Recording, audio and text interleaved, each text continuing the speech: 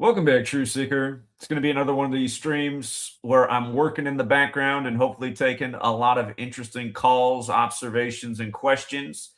And a theme, if you do call in today, that I would like you to discuss is should we dumb it down in 2026?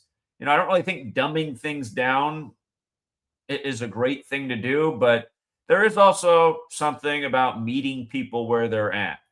And the reality is, here in the United States of America, where most of our audience is, where I broadcast from, people just aren't that smart. And they've even started to acknowledge why in recent years with talk of fluoride in the water. You saw at the beginning of this year, news media saying, yeah, it's probably true that fluoride does dumb people down a little bit, but it also keeps their teeth healthier. And again, who knows what else is out there that's FDA approved that's dumbing us down. But you look at the United States of America, it's mostly Stupidville. And of course, one of the dummies isn't going to see it that way because they fit right in. But for those of us who have above average IQs, it is that way. And I've seen it since I was a child. I got tested for IQ as a child. My IQ was over 140. It's a gift and a curse because it's not fun. Having to dumb yourself down to fit in with the average conversation and the typical person. And it can get annoying when you talk about things like what we talk about, which we wish more people would talk about. And you get that deer in the headlights look because it's just too hard for them to compute. Again, they're in their Seahawks jersey out here in Washington State, all revved up on the big overtime win over the Rams on Thursday Night Football. And you say, did you see the stat at the end of the game? How they said that was the first time the Seahawks ever came back from 16 points, and it was the first game of NFL Week 16. And then they look at you kind of funny, like, so what? It's like, it said the first time in 173 tries. It's not like they've been there. Yeah, I mean, and they what are you trying to say? Are you trying to say it's rigged? Like, first time, 16-point comeback for week 16. I said, did you see the other tragic story before the game? That number 16 NASCAR driver who's also from Washington State, where the game was in, Seattle, Washington.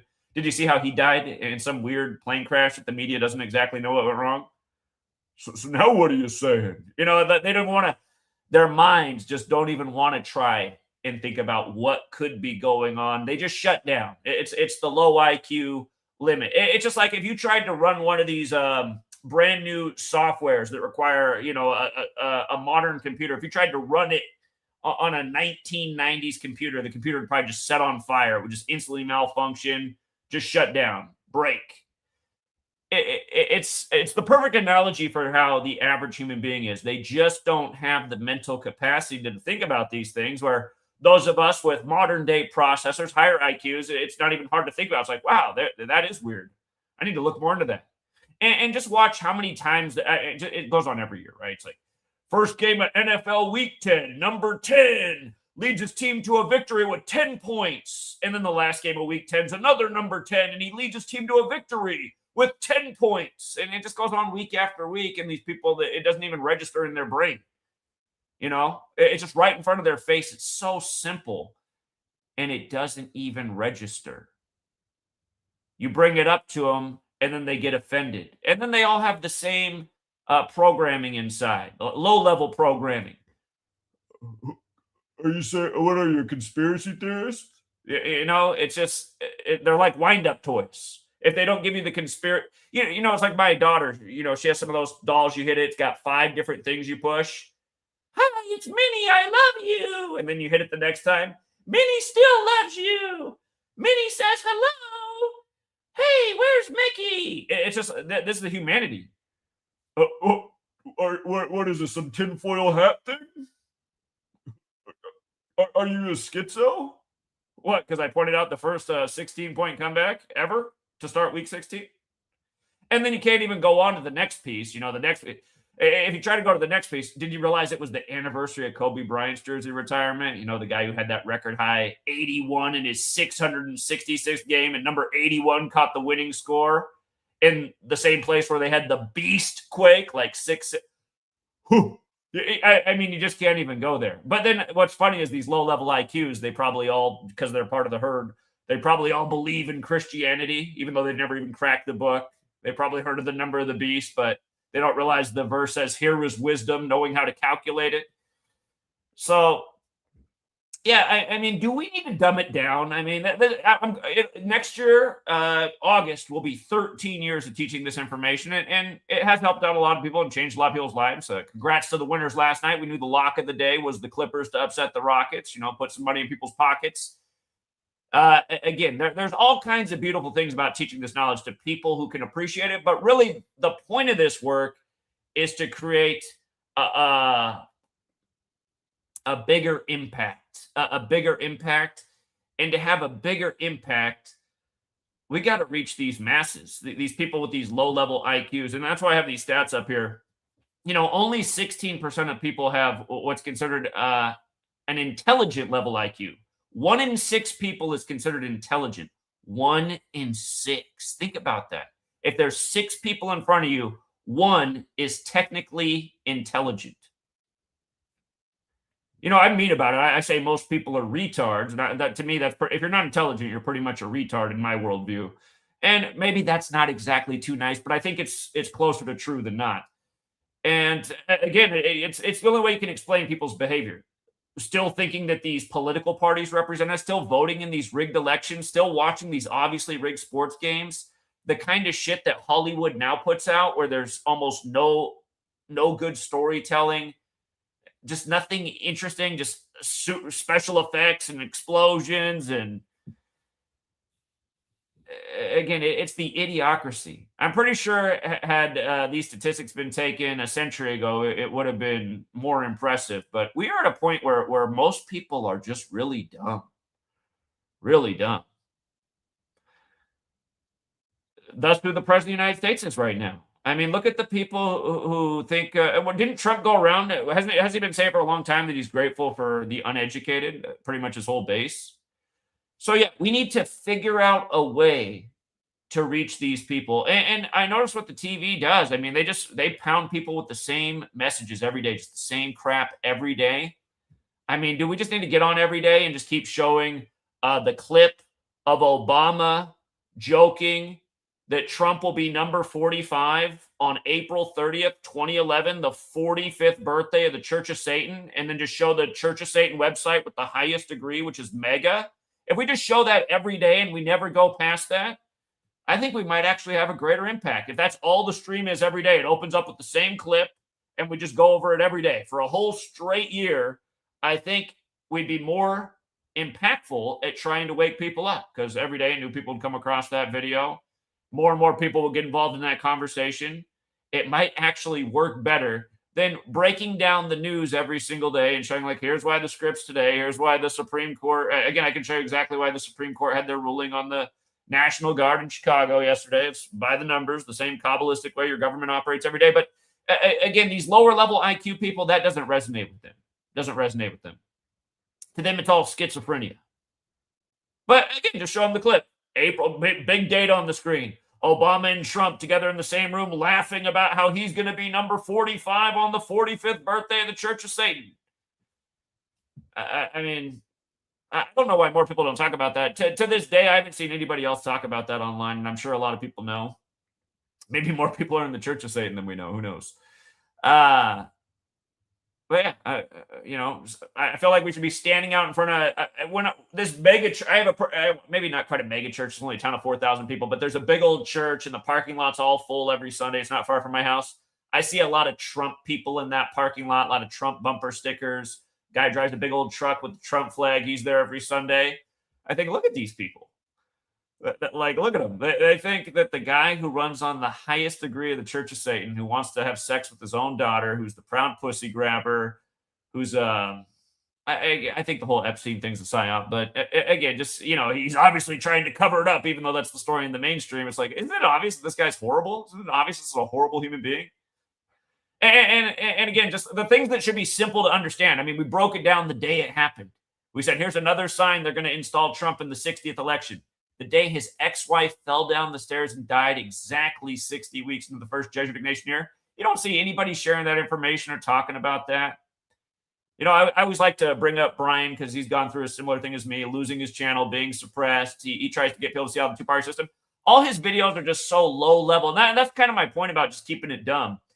he has a video that he put up last night that got a bunch of views and a bunch of likes, more likes than about 10 videos on my channel get. And there's really nothing to it. It's just him just playing the clip of how Trump ignored the question about why there's so many redactions in the Epstein files, instead turned it to, oh yeah, I hate to see Bill Clinton getting shamed like this. That's where people are at. I mean, it's like, what, you needed a guy to upload that clip for you and say Trump's dodging questions? I mean, that's like worthy.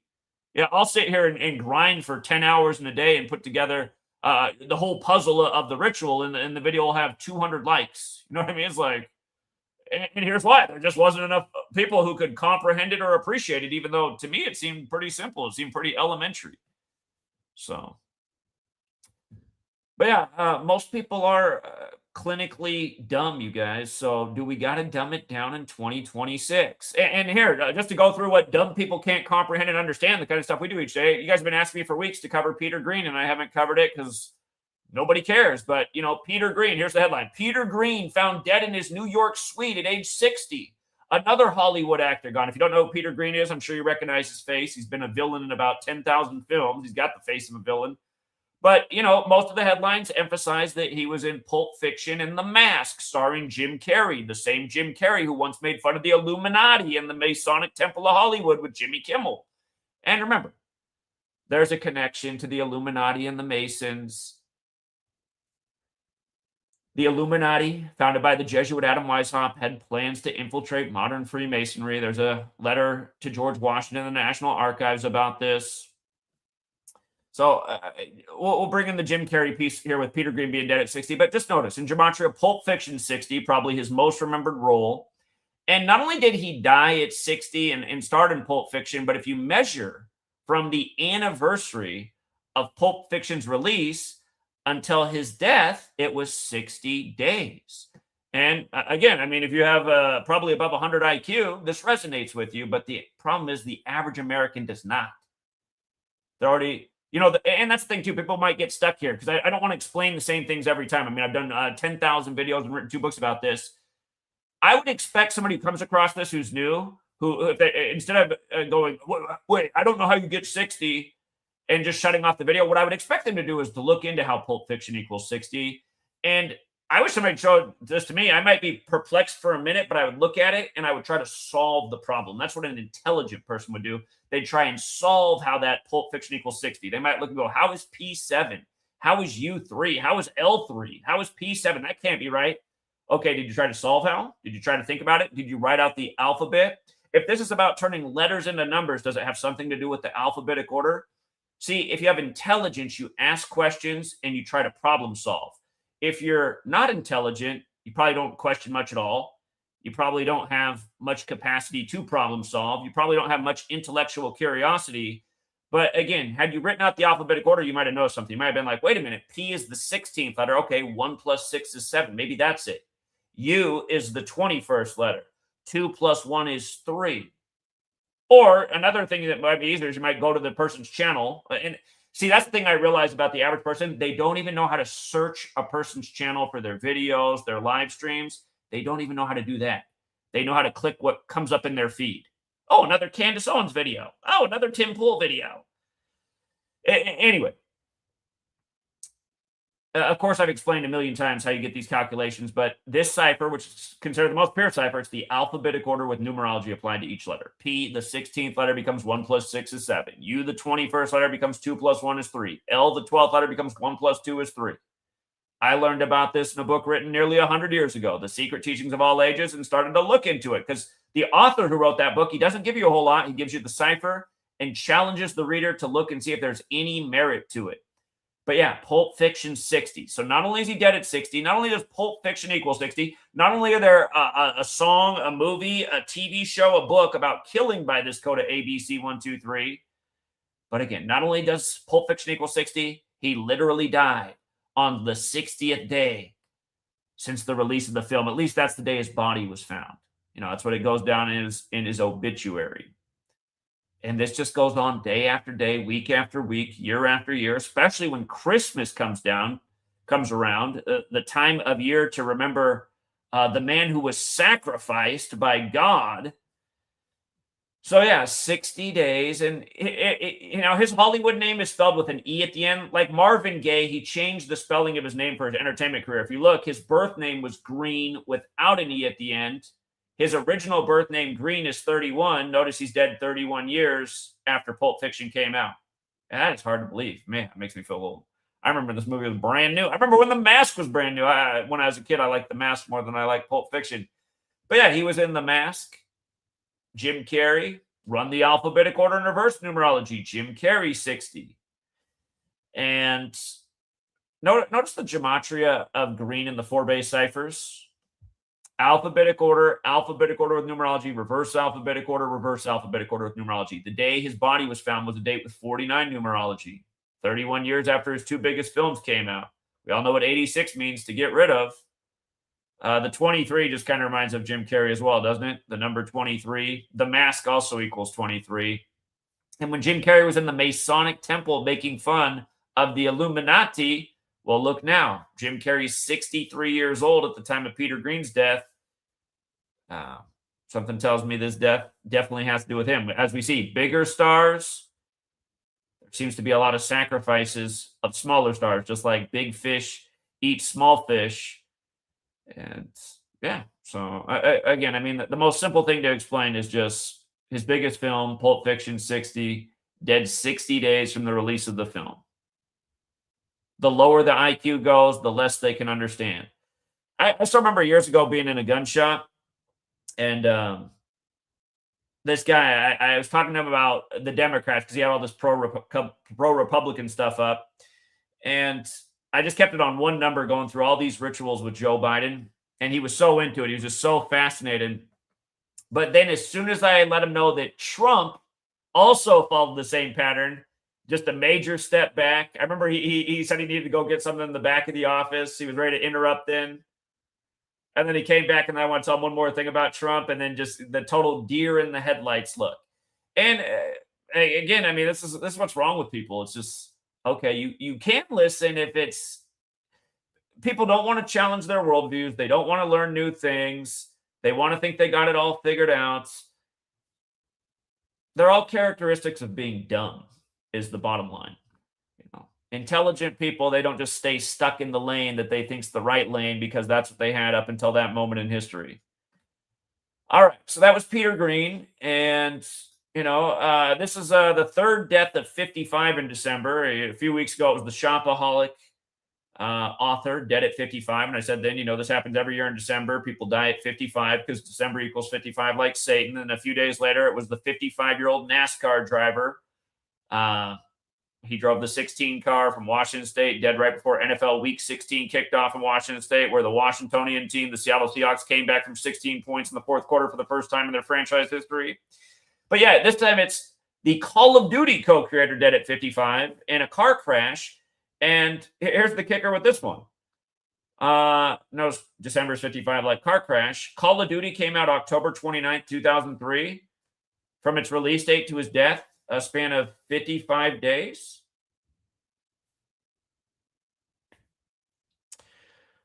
I mean,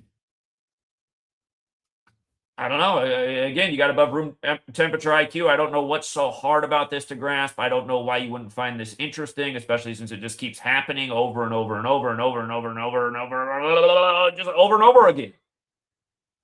Do you really think this guy just died in it because he was out with his, I think they said he died in a Ferrari. He was just driving his Ferrari too fast, and it just happened like this. And all the pictures of him are in front of the Video Game Awards, which just concluded a few days ago.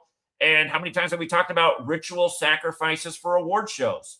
Again, Rob Reiner. And I would encourage everybody to look up the clip of Rob Reiner. He was on CNN a few days before he died. And as he got off, he was all laughing and said, "You'll probably never see me again." What's that about? What was that about, Rob Reiner? "You'll probably never see me again." And then his whole death, just a perfect ritual by the numbers. Remember, you guys, stabbing equals 74. The Academy Awards are going to be on the Ides of March. Remember the stabbing of Caesar. There's going to be a big old thing for Rob Reiner and his wife on the 74th day of the year to remember his tragic stabbing. But was he even stabbed to death?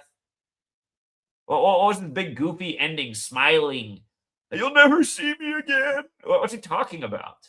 Or are these people under MK Ultra and they told him to do that because they're going to MK Ultra his son too and have him stab? It's one of the two things.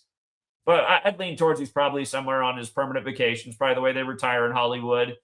Death Sells, right? There's a new movie on Apple TV, or a newer movie with Denzel where he's supposed to be the big head of a record studio.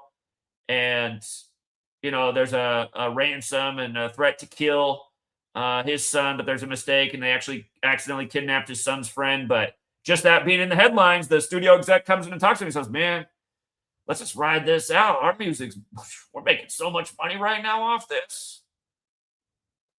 Death Sells. Every time I remember when Whitney Houston died on the 42nd day of the year in the bathtub, all connected to what's his name, the demon Clyde Davis. They talked about how her music sales were just through the roof. Man, they were making so much money off Whitney Houston records. And it's the same thing anytime these people died. When Nipsey Hussle died, he wasn't even really that well known, but they acted like he was some Tupac, and then his music sales went incredibly high. It's the same thing when all these people die. Are more people going to go out and buy Call of Duty? I don't know. I don't know. I mean, the game already sells a gazillion copies. And here, I got to make a point, too, because there's more about this. The Call of Duty game that really made Call of Duty was Modern Warfare. And I remember when this came out. Notice he died 58 days from the anniversary of that, and his name, Vince Zampella, is 58. And we talk about how special this 58 number is all the time. But I remember when this game came out. Wait a minute. Hold on. Hold on. I can go back and confirm this because I tried to look up when the release. Maybe they remade Call of Duty Modern Warfare because it didn't come out in 2019. That game came out in the mid-2000s. I was living in Seattle. It either came out in 2006 or 2007 when that game came out. But I remember when it came out, I said, man, this thing is this is a sign of the times. The graphics look super realistic. You're killing all these Muslim terrorists. You got all that they talk about in the news media is terror after the 9/11 psyop. I said, this game is really a recruiting tool to get young people hooked on the militarism and killing the Islamic people. And next thing you know, they're 18 years old and signing up for the military. And yeah, the timing of that game. But anyway, it could even, let me see something real quick because I just wanted to look up Call of Duty Modern Warfare release date. Yeah, I didn't catch that when I first did this because the original one definitely didn't come out in 2019. Yeah, so it's a remake of the original. When did the 2006 one come out?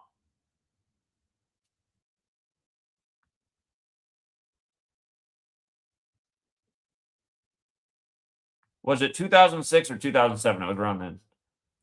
I don't know. I guess because they did a remake, that's all that's showing up now. But anyway, the point is it's even perfectly synced with that one. And maybe they even released it on the anniversary of the last one. I can't remember for sure, but that's not an accident either, that it's that perfectly synced.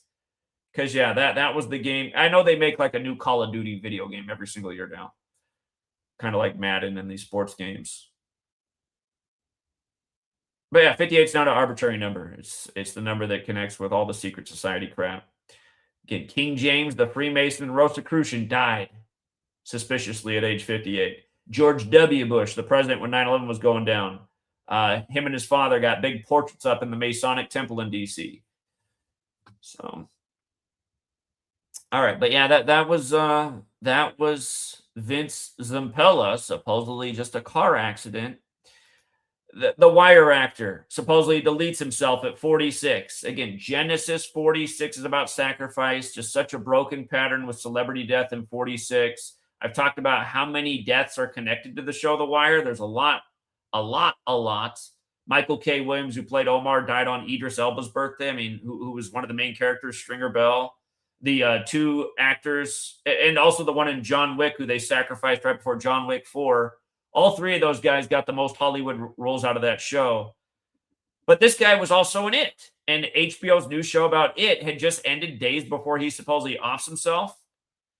This guy offed himself on 56 date numerology when HBO equals 56. And we talked about when Michael K. Williams, who played Omar, died on 56 date numerology. Of course, Society of Jesus is 56, the Jesuits. But yeah, this stuff is just so blatant. I mean, come on, man. And how many more times do I got to educate about the Jesuit high number 201? This guy's also dead on his 201st day of his age. And even educating about these things a gazillion times over, the dumb, it just can never sink in. And you know, not to pick on my sister, even though I love to, she represents the dumb. My sister and I have different fathers, right? So we're not the exact same genetically. We have the same mother. We have different fathers. When she went to college, she thought college was so difficult. She thought it was so challenging. It's really not that challenging. I just remember she struggled so much her first year. I went through college in my sleep, you know. She can't recognize that she doesn't have the same brain capacity as her younger brother. She thinks she's smarter, even though our lives are a testament to the fact that she's not. But she can't recognize that she's not the smarter one. She thinks all of these patterns day after day are just coincidence. And again, this is what all the low IQ people, this is how all of them come to the same conclusions. They have, and my sister's the same way. She'll say all the same stereotypes. When I first showed this information in 2013, my sister was advocating to my mother to have me put in an insane asylum. That's who my sister is, for showing things like this. Just like this. This is exactly how it started. Just simple decodes like this. If you were here from the beginning, I caught on to simple things like this and say, isn't that weird? The headline says he was in this movie and he died this many days from the anniversary of the movie. My sister would look at this and she would go, schizo, weirdo, something's wrong with you. And we all know that there's a lot of people just like my sister. The problem is they're dumb. They're dumb. There's nothing wrong with us. It's that they're dumb. They are inferior. And there's no other way to put it. They're also dangerous. This level of stupidity is dangerous. Why is it dangerous? Because you just saw what happened in 2020. Had everyone been like yours truly, their scam wouldn't have worked. It wouldn't have worked for one day. We saw through it before it even happened. We had it called out why they were going to do a scam like that in 2020. 19 years after 9/11 and the 19 supposed hijackers. Another thing that terrified my sister. Because of people being so dumb, they're so easily manipulated. They're so easily led astray. They're so easily led into the next agenda, and all these agendas, they make us all less safe. We lose our rights and liberties. We pay more taxes. We live in a greater police surveillance military state. We fall for an even shittier leader, like the orange goon. At least my sister sees through him, but she doesn't see through Joe Biden or Kamala Harris. So it's really not much better. But anyway, George Clooney's sister, dead at 65, right before Christmas. Again, when we remember God's, and again, my sister's a Christian who's never read a word of the Bible. There's a lot of them just like my sister. She goes to church on Christmas and Easter. She does it every year. Sometimes she says, I'm going to hell because I didn't go to church on Christmas and Easter. Anyway, the reason all these deaths are largely in part are happening around Christmas is because of the cult that runs the world, and that is the Catholic Church. They're the ones that made 12/25 the day that it is. It's Sol Invictus to celebrate the sun in the sky's birthday, and then eventually they helped, sell this fairy tale that God sent a son to earth to die on the cross. He had to be sacrificed for your sins because you have a penis or a vagina and you have chemicals in your body that give you sexual feelings, and that's all very bad unless you go to the church and do all the fees and help them make money to get married with the man having you read all this shit. Again, it's all bullshit, you guys, and people are too dumb to see through it. Yeah, I'm sure God, the way he made you, those are the bad things. Those natural human instincts you have, they're bad unless you do it under the church's ceremony of this way. It's just all bullshit. And again, if you haven't, most intelligent people, pretty much all intelligent people aren't religious. I mean, that's just a definite. You'll any intelligent person who pretends to be religious just does it because they got to fit in with the family, or they don't want to offend their family or the rest of the herd. Intelligent people see through religion, and they see through it at a young age. It's just a load of steaming shit. Think about how weird it is to believe that God would send a man to earth to die for your what they want to call sins, but really just your natural instincts.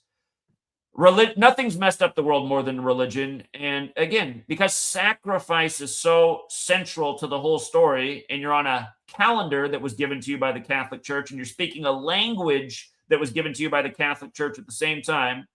Again, the oldest script goes back to the monk Burford of Ramsey Abbey, and about 500 years later is when English was standardized at the same time the calendar came out.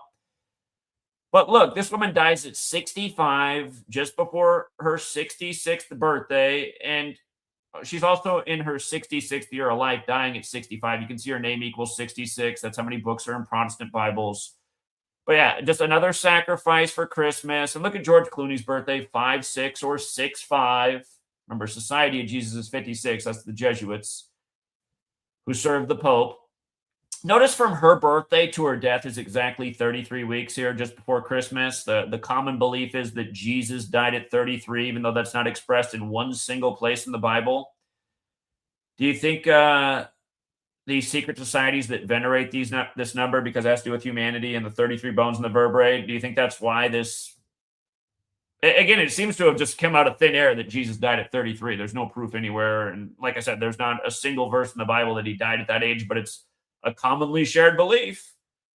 We know where this 33 number is. It's in every lie told to us. Every major ritual in the world has this number involved. But yeah, here we are right before Christmas. She's just dead 33 weeks after her birthday. And by the way, just George Clooney, I got to run the numbers on George Clooney for you here. Do you see the 74 and the 146? You know, Jesus Christ, 74, 146. Jesus alone, 74. We know the guy who just said driving home for Christmas. He just died at 74. Cross, Messiah, gospel, parables. I wish I had never deleted my Facebook. I had to in 2013 because everybody I knew, except for, like I said, there were 2 girls out there who I'd known that thought this work was interesting. But the rest of my Facebook was just everybody I knew just attacking me. And a lot of those people, a lot of my core group of people in 2013 were people I had gone to school with and who were fellow teachers. And man, I always knew that group in that classroom, most of them were pretty dumb. Most teachers are pretty dumb. Most people don't want to go into teaching because it doesn't pay jack shit. Most intelligent people would never go into teaching because it's, you're going to spend more on school than you're going to make in the profession. I was a rare case. I went there because I actually wanted to help out students, but I noticed most of the people in my classroom I thought were pretty dumb, pretty slow. And you should have seen them all. That's why I wish I didn't delete my Facebook, because so many of my peers who were also in education, they thought when I would show them this, I would show these long lists of 74. I would say, don't you think that's interesting? And the 2 ciphers I knew in the beginning were right here. I'd say, don't you think it's interesting that this nation's birthday is 7-4, even though, it really shouldn't be? I've always known that. But, oh my God, I can't spell Independence Day. I'd show these things. I'd say, don't you think that's interesting, that Independence Day? And again, just same thing like my sister. People just like, Zach, come on. I mean, that's obviously a coincidence. Obviously a coincidence. Doesn't look like an obvious coincidence to me. Holiday, Independence Day. I'd say, don't you guys think it's interesting that 3 of the first 5 presidents died on this day? That's that. Funny enough, English is that, London's that, Gematria is that, occult's that, Masonic's that. It's a nation founded by a bunch of Masons. I mean, really? Stabbing, or Rob Reiner. These same people are going to think it's a coincidence they're remembering Rob Reiner for getting stabbed to death on the Ides of March. They remember stabbing to Caesar on the 74th day of the year. It's just, but yeah, that's why, I mean, it's like we've been trying to, if society's a bunch of retards and you can imagine them as a river, they are like rapids. They are a fast flowing river of just retards, right? And we've been just trying to paddle upstream for 13 straight years almost. I don't know. I feel like maybe we better go the other way and just float along with the retards, but somehow like sprinkle in some, I don't know, fish food that might make them turn around and try out the other way. I don't know. We got to figure something out, because these people are, where is he? Right here. Driving home for Christmas, dead at 74.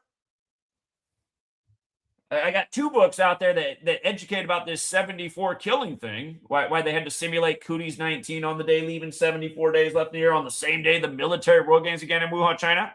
You would think after predicting exactly when Wuhan Cooties was going to end, which I did in this book, I had it dead on why it was going to end when the year of the tiger came around. You would think, that would have woken up some of these dummies, but that's not enough either. It's just not enough. Nothing's enough. The World Trade Center is on the 74th meridian. Don't even get me started.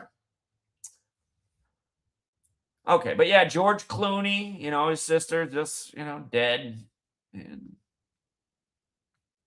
look at the day they choose the picture of George and his sister for this article. What a day. Do you recognize the day right there, September 27th? Isn't that the day the Jesuits were recognized by the Roman Catholic Church in history?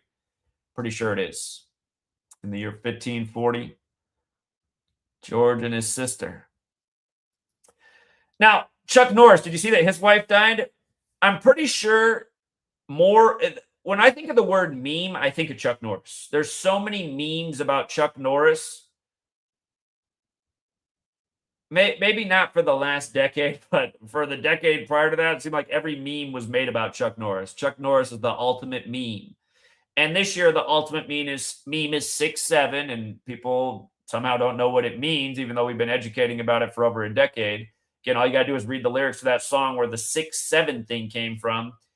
It's all about killing. And 67 is the blood sacrifice, human sacrifice killer number. So go figure that Holechek, the surname of his wife, equals 67, and she died just a few days before the 67th anniversary of their wedding, which means she died in the 67th year since their marriage. And she died on the winter solstice, which has that 187 gematria. You see it every year. Deaths on the solstices. Winter solstice and summer solstice both have the connection. Winter solstice is 191, 187, like Society of Jesus. Again, the ones who gave us the calendar.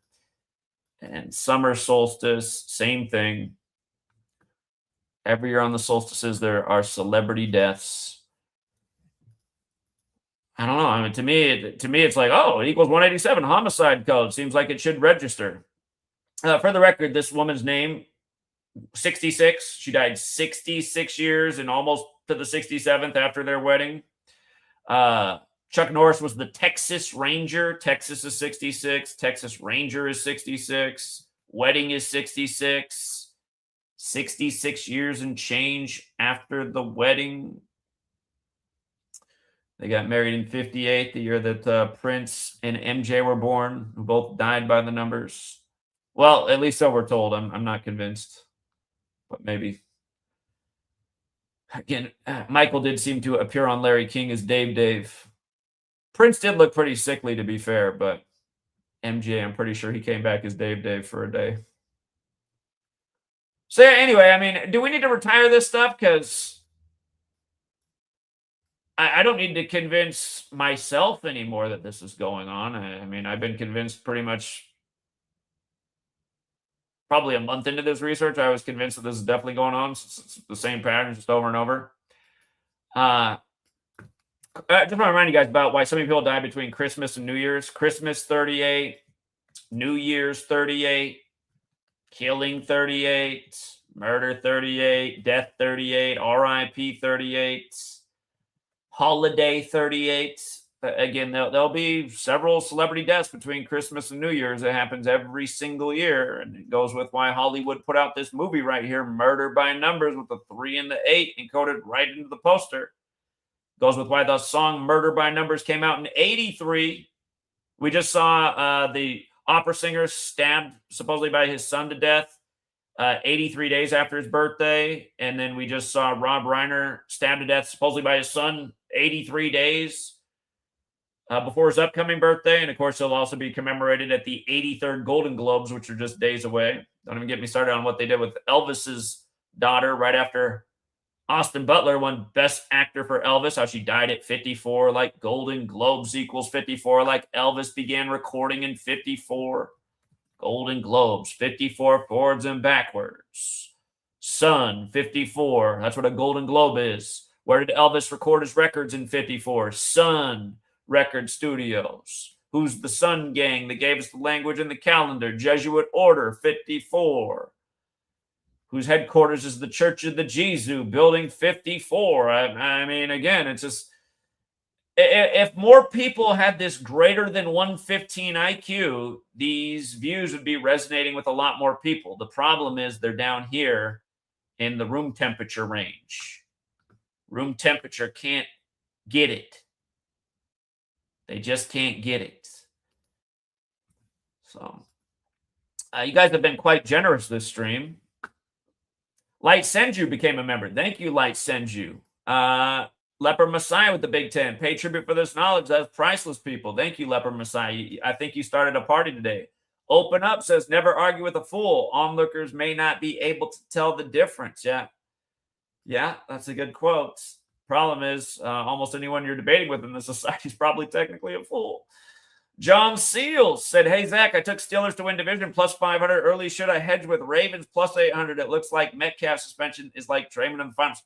Call into Patreon today. We can definitely talk more about that on Patreon. If you're on Patreon, I'm pretty sure you know what I've been saying about Rodgers for weeks now, where it looks like he'll finish with wins. And if he does that, I think you already got your question answered. King Asosa says, picks. Thank you. He must have been listening yesterday when I said the Clippers are the game of the day. Big dog with an undeniable narrative.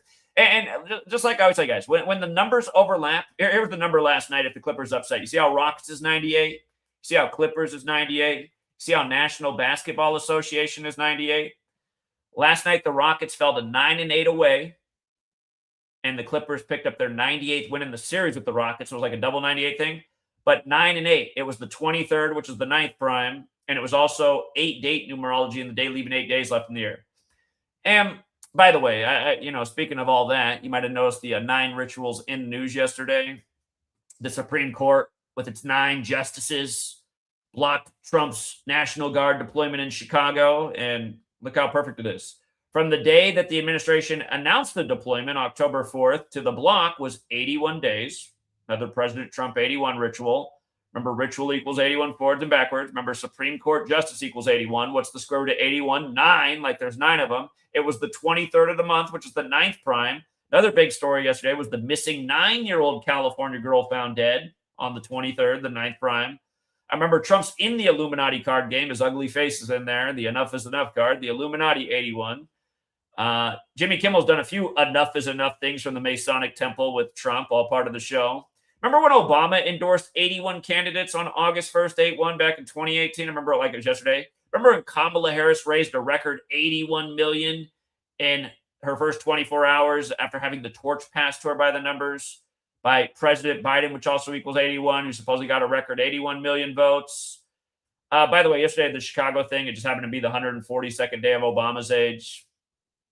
And after Obama, who told the joke on the Church of Satan's birthday about Trump becoming number 45 when it was the 45th birthday of the Church of Satan, they still got it all synced up. It's all just one big show.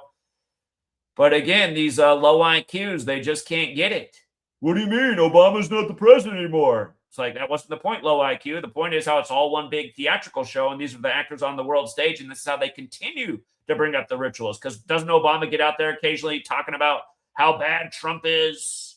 He's so bad. He's even outbombed me of the poor brown people in the Middle East being held accountable for something they had nothing to do with in those skyscrapers on 9/11 where we confused you with Saddam Hussein and Barack Obama, and then they gave you me, who has almost the same name. Again, low IQs just can't put 2 and 2 together. Anyway, coming back. Sally G said, hi, Zach, just joined your I think she means Patreon. Even though I hate sports, I was hoping you could speak on weed at some point. Thank you for all you do. What do you want me to say about weed? I was a connoisseur for a very long time. I'd probably still be, but sweet lady didn't want me to smoke anymore while we had a child. And I thought that was reasonable. So I stopped smoking while she was pregnant. But yeah, I think, just like all things, it can be abused. But I think there's a lot of great benefits to weed, and that's the real reason the government made it illegal because it can make people think and think outside the box and take critical thinking to a new level and creativity. Again, I think society wants to keep you dumbed down, stupid, easily manipulated, never wants you to reach your pinnacle. And maybe not everybody needs something like weed to reach their pinnacle, but then again, hey, a lot of the best art, music, writing came from people who were inspired by one plant or another. And again, weed, cannabis, ganja, whatever you want to call it, it's one of those things. I remember when it was still illegal in Washington State. Teachers used to always ask me, "Where do you come up with these? Where do you come up with these lesson plans? Where are you getting these ideas from?" And oftentimes I wanted to say, "Well, last night I rolled up the fatty. I was on the couch and boom." But I could never say that. I'd say, "Oh, it just popped into my head," which was also, I mean, it's halfway true. It did pop into my head, but there was a little inspiration there. Yeah, I was a great teacher, and a lot of my great lessons that resonated with my students, they were inspired by some weed. And you know what? I bet a lot of great children's stories and children's songs, I bet the artist was probably doing a little puff here and a little puff there. Now, if you get addicted to weed and you just smoke it all the time, you don't get those great creative spells, and it's more like you're addicted and you're smoking all the time. It's not good for your lungs, and you're just not getting the benefits. The art of it is you got to keep it, a little bit here, a little bit there, save it for the right moment. Sometimes you and your sweet lady, or at this day and age where they've programmed a lot of people to have their partners. I mean, hey, it could make that experience a little more fun as well. Um, yeah, I mean, all these plants that the government's made illegal, they have a time and a place. I remember people got mad at here. I'll even go there again. People got mad at me years ago because I explained that I feel like before you now some people have really addictive personalities and they can't control themselves. When I was at Arizona State, this prettiest girl, she just destroyed herself with coke. And again, at Arizona State, coke was everywhere. Down close to Mexico, there's a lot of coke everywhere. Again, not everybody's the same.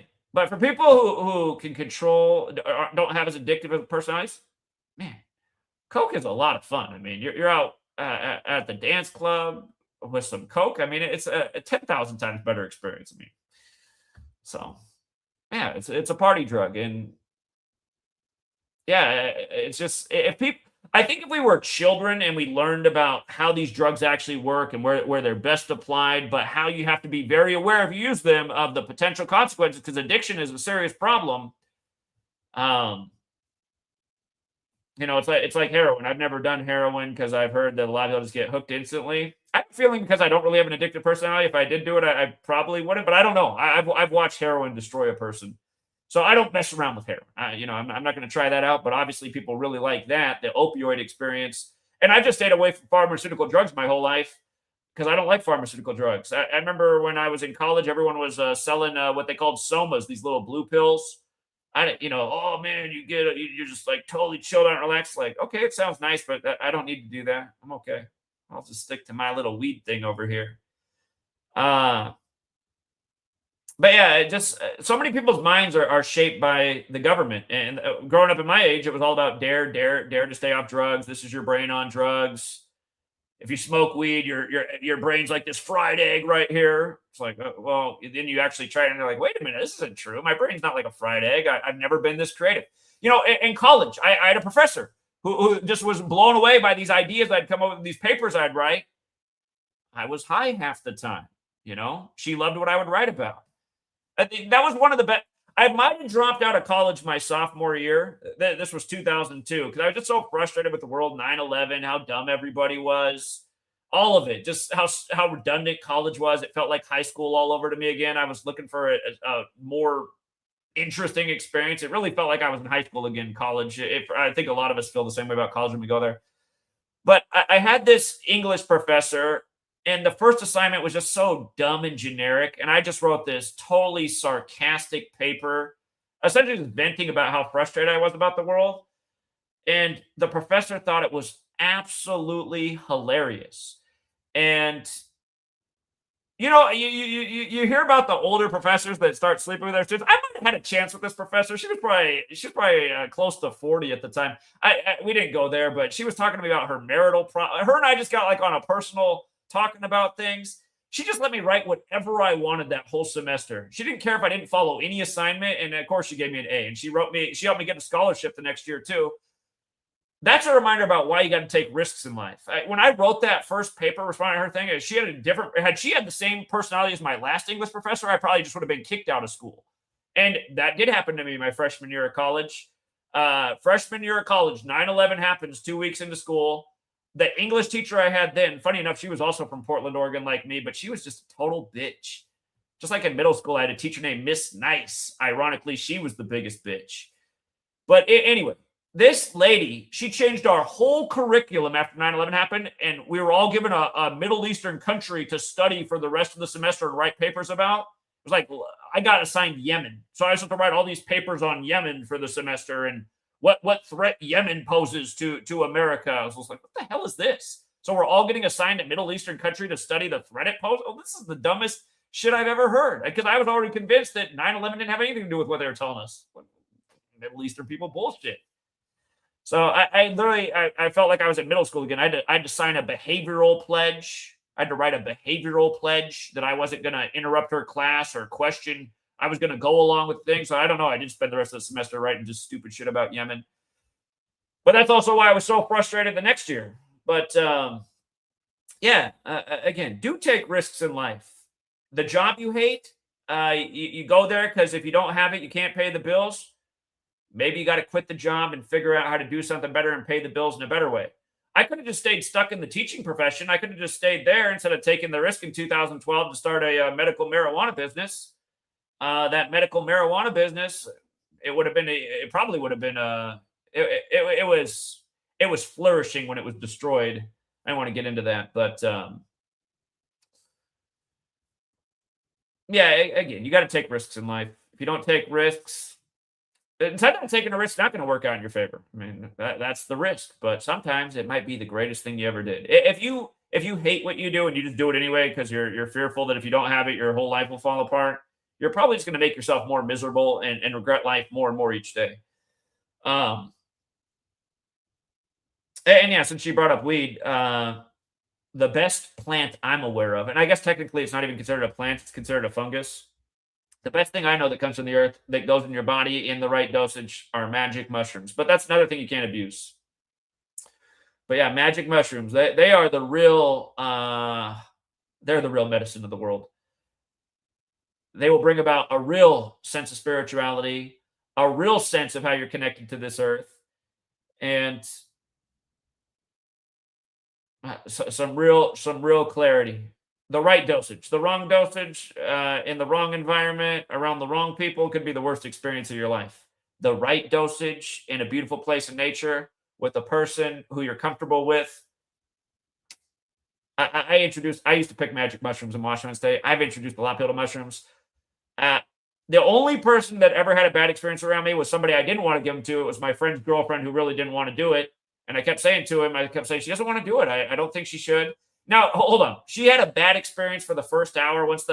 Sometimes you'll have like a grumbly, not good feeling or something. Once that happened, she started to panic and freak out, but she got over it. And then she was actually okay. She still wasn't great, but she never forced people into things they don't want to do. It's just like, I remember my buddy in high school, he came down to visit us in college and he really didn't want to smoke weed. I kept saying, leave him alone, man. He doesn't want to smoke it. Don't make him smoke it. But then he did. And then he was begging us to take him to the hospital because he thought his heart was going to explode. And I kept telling him, I said, yo, calm down. You just feel your heart because you're high. You're not used to feeling your heart. It's just your heart beating. It's not about to explode. Nobody's heart's ever exploded from weed. And yeah, he had a bad night, a bad paranoid night.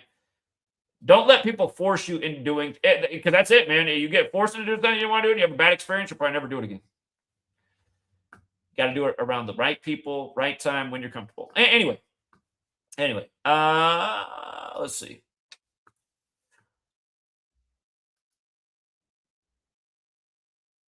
And speaking of mushrooms, I remember when my sister was so worried about mushrooms, she thought that, again, just totally ignorant, never had the experience. She sent my mom up to my house to steal my mushrooms. Oh, I was so annoyed. I was so annoyed. All right. Downshift Domo said, thanks again for your knowledge. Every day we profit. 7 years ago, you truly woke me up. And it's not even about the money. It's about educating. I agree. Hey, thanks for being here for 7 years. Thanks for your generous donation today. That's the thing about dumbing it down. If we dumb it down, then, people like you aren't going to get it. But I don't know. Right now, the world is losing. The world is losing every day. And people who see it, they got to figure out a way to wake up more people. And I'm just convinced that if I just keep doing this the way I'm doing it, it's just, isn't it evident that it's not good enough? Obviously, we've been handicapped with all the deletions and censorship and shadow banning, but I don't know. We got to get out in front of people. I keep thinking that I just need to get these children books out one at a time, just a book that focuses on one number, one story, one critical piece of history. And really, these children's books would appeal to the room temperature IQs and a lot more than we're doing here on a daily basis. And as bad as this sounds, I really don't want to use AI because I feel like the more we use AI, the more enhanced it gets, and then the more it phases us out. But maybe I got the wrong mindset about that. This AI stuff can really draw pictures in a hurry. It's a cheap way to get out some nice illustrations for some children's books because at the end of the day, there's just not a whole lot of people that are willing to invest in this work. This book right here, how many of you guys bought it? It's been out for 5 years. It sold barely over 5,000 copies. Well, I kind of feel like they lied to me because I made I didn't make a ton of money, but I made really good money the first 2 months. And then every single month after that, they just sent me a $200 thing. It's like, wait, so every month, somebody, unless that's what it was, nobody was buying it. Maybe just like one guy was ordering the same amount every single month and nobody else bought the book. I don't know. Maybe that was that way because I'm supposed to get paid based on sales and just every month. And now I get like $10 a month, but it's 5 years later. But for about 18 straight months, just $200 every month. I thought, what the hell is it selling the exact same amount of copies every month? This is impossible.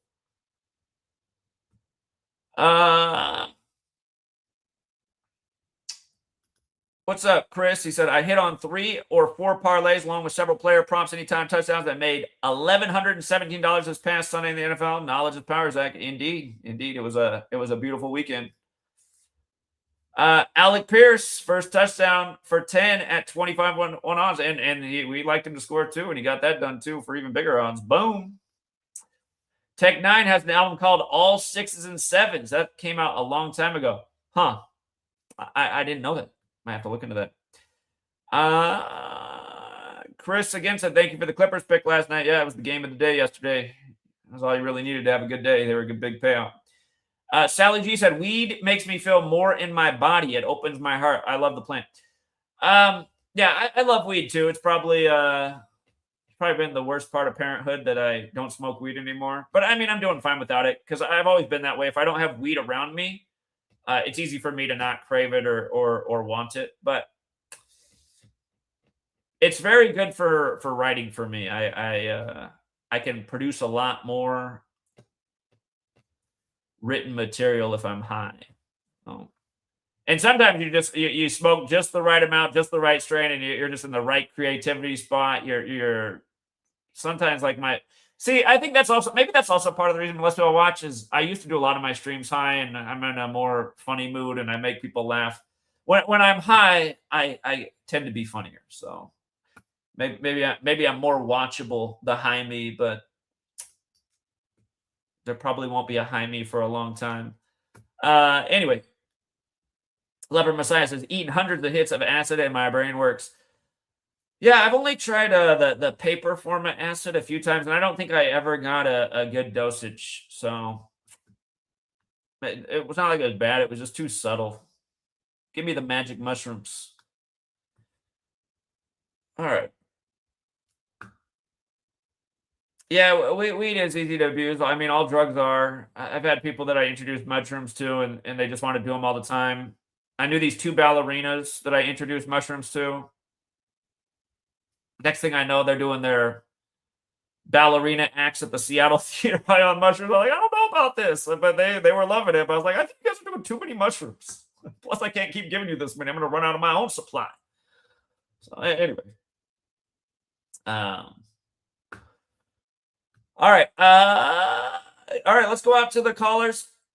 Actually, I got to take a 20-second break. 20-second break. I got to refill my water, and then we'll go out to the calls. We got Rich. We got number one Steelers fan. We got Randy. We got Gematria 32. We got a legal smile.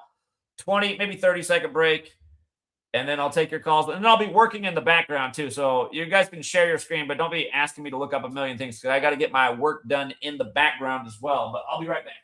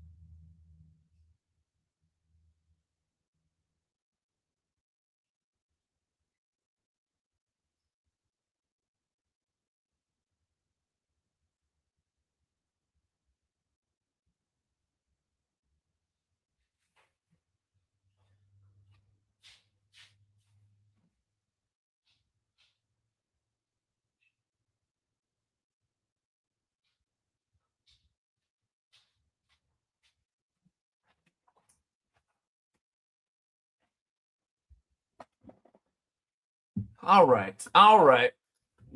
We got Rich up first. What's up, Rich? What's up, Zach? Can you hear me? Uh-huh. All right, cool. I wanted to add on to your decode about the actor, the Wire actor who died. Remember how Omar died a couple years ago at age 54? Well, I already brought it up in the stream, so yeah. Yeah. He came out in the recent episode of It, Welcome to Derry. It came out on October 26th, right, this year, and he died on Okay. the 19th, December 19th. He died 54 days after that episode came out, after the show came out. And Jesuit order equals 54, like home box office. Yeah. And another thing that I wanted to cover is Does that mean he would have also have died on the 55th day since it came out? yeah, I think so. Yeah, like December and Satan, and it is essentially supposed to be like some satanic demon. So Yeah, and during Christmas as well too, like before Christmas. mm-hmm. But he also came out in The Wire. The first episode he ever came out in, it's called EBB Tide, and that has a lot to do with water, right? If you look it up, that title, it literally means water or a falling tide. And what's funny is falling tide equals 54. Going with the 54s I just said right now. But yeah, falling tide equals 54. And he died during Sagittarius, right? Sagittarius, which is the fire sign. And think about it. He comes out in the show or the episode that has to do with water. And he dies during Sagittarius, which has to do with the fire sign. And water puts out fire. Think about that.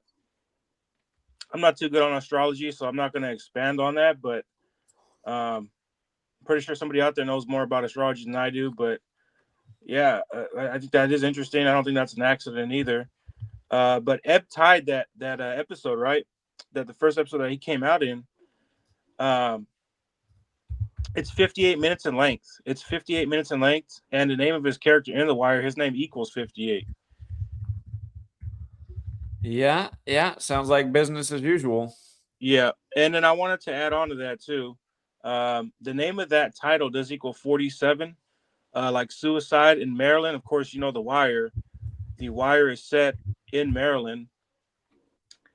But the other, he comes out in the other the supernatural horror film. It came out in 2019, the It Chapter 2. And it released in the United States on September 6, 2019. That was Idris Elba's 47th birthday. Yeah. That makes sense. And then Sacrifice number. yeah, and then 2 years to the day later, Omar from The Wire passes away. Yeah. I don't Idris Elba, easily the biggest beneficiary of The Wire. He's been in a million movies. He's like almost like the new Denzel. Yeah, I remember back in during the COVID era, he was telling people that people are conspiracy theorists.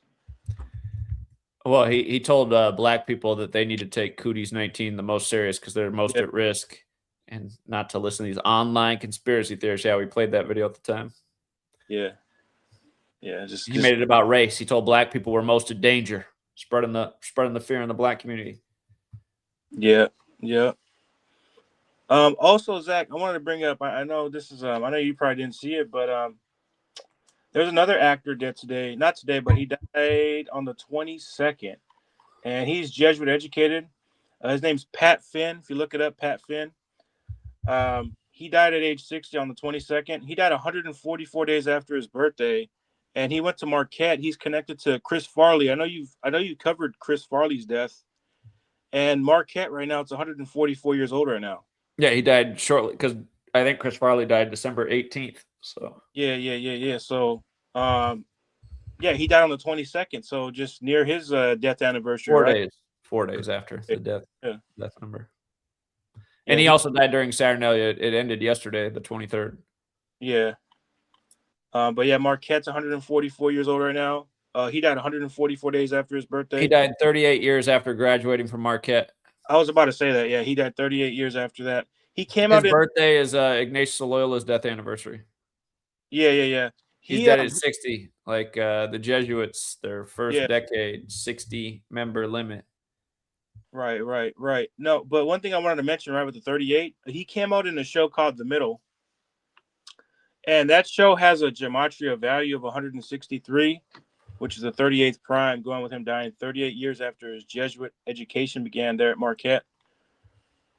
And TMZ, if you look at the TMZ article, they had to get a picture with him and his wife on September 27th, the day in history the Jesuits are recognized and blessed by the Roman Catholic Church in history. Like the Who that was the TMZ article? Yeah. TMZ is also who put up the September 27th for George Clooney's sister. Yeah, there it is. Yeah, same. We see it all the time, over and over. So yeah, I had a laugh at that when I seen that. But yeah, because I knew you were talking about George Clooney's sister, and it was TMZ that put the same picture. Actually, it was 10 years to the day of that. Because I was in 14. This was in 24. Yeah. Yeah, he did. Oh shit! And his full name, right? That's another thing I wanted to mention. His full name, right? If you look up his full name, it equals the Jesuit order. Yeah, there it is. 20184. Yeah, I see it. And he also went to a Jesuit prep school besides this Marquette. He went to Loyola in Chicago. Yeah.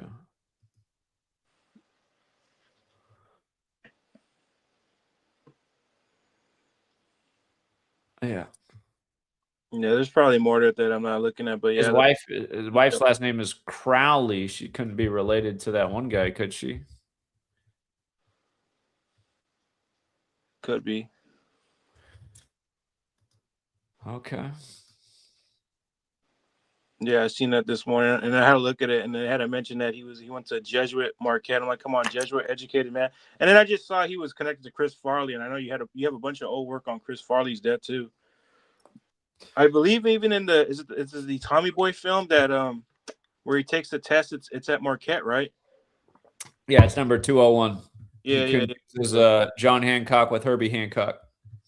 Yeah, that's what it was. Yeah. All right, Zach, that's all I had. But hey, appreciate it, man. Thank you for I will say this. Thank you for opening up my eyes a little bit more. I mean, I was already. You didn't answer the question though. Should we dumb it down for 2026? Like dumb it down for like the average American, or just. That's what the whole topic was about, right? Yeah. I'd say no. Why dumb it down? If they're too stupid to get it, why? You got to meet people where they're at. So that's the question. We'll see what the next person thinks. All right, Rich. Appreciate it, man. I appreciate it, man. Thank you. All right. So first vote is no. Number one Steelers fan. Oh, what up, Zach? My answer to the question is yeah, just because I think it would broaden I think more eyes will come to the work, and then you'll eventually bring it to the Patreon. I feel like that's where you really get them. But I think doing that would bring more attention to it. And also, it's this other thing for like, I could probably tell you off stream and stuff like that, but it's like other ways as well to put to promote your page as well, to put you on the main, or try to put you on the main page, but it will still promote your page. You know, you can send emails and stuff like that. Uses AI to send like a lot of emails and stuff like that. And but you know, my answer is yeah, I think you should. And then that, and then kind of switch gears real quick. That Ferrari crash with the game developer, that's pure AI, bro. Can you see like when the like dude, like when the car like is coming out the tunnel, like why are the people recording right there?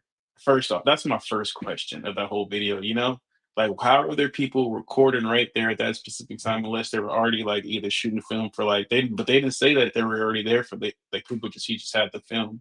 And then when the Corvette hits the rock, it hits weird and it's kind of blurry too. Like in 2026, everyone will have 4K video. It wouldn't even be blurry, but the video is like blurry and I'm just like, all right, whatever, bro. But then just a couple seconds ago, not a couple seconds ago, but like about an hour ago, again, I'm starting or California is just being on today is just being um like being investigated pretty much on like fraud, saying the total number for the fraud in California. Did you see that yet or not? What is it? What happened? For the fraud in California, because now they're onto California. They done Minnesota and brought attention to that, and now for California, it's up to 76.5 billion. Are you talking about the lottery? No, the fraud in California, like they're finally the government is put their eyes on California and the fraud that's going on in California, and it about 3 hours ago, and then the number that they're saying it's 76.5 billion. That's nothing compared to the fraud going on with the federal government. Yeah, this is Yeah. here, shine Yeah. the light over here. Now it's all getting. I think Elon's doing it with Doge. He did that for sure. He kind of brought a little light to it, but yeah, it's just one of them. One of them in the government. They have like a bottomless bank, like it's just endless money. Like, bro, that even possible? But ain't gonna take up too much time. Mike McCarthy did just say on the Pat McAfee show right now that his Merry Christmas wish is to see the Steelers win the Super Bowl. You never know. The Green, I wouldn't think about. I'm just saying it's funny. The Green Bay Packers coach. Well, there. Yeah, all right, man. Thanks, Zach. All right. Take care, buddy. What's up, Randy? Yo, what's going on, Zach? Yeah, what's up? To answer your question, I would say I guess you can try and dumb it down. I know you say you don't want to use AI, but that might be a suggestion considering that people today they just don't know how to digest simple information. Maybe a cartoon type of version of the work maybe might work, or something where it's more. Let me not even say comedic, but something where just more like you talk about the children book, more childlike. That's kind of the only way that people nowadays really digest information properly. Sadly. Yeah. Oh, but also too, I wanted to say, I don't know if you saw, but there was a huge Pennsylvania nursing home explosion yesterday, where a lot of, I think, like, so far last time I checked was 2 people dead, 20 injured, a couple people missing, and when I looked it up, it seemed like a lot to do with the whole Church of Philadelphia and Synagogue of Satan connection, because the name of the nursing home equals 267. Obviously, we're in the time of the 267 Pope, and he went to school in Pennsylvania, where the place blew up at, and Church of Philadelphia equaled 357. Yesterday, when it happened, was 357 day of the year, and yeah, so it seemed like there was a biblical connection with that. And it was a fire. It was a big fire. Next year, starting the year of the horse, is going. I believe next year is the Chinese New Year, the fire horse. So, something that might be the theme. The governor of Pennsylvania right now is 52 years old. Obviously, Enlil equals 52. Babylon equals 26 for next year, 2026. So I look like that might be a theme. Yeah, and just another story to spread some more horrible feelings for the holidays, and I'm Right. sure it makes everybody worry that has family in a nursing home, which is not a good place to be. Right. Yeah. Yeah. So yeah, that was pretty much all I had.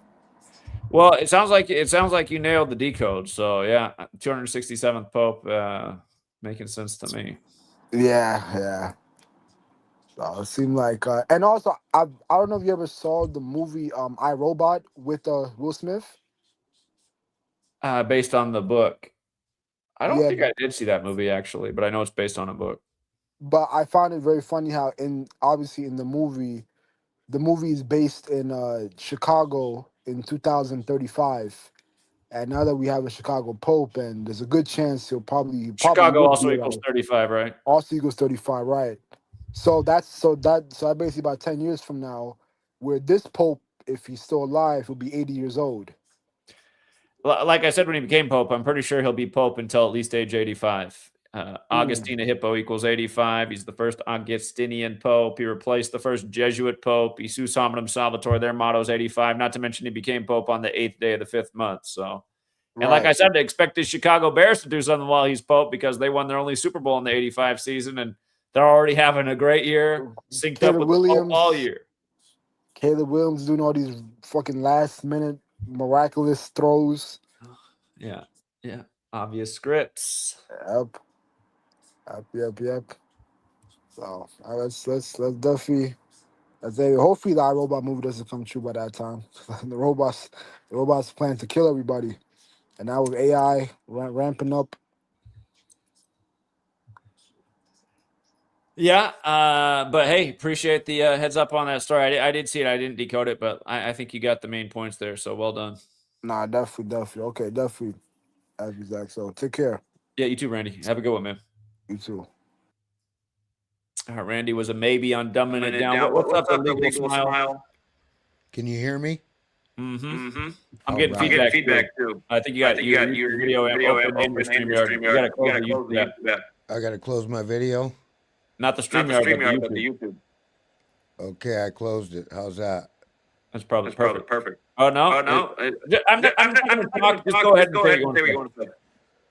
Oh man, I wanted to tell you a little bit about Greg Biffle. And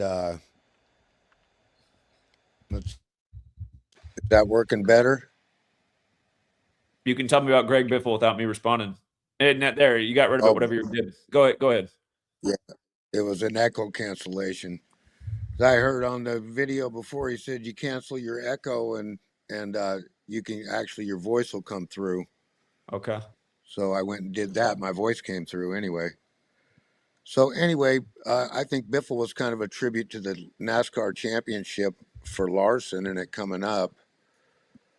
I posted on the Mighty Network most of this stuff, so it's I'll just go over the nuts and bolts. February 28th was Kyle Larson's first time ever at Phoenix. And that was in 1993, a long time ago. People don't take me serious about that, but they have it posted. And from February 28th to the championship day this year was 247 days. And then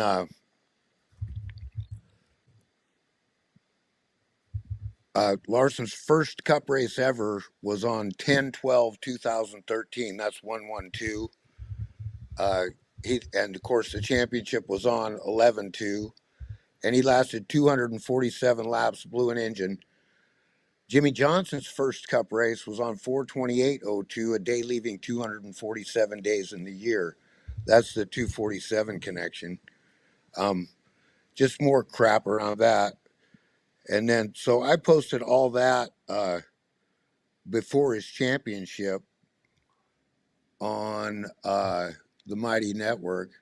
And then they come along, Larson wins it. It was no big deal. I wasn't that excited because I knew he was gonna, because the 112s connected to them announcing him to go to the Indy 500 on January 12th. And then 2 years later, 2025, on 11/2, he wins the championship. that was pretty simple to figure out. So then moving on to Biffle,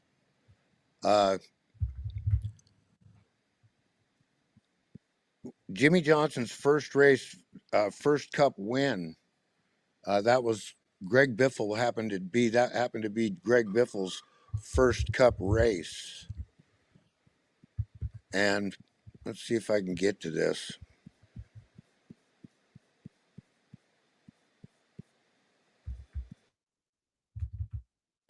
And lost my notes.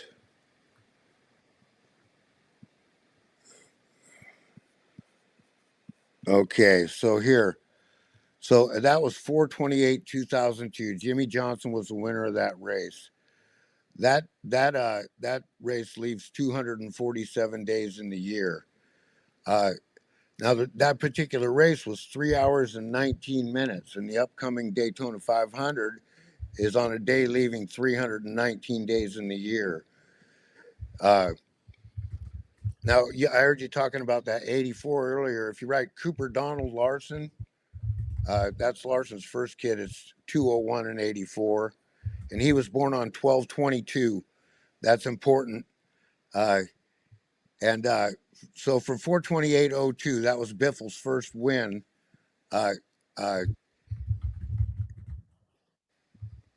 Oh man, I'm confused here. Anyway, let me move on. So this Daytona 500 coming up is going to be on 2/15, and they've had 6 other Daytona 500s on 2/15, and everybody that's won those is a NASCAR Hall of Famer, and of course they had Biffle lined up for the Hall of Fame. Okay, and then we can move on to. I want to go to this.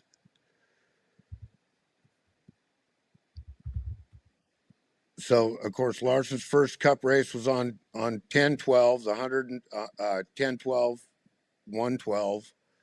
Okay, Jimmy Johnson's first Cup win, Larson's first time at Phoenix, Biffle's first Cup race, 4/28. The winner was Johnson. Of course, and then here's the kicker.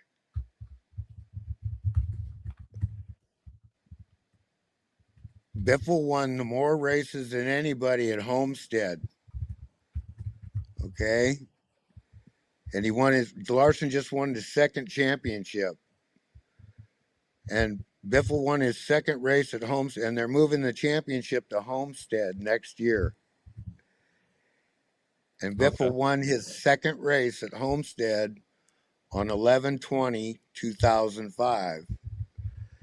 Now, from 7/31, that's Larson's birthday, to 11/20 is 112 days. Okay. It's just a whole tribute to Larson. Larson's going to win back-to-back NASCAR championships. And somebody this year, it won't be just to anybody that wins the Daytona 500. There's been 6 winners on the 2/15 date. They're all Hall of Famers. It's going to be a big boy that wins it this year, a Brad Keselowski or a Denny Hamlin, but nobody from the blind side. So that's my guess on that. Well, I know you really like Kyle Larson. We'll see what happens.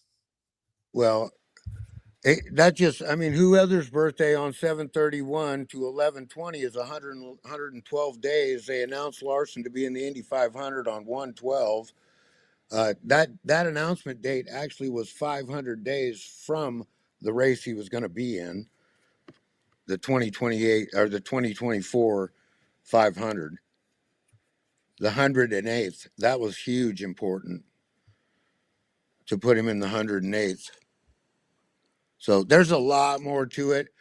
People can go on to the Mighty Network and look up my work. It's under A Legal Smile. It's real clear and concise, and you can read it. You can go look at my 2022 stuff on Joey Logano. I'm real good at picking a champion. It's real easy because they do a Hall of Fame speech, and the Hall of Famer gets up there and gives his speech, and he tells you who next year's winners are going to be. All right. Well, you guys can definitely check it out. Illegal Smile. We'll see if you got it. I just know over the years a lot of call-ins about Kyle Larson. Oh yeah, Larson all the way for sure. I mean, you'd have to understand. I all these kids that are racing right now, I know them all personally. So they've all raced on tracks that I've been to. So, but remember, if that family of four with Biffle was killed, one of the children in that race has a mother, and I'm sure she's fucking devastated. And whether that kid was killed or not, that mother will never see that child again. That's what these motherfuckers are up to. In case if you really want to get down to it, and trust me, I hate NASCAR. What I can do and what I can contribute. All right. Well, I do appreciate the information. It's obvious you know the sport. And just like I said, I know you like Kyle Larson too, but maybe you're right on this time. Yeah, go to the dirt track and watch him race, and you'll know what it's all about.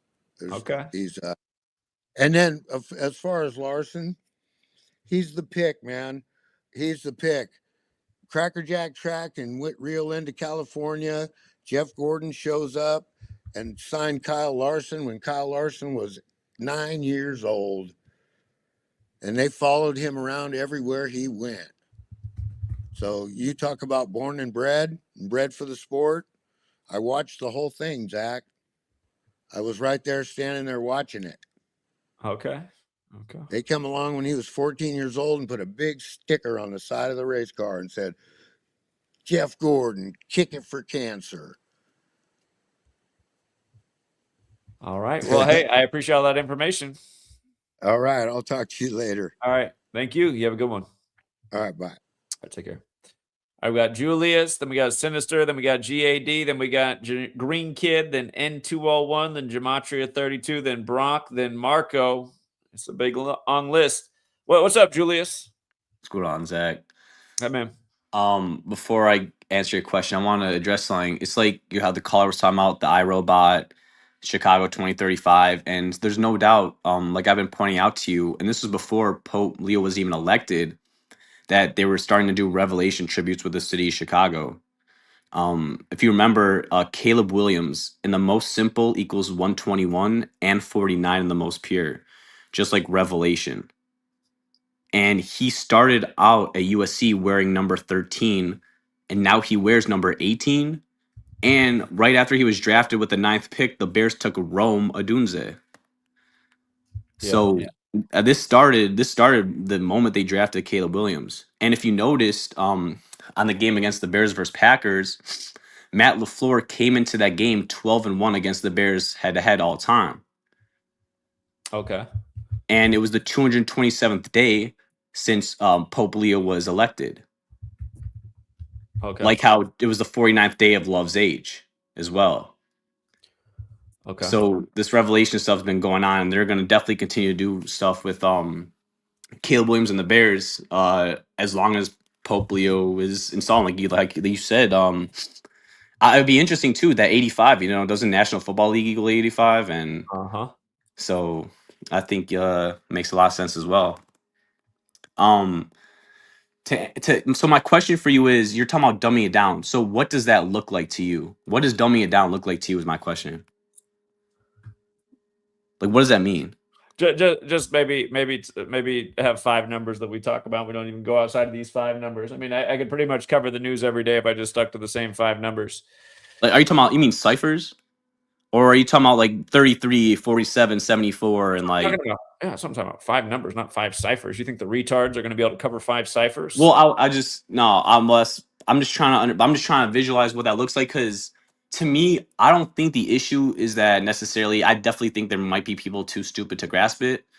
Like, that definitely exists, but I don't think that's the underlying issue. I think the underlying issue is a couple things. One, I think there's obviously a concerted effort, it goes without saying, to make sure you don't get this knowledge out anywhere. I think that's...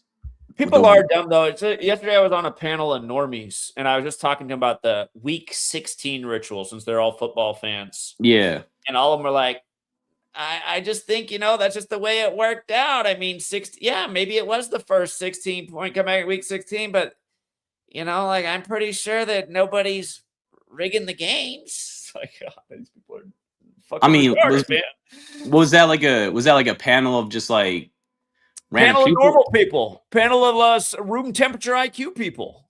Was They it like knew all the games. Was it like CT's people or like? Yeah, his people are normal people. Well, I mean, I wouldn't even waste time with him because he's clearly, The reason part of the reason I go over there is because those are what normal people are like. That's room temperature IQ. Those are the Americans. But I feel like they kind of want you doing that. It's like it distracts you from really getting the people out that want to hear it. I feel like these people are like kind of meant to like. But they're just like I said, they're just like my sister. They're just like the people I went to grad no school doubt, with. no The people I doubt. went to grad school with are the exact same. They think it's all just a coincidence. I mean, like personally, like I just think CT is just like a failed actor who's just doing whatever he's told to do until he can get a better role for himself. I mean, that's just what I see. I agree too, but he had some different guests on there yesterday. He had that one lady who came on, seemed like a sincere person. She's like, I don't know, I like football. I'm pretty sure that they're real games. It's like, God, I mean, okay.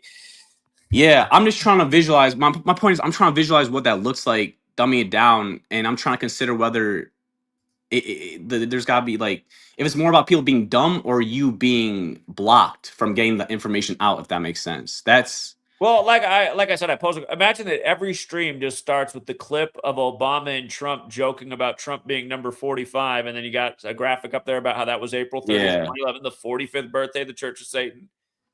The things, the things to people. Days before Trump's birthday, before he became number 45, and then show the website, boom, highest degree of Church of Satan, mega. Just show the same damn thing every day. Show the exact same thing every day, and then here's the news. And well, that's what I tell my aunt and my grandma. Like I tell them, like they hate Trump, and I explain to them, like, well, look at MAGA, look at what's the highest degree in the Church of Satan, and their minds were blown. They're like, wow, like I'm trying to slowly introduce them to this because it's something that some people can't take it right away and just be like, yeah, I'm gonna run with it, and like this is truth. There's some people that need to be weaned in. Like you said, you got to meet people sometimes where they're at, and everybody's different. In the sense of I don't know, maybe like a Zoom session where like you used to be a teacher and there's like people can come to school and like ask questions like a class. I don't really have all the answers. I'm trying to think as well, like kind of out loud. I know you said you used to teach, and maybe that's not the worst idea. I like teaching kids. I don't like teaching adults because then adults call in with dumb questions, and I'm not nice to them like I'm a kid. I'm just like the biggest asshole teacher, and I'm like, I taught children and not dumb adults. Well, that's a good thing though, because it's the children right now that are going to be the future to really change the generation. So I think that kind of works out. And I feel like I'm on the younger side now. I just turned 26, like you said, and I'm sure most communities a little older than me. There's not as many young people as me. From what I gather, I'm not 100% sure on that. And I know that like my generation, we are very frustrated, and we see it. And I wish people would just also understand like this can be the reality of which is like why it's messed up. Like Gematria can be used to understand what's truly going on. And my problem is like they see how messed up it is, but aren't willing to maybe accept that your sports are WWE. It's like you got 1 foot in, 1 foot out. It's like come on, you're either in or you're out. Like why can't this be the avenue? Why we're showing you the numbers, we're showing you every day these rituals taking place, and what's messed up, but this can't be part of what's messing it up. Like that's why I don't understand why people can't open their minds to that. And that's why I try to slowly say stuff like this guy at my work was like, he told me he took a parlay, and I told him I took Gunner home. It was the day of the Pawnee Beach shooting. He's like, why'd you take Gunner home? And I was like, because there's a shooting. And that was it. I just walked away. He's like, well, that's what the universe is telling you. I'm like, well, I mean, yeah, it's scripted. I'm like, yeah, his name's Gunner. There's a shooting. He's going to score. And he scored. And they've seen that. And I'm trying to like slowly wean people on in. Like my point is, yeah, I'm trying to figure out. Gravitate to. Oh, so you thought it was the universe? You're like, no, I'm saying. Yeah, no, I don't think it was the universe. That a guy who doesn't score any touchdowns, who barely really has played any NFL, scores like 2 touchdowns in his career. And one of them is on the day of a shooting, synced up with gun by control. the way, Tesla just scored again last week, perfectly synced with Nikola Tesla. Yeah, he's a perfect ritual this year, sync with Musk, and a perfect ritual sync with Tesla.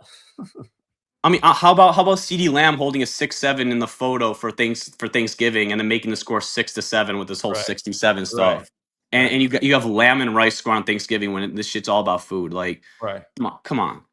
What are we do? You know it's rigged. You see it's rigged, but you're not willing to take the step to which we're trying to show you and apply this knowledge. It's like I'm trying to find a way to gently push people to realize, like, what's messed up. Let me show you how they do it. And Is here's what's the messed up is having Hollywood literally do a movie that's like marketed with my quote. And right? then for years I've been talking about the NFL and food jokes, and that's now an advertising campaign for Right. what is it? NFL and DoorDash that plays all throughout the Yeah. games. I'm like, The Jerry Rice stuff. Yeah. yeah, Heinz Ward, all this stuff. And Yeah. I know Joe Buck is aware of our information because he just mocked us too many times before the game. And it's not just Joe Buck, too. It's been Al Michaels over the year. What Yeah. the day that I cracked what 132 meant, they did a big segment about 132 in the NFL that day for Monday Night Football. And I was like, what in the hell? I mean, Wait, this is what is 132? What does it mean? well, that day it had this. It was a huge number we talked about for that game, and it had a lot Oh, to do okay. with Revelation 13:2 and the beast, and then also just how it's all coded over the Catholic Church, the United States of America, and again the country being named 132. For you guys who don't know, United States of America is 132. It was named that on September 9th, 1776, a span of 100 on the 132nd day of the Illuminati's age. Again, the Yeah. Illuminati founded by a Jesuit, which goes back to the Roman Catholic Church 132, Roman Catholic 132, United States of America 132, England's also 132, 132 rooms in the White House. So yeah, that day we were just really putting it all together. This is years ago now. And then there's Okay. this incredible segment on Monday Night Football about how incredible the number 132 is. We're like, what in the, I mean, are you kidding me? Well, that's interesting because I've been seeing that number actually recently. Like how I like Duke to win it all, and there's 6 wins from 132 in the tournament all time. Michigan State Spartans is 132, and they did that ritual with them in December. So that's interesting because I've been seeing that number pop up that you said that. That's why I just asked about that. But yeah, no, like you said, I guess my real answer is Don't forget, the week I called the NFL league office, that Sunday Night Football game, which happened to be between Rodgers and Brady, they did a big breakdown on numerology. yeah. Oh man, the day right, 4 days after I called the NFL league office. And yeah, for people that don't know, I'm newer to this community, but I always tell this story about one of the first times I found like your sport. My homie put me on you. I joined your sports page, and the day before the Super Bowl, you had wrote like on your page how you liked the Bengals to at least cover or to lose to like cover that three. I think it was a 3.5 point 3.5 underdog, for and you're like, Super Bowl yeah, 56, 3 and 56. right. Right. And there actually ended up being 3 Super Bowls that end up by 3, like 3 equals 56, but nonetheless. Um the night before, remember Eastern Washington, Cooper Cup's old Yep. school played the Idaho State Bengals, and I always bring this up to people that Eastern Washington beat the Idaho State Bengals exactly by 3 points, and Cooper Cup ended up scoring like the last touchdown, like how he went to that school. And when I seen that, I was like, what are the odds of that? And I didn't try to run away. Like there were times where I tried to go in and out. I'm not gonna lie. Like, but when I just like I net my lesson to people is I always try to tell people never ignore like what's right in front of your face. Don't ever try to ignore it or run from it. If it's there for a reason, and just accept it and to move forward and be a better person through that. Um, and I just saw that I was like, dang, that's so crazy. And ever since then, I was like, this is undeniable. There's no doubt about it. So Yeah, and you have a higher IQ, so that's why we did it. yeah, I mean, I guess I don't know, I don't know about that, but I do. I mean, again, the stats aren't good for America when it comes to intelligence. We're bottom dwellers in the modern world in yeah, terms of all education. This nation is very dumb. yeah. And like Trump, like they say, "Make America Great Again," but like, when were we ever great? Like, we're stupid. Like, Exactly. our whole country's founded on racism and discrimination and genocide and killing people. Like, We're just a big military empire. Is what we right? are. Yeah, I mean, it's ridiculous. We were never great. We're not the greatest. We're the greatest at being the world police. Like, that's all we're great at. We've been very mediocre in a lot of things that matter for all of my lifetime. Yeah. But Zach, I know a lot of people are on the background. I appreciate you letting me come on here, and look forward to continuing and growing this community and to see what you do going forward. All right, buddy. Appreciate it, Julius. All right. Have All a right. good one, man. I'll call you during the sports stream. Appreciate it. All right, that's it. All right, Sinister, you are up next, but you have not connected a mic, so you're going to need to connect your mic for me to connect to you. And just because we have a lot of people on hold, I'm going to go to GAD next. Then if Sinister gets connected, we'll go there. And then Green Kid, and then N201, and then Gematria 32, and then Brock, and then Marco, and then Hot Hand Dave. What's up, GAD? Hey, how you doing, Zach? What's up, man? What's up? Yeah, I'm just going to be brief. To answer your question, I believe that dumbing it down will be a disservice to the intelligent people that are still out there that can incline into to understand this knowledge so that they can be more aware of what's going on right now in the world and everything. So I think that would be the worst thing to happen.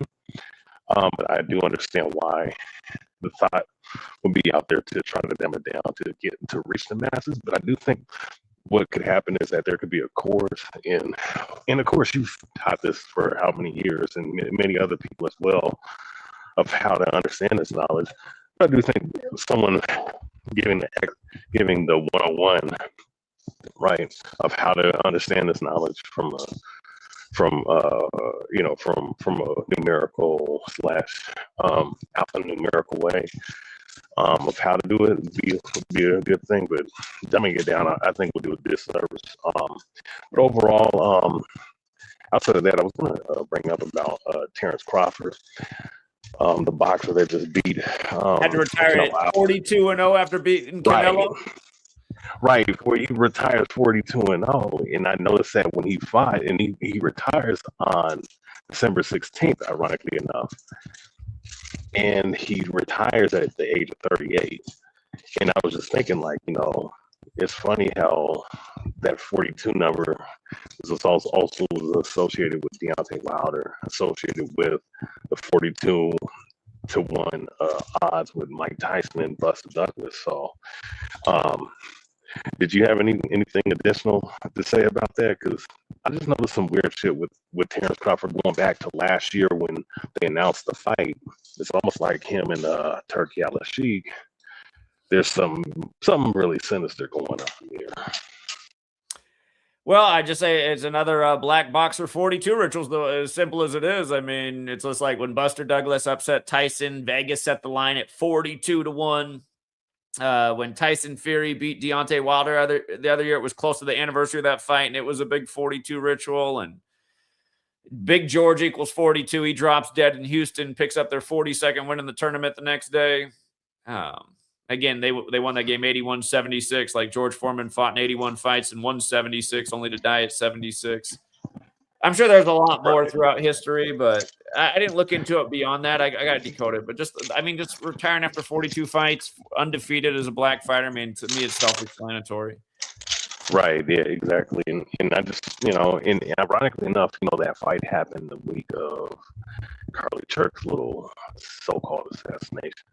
Yeah. And then, of course, you in that movie Snake Eyes, there was a boxing event with the character's name, Charlie Kirk.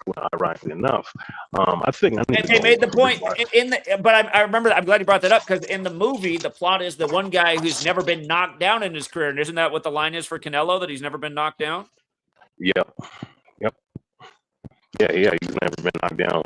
Yeah, and the guy who throws the fight in Snake Eyes has never been knocked down, and Canelo lost that fight as well, who'd never been knocked down. I don't think he got knocked down in the fight, though. It was a decision, right?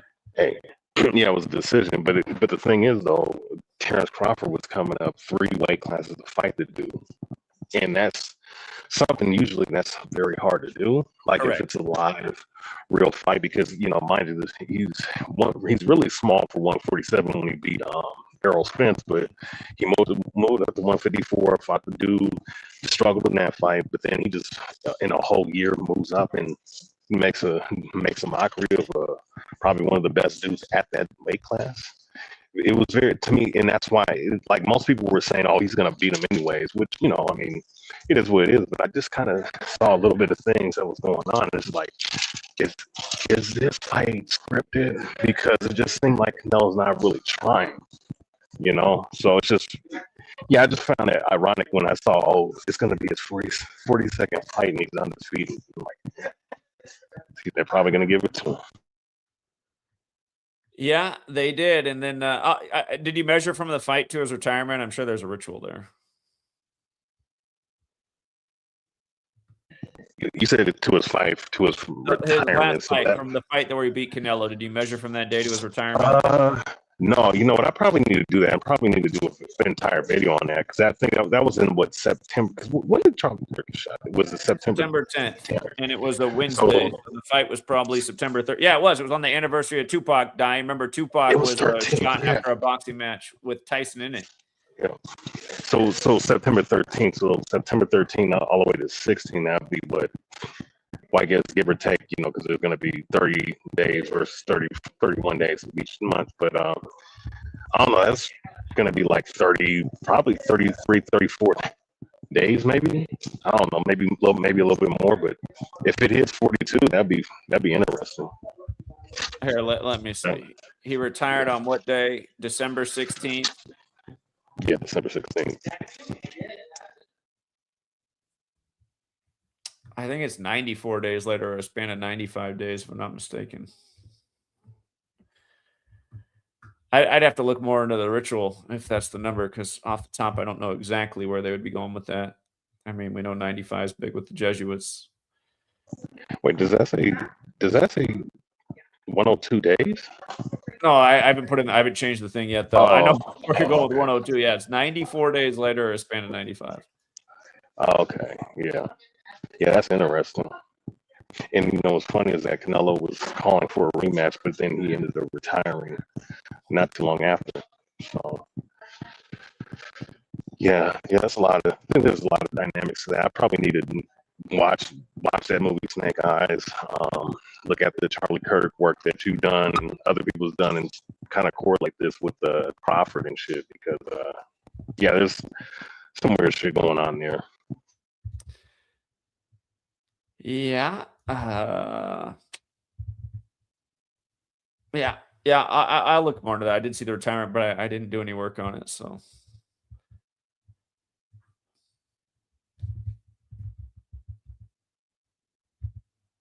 Oh, was there anything else? No, that's it. All right. All right. Appreciate it, GAD. Yeah, no problem. All right. Have a good one, man. Sinister still hasn't connected their devices. What's up, Green Kid? Can you hear me? Yeah. Okay. Well, how can you dumb it down? Like it's a pretty simple, you know, it's A is 1, B is 2, C is 3. How can you dumb that down further? Maybe we should just never go past there. Maybe we should just always just do a simple English gematria decode. Yeah. I mean, and if they can't make the connections as to what's being done ritualistically day to day, I mean, there's just no. I mean, I'm not gonna say there's no use, but it's just like how much. What else can you use to prove your point? I mean, like I kind of get frustrated that you constantly go on CT's program because they're never gonna get it, bro. They're never gonna get it. They're just you got to practice talking to the tards. I mean, isn't that what they represent? They represent the average person. Yeah, I mean, and that motherfucker doesn't stand for anything. I mean, I think you pointed out that he at one point was BLM. And he was. I wish I didn't call him out. I should have just shown online what his whole social media was from not that long ago. Yeah, and he was doing the Colin Kaepernick taking knee. It's just like, look at this guy. He went from that to this. Jesus. Yeah, dude, that guy's a fucking sellout. Fuck that guy. I hate motherfuckers like that. It's not even. It's just like, look, he's just a guy that's always under the spell of the media. He's like a lot of these people who went from conservative to liberal or liberal to conservative. He was just doing exactly what I'm gonna take a knee for Colin Kaepernick. That guy stands for nothing. Look at this guy. That guy's a worthless piece of shit. Anyways, yeah, I'm kind of confused. I don't know how much more you can make this easier for those people to understand. Like back in 2019, I didn't want to believe, you know, when I first, the 2020 Super Bowl, like Chiefs Niners, I didn't want to believe the shit that I was seeing. That's when I came on your content. I was like, nah, because I was still sold on the system.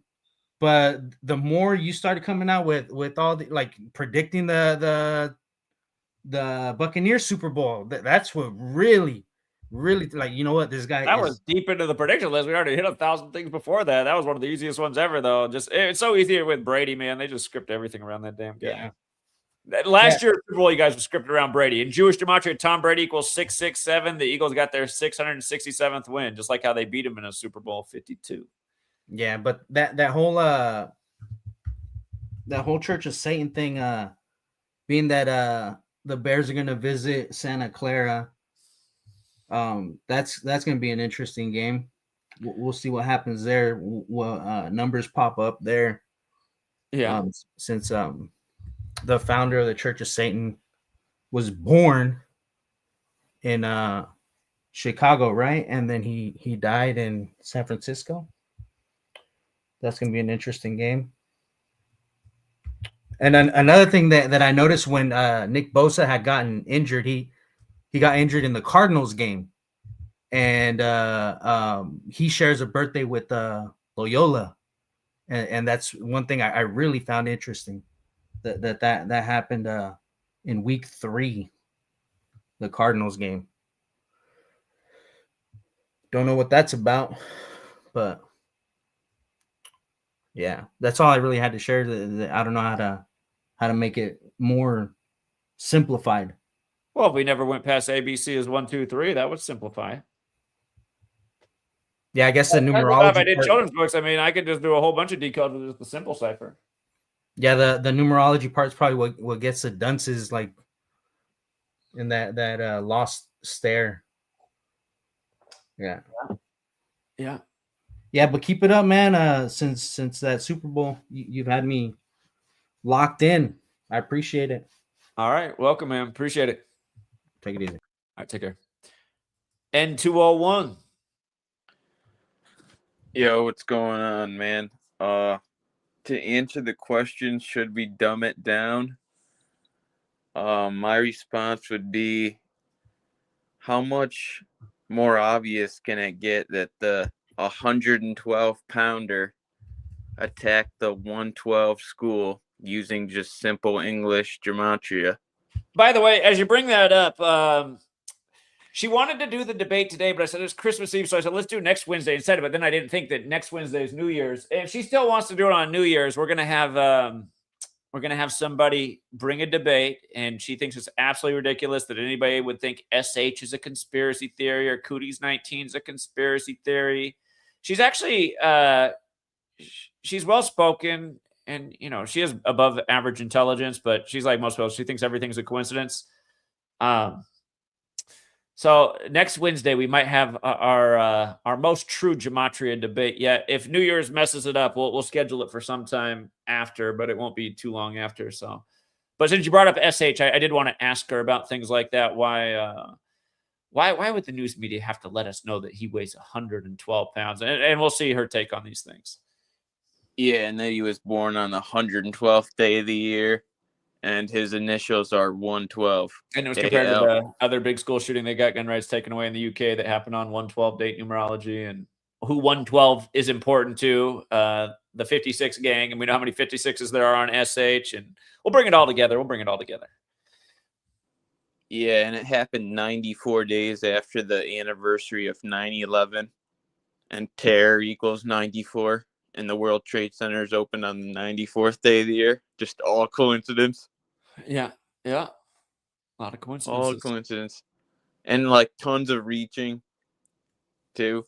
Like reaching so hard. Just I was reaching so hard to find like that Lanza weighed 112 pounds. Like it's funny how Google's worked real hard to scrub all those stories, because you used to just search that and a million articles would come up, and now it's funny. It's like, what's Google doing scrubbing all these articles? You can still find the articles, but it won't show up in the like, how it'll bold like in the search engine. It'll bold like, for example, it used to bold 112 in the article.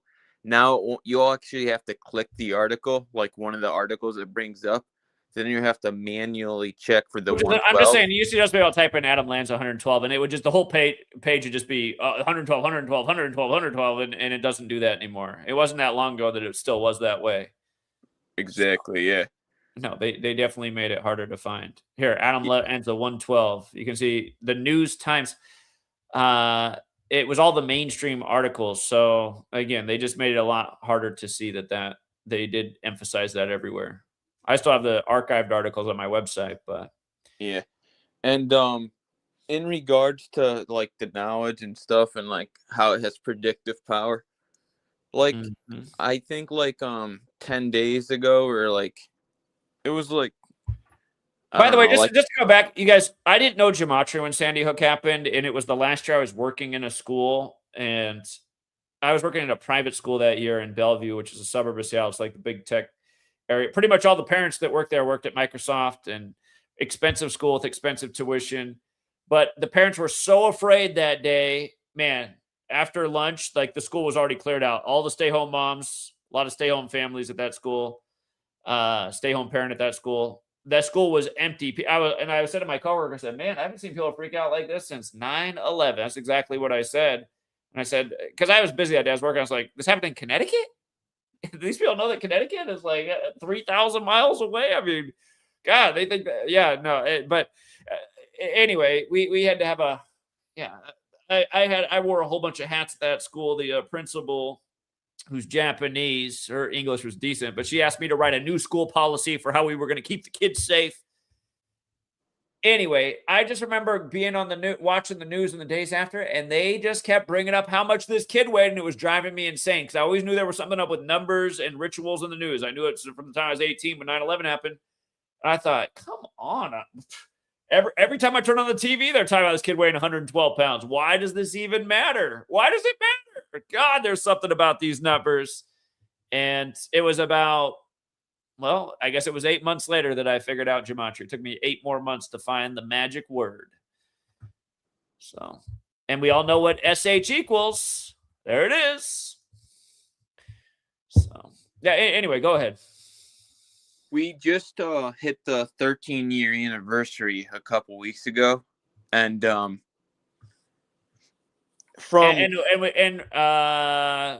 got Sandy Beaches for the anniversary. 41, the 13th prime, also in the magic numbers.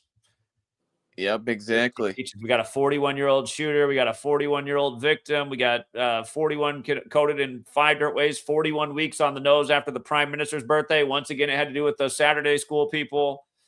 So anyway. Yeah, and we know who likes 13. Of course, CIA equals 13. And if you measure the Illuminati, if you measure from the day Adam Lanza was born to the 13-year anniversary of SH, it was a span of 12,290 days, like 1229. Okay. The 201st prime. And of course, the CIA has the double 201 connection because their motto, the work of a triple nation. connection, right? Founded on the 201st day of the Pope's age. The words in the logo are 201. The motto is 201. Yeah. Yeah, the work of a nation, the center of intelligence. But like 2 weeks ago, there was a college basketball game. It was Gonzaga versus UCLA. And I looked at the point differential, and I saw that if Gonzaga won by 10, the point differential all time between UCLA and Gonzaga, it would be Gonzaga plus 71. And I was like, double Gonzaga 71 connection. The year we called UNC to beat Gonzaga before a game was played, we said it was going to be all about 71 that year. North Carolina won it with 71 points. Gonzaga 71. Gonzaga Bulldogs 71. They're a Catholic Jesuit school. Catholic 71. That year was all about the bathroom bill. That's what the whole tournament was scripted around. Boom, boom, boom. Yeah, the double 71 connection and March Madness equals 71 and UCLA equals 71. Mm-hmm. And sure enough, they won by 10 points. And that paid, the odds were plus 1,800 for them to win by exactly 10. Boom. Boom. Crazy. So you can predict crazy shit with this. For example, we've done it a million times, man. I mean, we've hit so many exact scores with hockey games this year. It's ridiculous. Yeah, the Bears, they started 0-2, and their odds were really high. Keep going, Joey. I'll be right back, but keep sharing your information. I'll be right back. Go ahead. Yeah, the Chicago Bears, like when McCaskey died, their owner back in February, she was 102. McCaskey equals 80. McCaskey died 80 days after the Bears quarterback's birthday, Caleb Williams. And I was like, the Bears, they're definitely going to make the playoffs this year. And they started 0-2, so their odds went up by quite a bit because starting 0-2 is like kind of a death sentence for NFL teams. But yeah, you can just see so much with the knowledge. I mean, even just using the most simple cipher, you could see just a lot. But I mean, it's just, this knowledge is life changing. I found this knowledge back in 2019, and it's just it's crazy how much you can see with it. Yeah, but you got to have above a room temperature IQ, which not many people have. So that's the problem. All right, for sure, man. Appreciate it, man. Congrats on the big win again. Yeah, thanks for sharing the knowledge, man. And All right. peace. All right, have a good one. What's up, Gematria 32? Yeah, I want to know your opinion on something. You were right about that team going 15-15 into Atlanta. I'll tell you that much. Listen, when you could turn $50 into $500 every month easily. This guy Easily. rolled $500 worth of blunts a day. Okay, go Anyway, ahead. No, I stopped smoking like that a while ago. Like you know, you get older, like you said, but anyway, you know, in New York, you heard about that Omni thing that they're doing, right? They're doing like this. I didn't hear. What's happening? Oh, they had this Omni program. They're gonna obsolete the whole Metro card thing, and it's gonna go to the system called Omni. And that system is like a tap and go. You have to buy the card. I think they could trace everyone's movement, where you're going, where you understand what I'm saying? Yeah. If you read about it, the last time you could buy a Metro card, they said it's gonna be like on December 31st. So this program's going live on the 1st, on New Year's Day. So like, it's kind of crazy, right? Because you know that the whole digital thing, footprint, like they're gonna know where you are all the time. Probably going to make this murder by numbers thing easier for him. Yeah, they could track. Yeah, but where are the people? Like, people are just like, do they not see? Like, you know, like They don't don't care care. about their They privacy. trust the authority. That's all they trust. Give me some more news. Tell me what to do next, master. But you understand that they could track everyone's movement. Movement, like your name. I'm talking about your name and everything. They got you. Look at how many shows come out now and movies come out where they're showing there's people tracking every last thing. I mean, it's all over when you watch movies and shows. Cameras, CCTV everywhere. So It's crazy, but also, you know what ticked me off is that I'm not subscribed, but I seen it pop up on my feed like this dude that you fucking debated. Now he's getting platformed on a major, you know, podcast. Are you talking about Andrew Wilson? I don't even want to say ill. You know, exactly. Who are these people? His wife works for Fox News. That's obvious where she's already tied into the mainstream media. All right. So that's why he's up there. But on Christmas Day on Christmas Eve, they put him up there like, wow. Whoa, he better watch out.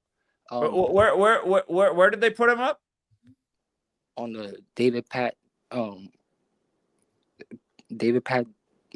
is that guy? The Pac-Man?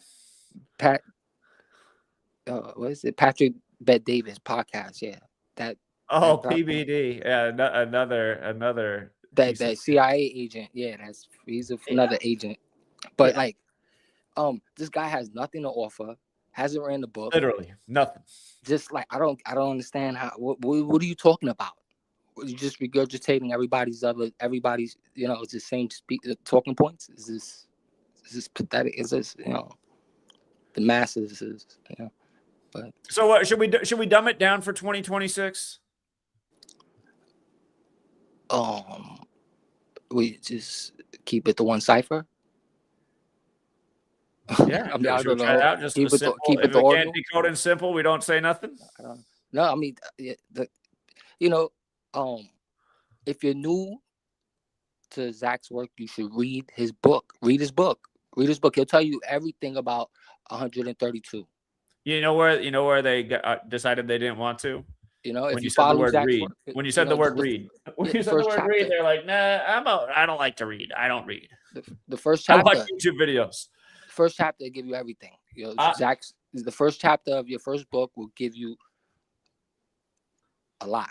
You know, and it's pathetic. The 4-base ciphers should be essential to everyone that speaks English.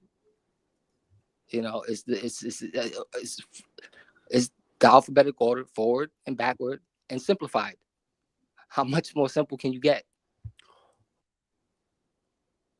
You follow?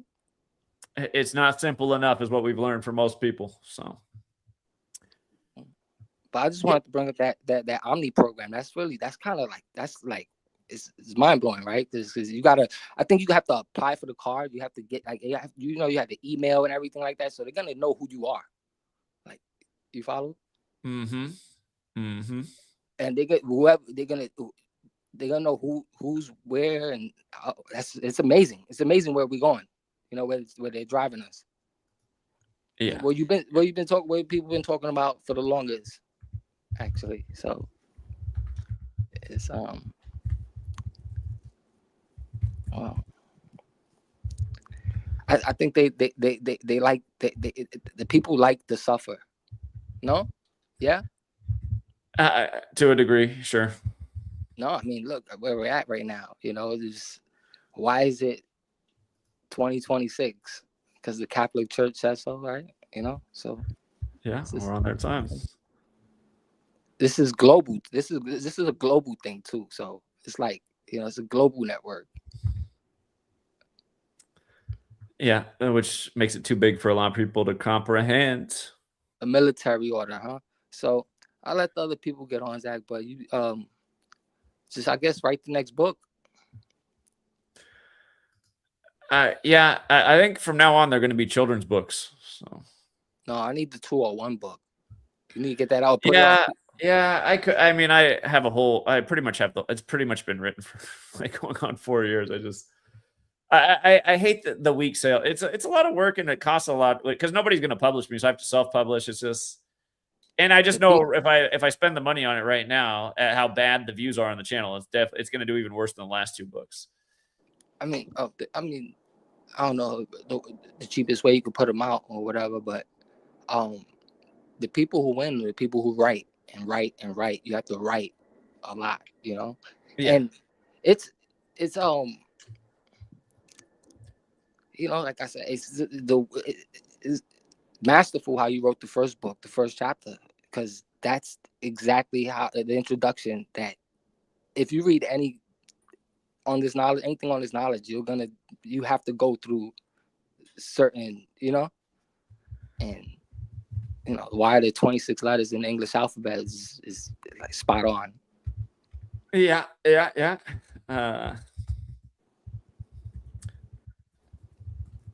Yeah. All right. Well, I'll think about it. I appreciate it, Gematria 32. All right. Have a good one. All right. Appreciate it, man. Thanks. What's up, Marco?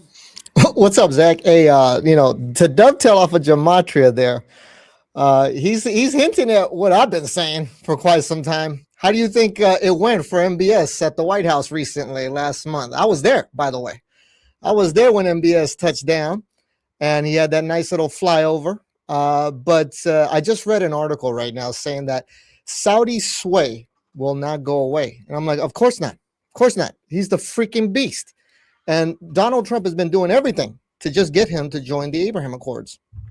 But as I've been sounding the alarm since 2020, here is wisdom. Let him that hath understanding count the number of the beast, for it is the number of a man, and his number is 666, and it is the number of his name. And with your work, you led me to the calculator that allows me to count that name. And then when I put in Prince Mohammed bin Salman with prime numbers only, that equals 666. But I'm also here to tell people, because some people say Prince is not part of his name, Marco. And I said, well, you go tell him that. See what happens to you in Saudi Arabia when you don't tell him you're not a prince. But Mohammed bin Salman also equals 942 in the Sumerian cipher. But here's one thing that people need to understand. 942 is 666 in base 12 counting. So he has 666 to the number of his name twice. And I'm here to tell you, man, we're almost there. I've been out here publicly since 2020, sounding the alarm on this, man, joining the accords with Israel to start their final week. And now that we're pretty much kind of finishing up with the Gaza war, they're going to start to open up that alleyway. And we got Bibi coming to town pretty soon to talk to Trump. They're both Jesuits. They're both rowing into the deep. They both jabbed up their nations. And speaking of jab, there was another show that just came out you should check out. It's called Pluribus, like E Pluribus Unum on the dollar bill. I talked about it. I saw the beginning of the first episode and how the people take over and they all got a hive mind, and 13 people in the world are the ones that 13.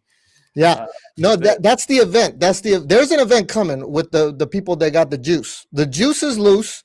The trap is set. But one of the things that I constantly kept thinking is, I know that the jab was not the mark of the beast, because there was no false prophet calling fire down from heaven to deceive the men to receive that mark. It was just a bunch of persuasion, basically. No jab, no job. So everybody just took it for that reason. But coming up, the people that got the juice, the scripture says the heathen raged, the kingdoms were moved. That's what's going to collapse civilization. But that's what's going to force us. Look, it's like raging zombie apocalypse is what's going to force us to the real mark of the beast by the middle of the tribulation. But I already know who the beast is. I've been knowing that since 2020. We're almost there, y'all. We're almost there. It's like literally around the corner. You know, Lindsey Graham, that sellout, he was just with Benjamin Netanyahu in Israel talking about Iran and blah, blah, blah. But he also mentioned next year, 2026, looks to be the year of peace. And I'm telling you, everybody on this call, you're going to know when you're going to think about me when you see it in the news. MBS will make peace with Israel. That starts the end of the world. He is the beast. He is the prince of the covenant. But then there's a 7-year countdown, which has to be cut short. The Lord's going to cut this countdown short. It cannot go 7 years fully, because it says if he didn't cut it short, no flesh would be saved. A lot of people are about to die. A lot of people are about to die. But, just think about the majority that got the juice. That's 70% of the world. They're already out of the game. You're already out the game coming up. That's it. You guys have a literal timer. You guys have a literal timer on you, okay? And it looks to be the eclipse of the century. And they have a rock band that came out with a song called Marks of the Evil One. And they said when the sun eclipses, there's going to be an abracadabra, hocus pocus sham. And then it says, here they come, here they come, here they come. Those are the juiced up people that are going to get supernova.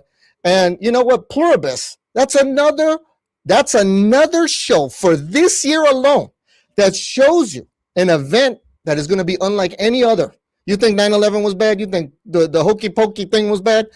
What we got coming up, what looks to be the eclipse of the century, what the Satanists call a supernova. Think about Godzilla has a movie coming out called Supernova. And I know who was going to be featured in that. I said, you know what? Godzilla has Supernova coming out in 2027. And they just confirmed the main antagonist is Space Godzilla. And you know what? Eminem had a song called Godzilla. And in that song, he said, fill him with the venom and eliminate him. Fill him with the venom and eliminate him. He had a hit song for the movie Venom, too. Yeah, but he had a song called Venom, and it says, what was that song called? That movie. Yeah, it was based on the movie. But he also had a song called Godzilla, and I was like, why did he call this Godzilla? What's all this about? But at the end, you could tell how the devil was pretty much telling you a lot of the scheme that was about to play out with 2020 and Operation Warp Speed. But yeah, no, man, it's really about to go down. And speaking of people, pretty much being made COVID AI robots, you know what's been coming back to mind that I've also shared on my particular podcast, The Watchman Report. Listen, we have a podcast. We have a little video thing every week for 3 times a week, Monday, Wednesday, Friday. We've been covering a lot of different things, but one of the things that I recently got wind of, because it just look, long ago, I think in film class or something like that, they showed us the old silent film Metropolis. And one thing that always stuck in my head was that satanic inverted pentagram with a robot in front of it. And I said, okay, so I just recently revisited that thing, and it is so telling as to what we're about to live, man. And it shows you, for the mystery of iniquity doth already work. Only he who now letteth will let until he be taken out of the way. The devil is the god of this world. It's a present evil world. It's a world that lieth in wickedness. It's on a course. We're about to start the end. It's going to lead us to the kingdom of the beast. But in this film, Metropolis, y'all, it's set almost 100 years to the date of the eclipse of the century. And it's about a man that makes a person into a robot, like a transhuman agenda sort of. Hold on. By the eclipse of the century, that was the one in 2017, right? No. The eclipse of the century is on 2027 coming up. August 2nd. I thought it was the one in 2017. No, 2017 was pretty much what set off the corona rituals. Remember, they did the whole Operation Warp Speed around the corona rituals. 2017. I know it was the day the jab went live here was the day of the eclipse in Argentina, the Pope's country. And if you don't know, corona is the light that shows around the sun in the time of an eclipse. Yeah, and they keep showing you that particular imagery in a lot of different things. But when it came to Metropolis, I recently found that the maker of that film, he died on August 2nd for the eclipse of the century coming up in 2027 on the same day. But it's literally almost 100 years old when it comes time for the 2027 eclipse. But then I find out that this film was based on a novel from his wife that has a 201 name and his picture with a bunch of dragons. But at the same time, this particular novel says that this particular setting for the story is set in 2026. What we got coming up. So I'm here to tell you, man, Satan is a planner. Just look at our dollar bill. He's been at work for quite some time. Look, the Apostle Paul, when he wrote The Mystery of Iniquity Doth Already Work, it's been on operations for 2,000 plus years since Paul the Apostle wrote that. But we're pretty much coming to the end, y'all. And like the previous caller said, when he thinks they're going to track everything, listen, with the people that got the Jesuit Corona juice, it's already under their skin. All right. There's a couple other videos that your audience should look into. There's a song by Muse called Won't Stand Down. And it's about Judas, the son of perdition, that's coming to rule the world coming up. And he says, I know how to win. Hold on. You know about the Muse concert in Rome, synced up with the Pope the year he became the first Jesuit Pope, the 201 concert? You don't know about that? I was not aware. I'll bring it up. Here, go finish your point, and then I'll bring up the concert and show you guys what they did in the first song they sung. Well, listen, I'm glad you did, because the reason why they came back on my radar was, I believe in 2023, I saw them perform in Saudi Arabia at a music festival that the Beast has called Middle Beast. Listen, in Saudi Arabia, they are mocking the crap out of people that are asleep right now. And they have events called Middle Beast. They have Beastland. They have Beast Arena. They have Beast House. It's because Mohammed bin Salman, the crown prince of Saudi Arabia, is the real biblical beast of the sea of Revelation 13. But back to my point. Here goes Muse. I hear him at Saudi Arabia, and they opened up their set with a particular song that really caught my attention with the lyrics, because it's called Won't Stand Down. And I said, wait a minute, this sounds like an Antichrist, son of perdition song. And it is, because the lyrics say, it says, I know how to win before you begin. And it says, I'm under your skin. This is post Operation Warp Speed. And I'm like, damn, these lyrics are blatant. And then there's another music video that came out recently about Judas that's coming back pretty soon with the Corona. And it's by another satanic rock band called Bad Omens. And it says left for good, because Judas betrayed the Lord and left him for good and went to his own place, like the Bible says, and going to send out of the bottomless pit by the middle of the tribulation coming up. I think they're just singular, right? Bad Omen. I don't think it's plural, but I got you. Go ahead. Yeah, no, in this particular music video, it's called Left for Good. But a lot of people, I've been seeing the reviews on them on YouTube of people trying to understand what they're showing you. But it's a video essentially about Judas in the bottomless pit waiting to ascend and leave and rule the world coming up. And you could see when you look at this particular character in this video called Left for Good by Bad Omens, it looks like what people would consider the Jesus of the Vatican with long hair, but it's not really Jesus. I always tell people Jesus did not have long hair. He has short hair. The book of Corinthians says that it is a shame to have long, like it, that even nature should show us that it is a shame for a man to have long hair.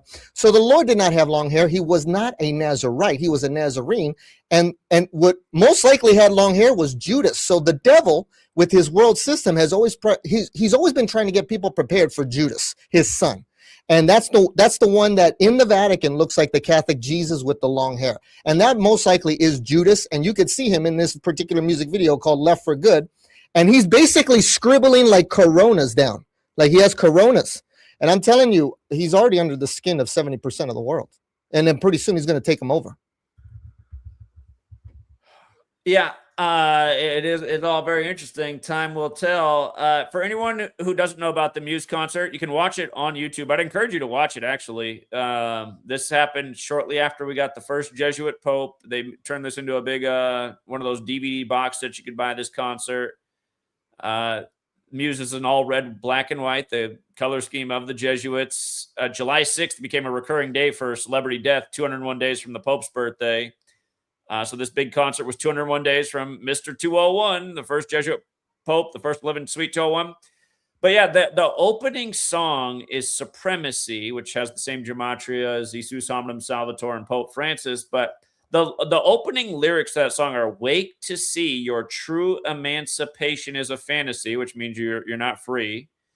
"Policies have risen up and overcome the brave. Greatness dies, unsung and lost, invisible to history. Embedded spies brainwashing our children to be mean. You don't have long." Oh, amen. Amen. Hey, listen, it's around the corner. I'm telling you right now, Zach, be on the lookout. You already know what I've been saying for quite some time. It looks to be next year. The tribulation will start. I would imagine sometime in the middle of next year, the Abraham Accords will have Saudi Arabia join. That will start the end of the world. That starts the final countdown. And then 3.5 years later, they're going to kill Mohammed bin Salman. He's even said that if I make a deal with Israel, I'm afraid they're going to assassinate me. That's exactly what's going to happen. He's going to be assassinated. But then he's going to come back to life. And then the world will wonder after the beast that had the wound by a sword and yet lives. So we're going to see all this. It's about, we're the generation of the end. We're about to live it. I'm sad for people like my son. You have a daughter.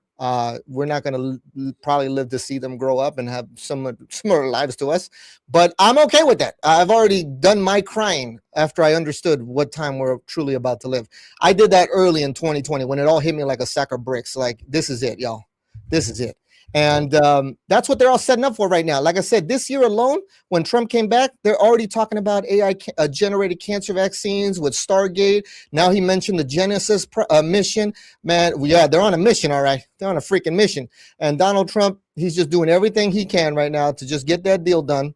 He's just dancing for the devil. He's doing his end of the bargain.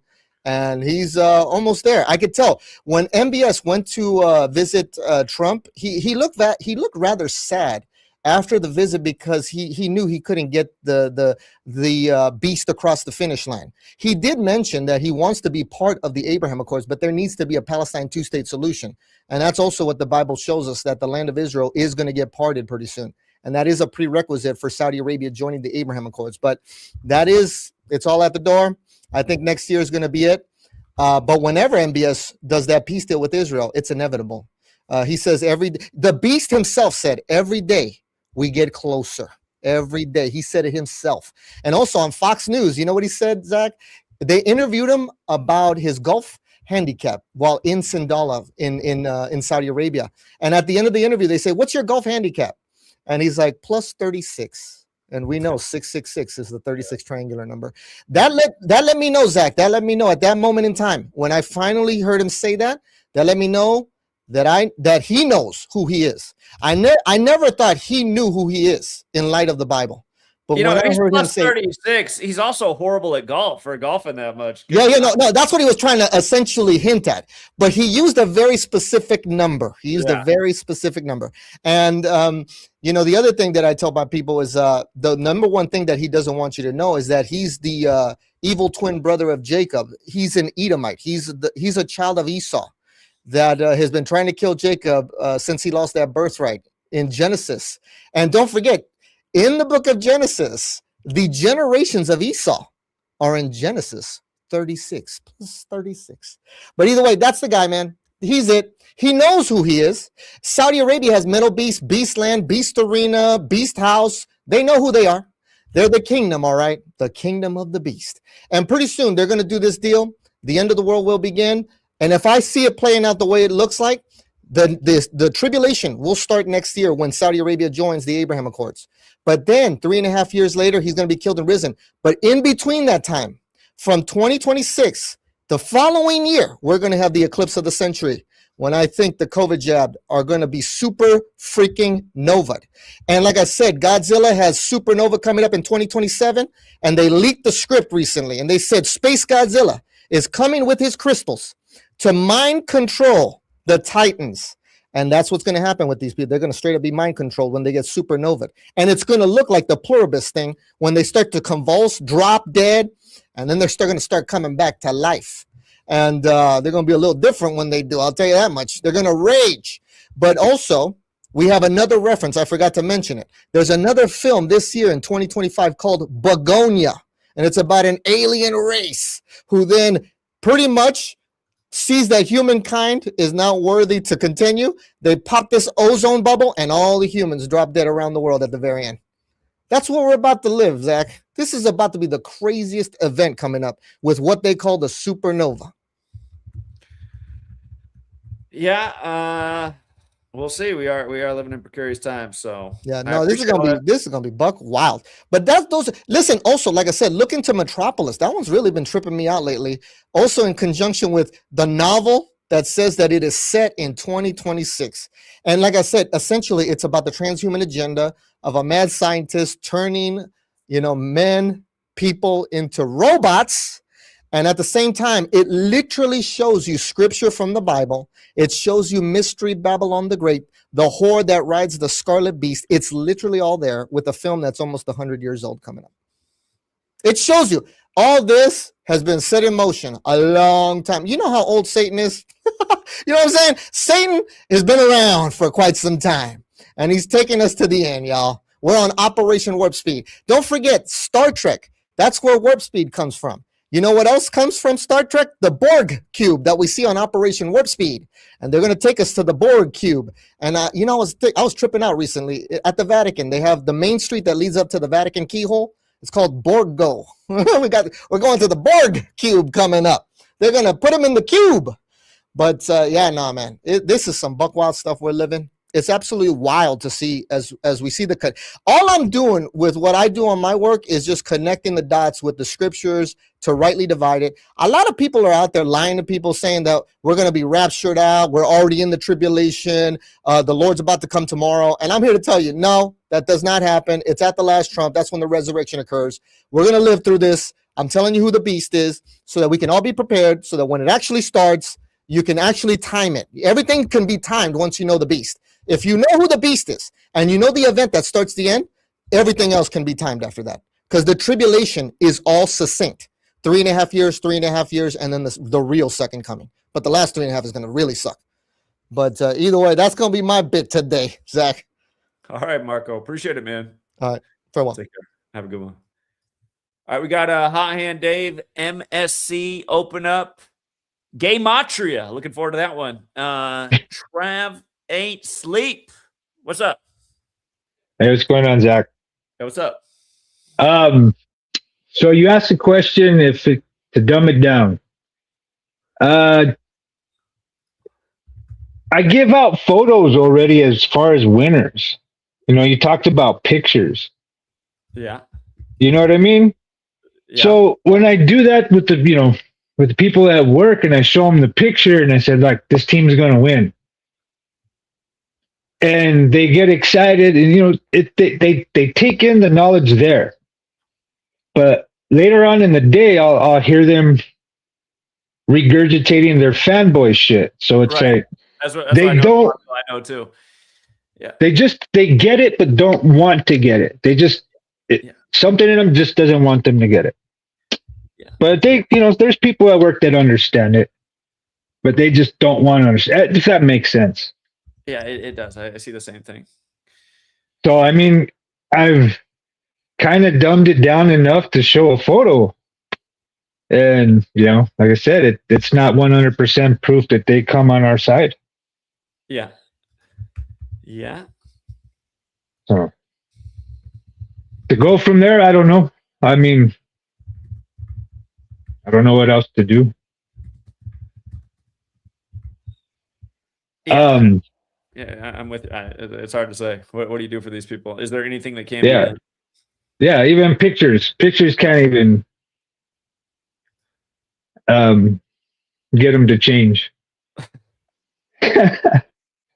Something that I don't know if you talked about him or not, but as far as sacrifice goes, there was a Japanese golfer on Tuesday, 78-year-old. His name was Osaki. Well, we're not too far after the ritual they had there on Pearl Harbor Day with the Japanese star winning Matsuyama. Okay. Well, So what was that? That was the 23rd. So he died 16 days later. Yeah, but I just saw it in the news today, so that's why I was just bringing it up. If you read the story, I'm just thinking Monday would have been 15 days later, like Japan's 15, like PGA's 15. Okay, they made sure that they want to show you the 113 and the 49 in the story. If you get a chance to read the story. Yeah, they put that number a few times. What's his name again? His last name is Ozaki. Ozaki, I believe. Okay, so that was guessing. Yeah, I see him. Yeah, they put the 113 there and the 49 twice in the story. So I'm thinking like Sunday, like the day PGA tournaments end. Okay. Yeah, I just thought it was part of the sacrifice, especially for Christmas and stuff. Yeah, it does look like he died yesterday. Jesuit, 78 since the 16th century. He died 16 days after the Pearl Harbor ritual. They put out that hit show the other year about the Jesuits in the Far East, how the Protestants arrived after him and didn't know they were already there. So interesting. Okay. Yeah, just another sacrifice. But he'd born on 124, kind of like 123rd, the 93rd composite, Japan 93, Saturn 93, big 93 on the Hiroshima and Nagasaki bombings. The last pilot responsible for that died at 93, atomic bomb 93. But yeah, I just see he's got that 124 birthday and died on the last day of Saturnalia too. Oh yeah, yeah.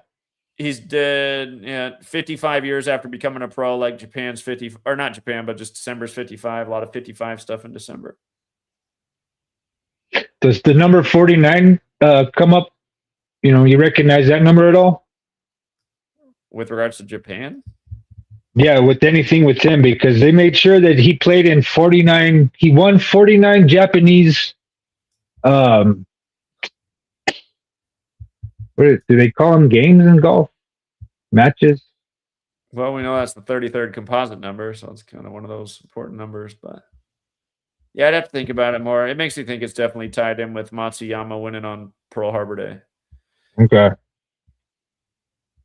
Yeah, I'd look into his connection to Matsuyama. I'm sure these guys have crossed paths with some of the greatest Japanese golfers ever. Okay, I just thought of the 113 because tomorrow is a big 113 day for sports. So, and then he's a golfer. I don't know if it tied into anything, but like I said, they made sure the 113 is there in the National Basketball Association is the 113. And you have all that stuff tomorrow. It's just, maybe they just put it in the news because of that 113. Because right off of Fox, it's right there, 113. But yeah, those are my thoughts for today as far as, what the topic is about. I mean, I don't know what else to do, Zach. pictures aren't enough. Yeah, that's all right. I mean, I've been here we're getting closer to 13 years now, just nonstop evidence day after day, and for a lot of people, it just isn't enough. So Yeah, I mean, I've said the numbers so many times already. Like I said, pictures still don't cut it. Yeah. I appreciate you. Thank you for teaching the knowledge. Of course, Dave. All right. Have a great day. Talk to you in a couple hours. All right. Bye. See you soon. Take care. All right. We got MSC open up, Gematria, and Trav Ain't Sleep. What's up, MSC? Yo. Yo. So I just wanted to say something that I noticed and made the connection. Happened last year as well. Assassin's Creed and Hitman went on sale, and the healthcare CEO got assassinated afterwards. And this time, same thing happened. They both went on sale, and we had a massacre of 15 people at the Hanukkah event. It's interesting because Assassin's Creed starts from Jerusalem. But anyway, that's all I wanted to say. I wanted to make the connection and give you guys some neuroplasticity. That's about it. I think there's a something like much deeper and bigger happening. I think you have to zoom out and look at it from space. I think there's something happening around this time, which is giving us all these events. But anyway, that's all I wanted to say. Well, in the northern hemisphere, it's the darkest time of the year in terms of daylight, and a lot of dark stuff happening. So, yeah. And that's all I wanted to say. And other than that, I wish you guys all a happy holiday. And yeah. Well, I appreciate it. All right. No Have a good one, man. Take care. Later. Well, what's up? Open up. How's it going, Zach? How you doing today? Doing all right. And yourself? Not bad. So I like when Marco calls in. I'm not really that religious, but I do find what he says is pretty interesting, and some things to look into. But as far as the point of the stream today, should we dumb it down? I think you have been dumbing it down since you started, right? Because things have become, they haven't become, but it's pretty much just the same thing that we're seeing every day.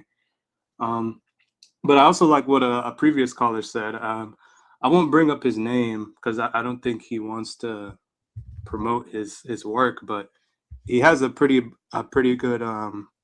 big social media following, and he does share the work in his own way, which I think is a good way because he uses comedy.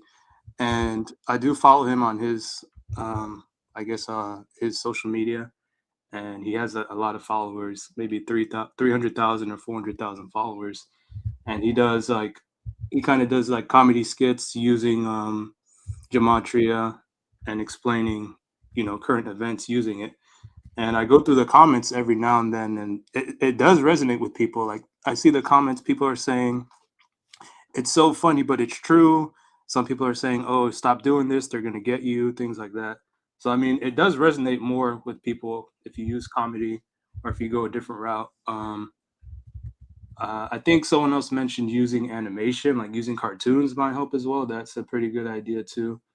But as far as dumbing it down, I'm kind of on both sides of it. Like we should and we shouldn't. We should because, it will help the dumber people. But on the other hand, I think to myself, should we be dumbing it down for people who are too dumb to already see what's happening? Like if those people were to find out and they're finally able to understand what's happening, if they're already dumb, what are they going to be able to do if they're they weren't smart enough to see? I hear that. That's how I think about it a lot too. But here's my other argument. Okay, if 1 out of 6 people is statistically considered intelligent, which is what our Google AI tells us, 1 in 6. So imagine you got 6 people there and you're talking to these 6 people and only 1 is intelligent, but you need the majority to get on with the program. Mm-hmm. How do you get the majority to get on board with the message? Yeah, that is a good point. Another thing I think this is just, I guess, wishful thinking or hopeful thinking. I think that most people understand what you're saying and what you explain every day, but the problem is that they don't accept it. So a lot of people, because if you think about it, there's no real way to debate against what you present every day, right? So people, instead of agreeing because of their ego or for whatever other reason, they just choose not to accept it and say that it's dumb, so that they can continue living, whatever kind of life they're living. Because anyone who looks at this, like, this is all based on what's presented. Like, nothing here is being created by us. We're not making things up. Everything that we're showing is what's already in front of us and what's already been taught to us, as far as like the alphabet, numbers, and how things are set up.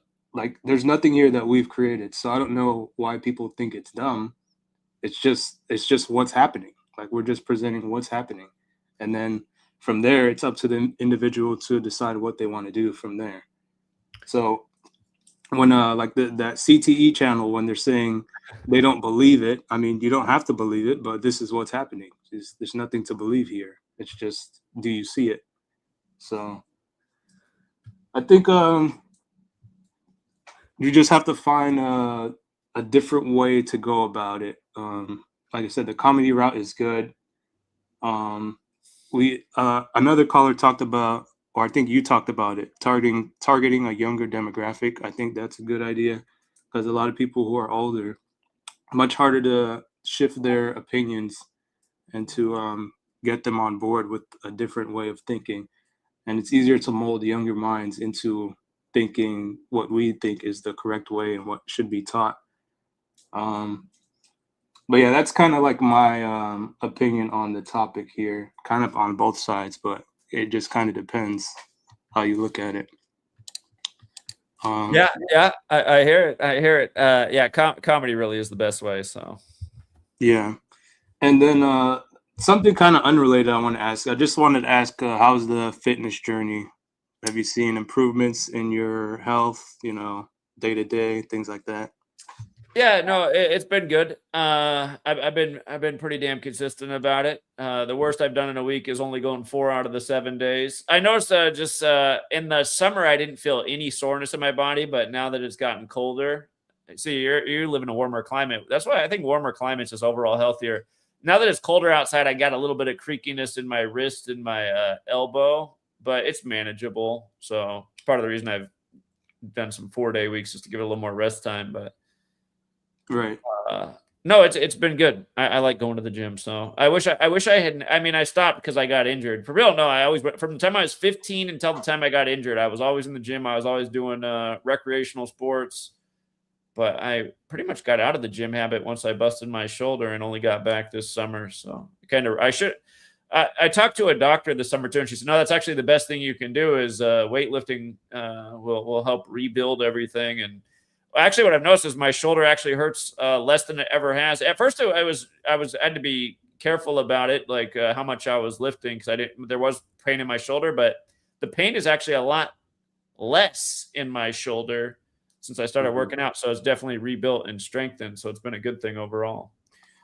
Yeah, it's kind of interesting. When I was like in middle school and high school, back then they used to tell you, if you had an ankle sprain, you need to compress, you need to ice, and you need to rest.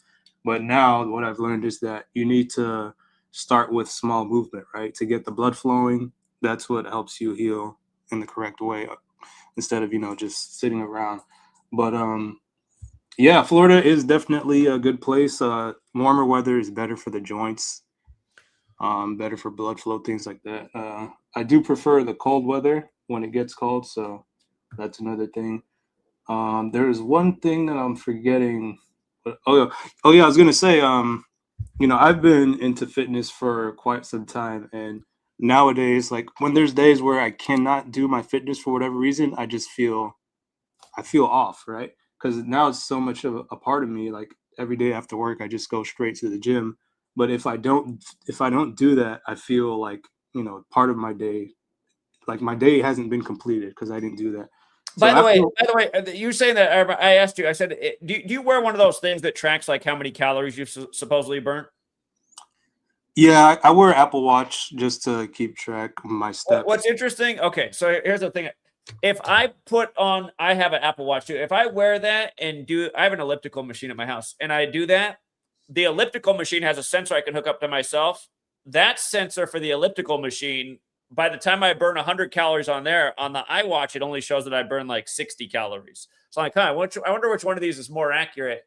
But I asked you months ago, in an hour, how many calories do you burn? Now, if I'm doing cardio, I can burn way more calories than weightlifting. What I realize is on a leg day, if I work out for an hour, I typically burn between about 300 and 350 calories in an hour, depending on how hard I'm going. If I'm doing, I'll do shoulders and chest together and back and buys and arms together. Those days, I usually burn a little more than 250 calories in about an hour. So I can burn almost 100 more calories in an hour in a leg day. That's weightlifting. Cardio, if I went hard on cardio for an hour, I'd probably burn 1,000 calories. When I asked you that, you said you were burning like 500 calories in an hour. Was that doing cardio and weightlifting or just weightlifting? So what you said is pretty true. Like when you do leg day, obviously you burn more. Leg muscles are bigger than other muscles in the body. Same goes for running. But yeah, when I burn about 500, that's my normal workout. Is that weightlifting or is that doing cardio too? No, that's just the weightlifting. I do cardio after that. That's okay. Yeah, you must be going hard with little rest time. So okay. Yeah, I try not to waste a lot of time in the gym, and that's kind of like why I like going by myself, so I don't have to talk to anyone. But yeah, if I'm doing a leg day, usually at the end of the leg day before I do the cardio at the end, it's around 600, and then if on every other day it's around 400 or 500. Yeah, that's good. The most I ever burned in an hour was all I did was farmer carry for the whole hour, and I was just killing myself. And I did burn over 400 calories that day, so it can be done. But that was pretty much not resting at all and just carrying heavy weights the whole time until your hands hurt so much you had to go down to the next weight. So yeah, walking is great. That's the only cardio I do is walking. I do about 45 minutes on an incline walk at like 3 miles per hour, and then the final 10 minutes I do turn the treadmill off, and then I just walk in reverse for 10 minutes. So that's what I do for my cardio. But yeah, that's all I had for the topic and the little cardio fitness stuff. Appreciate you taking the call and continue to listen. All right. Take care. See you, bud. You too. So Gematria just hopped off, so he knew it was his turn up because Open Up was saying goodbye, and he hopped off at that moment. That was weak, Gematria. We all wanted to hear from Gematria because anyway. Let's get Trav Ain't Sleep. What's up, man? What's up, Zach? How you doing, man? Are you the gentleman I met in Dallas? No, I've never even been to Dallas. Oh, okay. All right. You look a little bit like a guy who came out. What's up, man?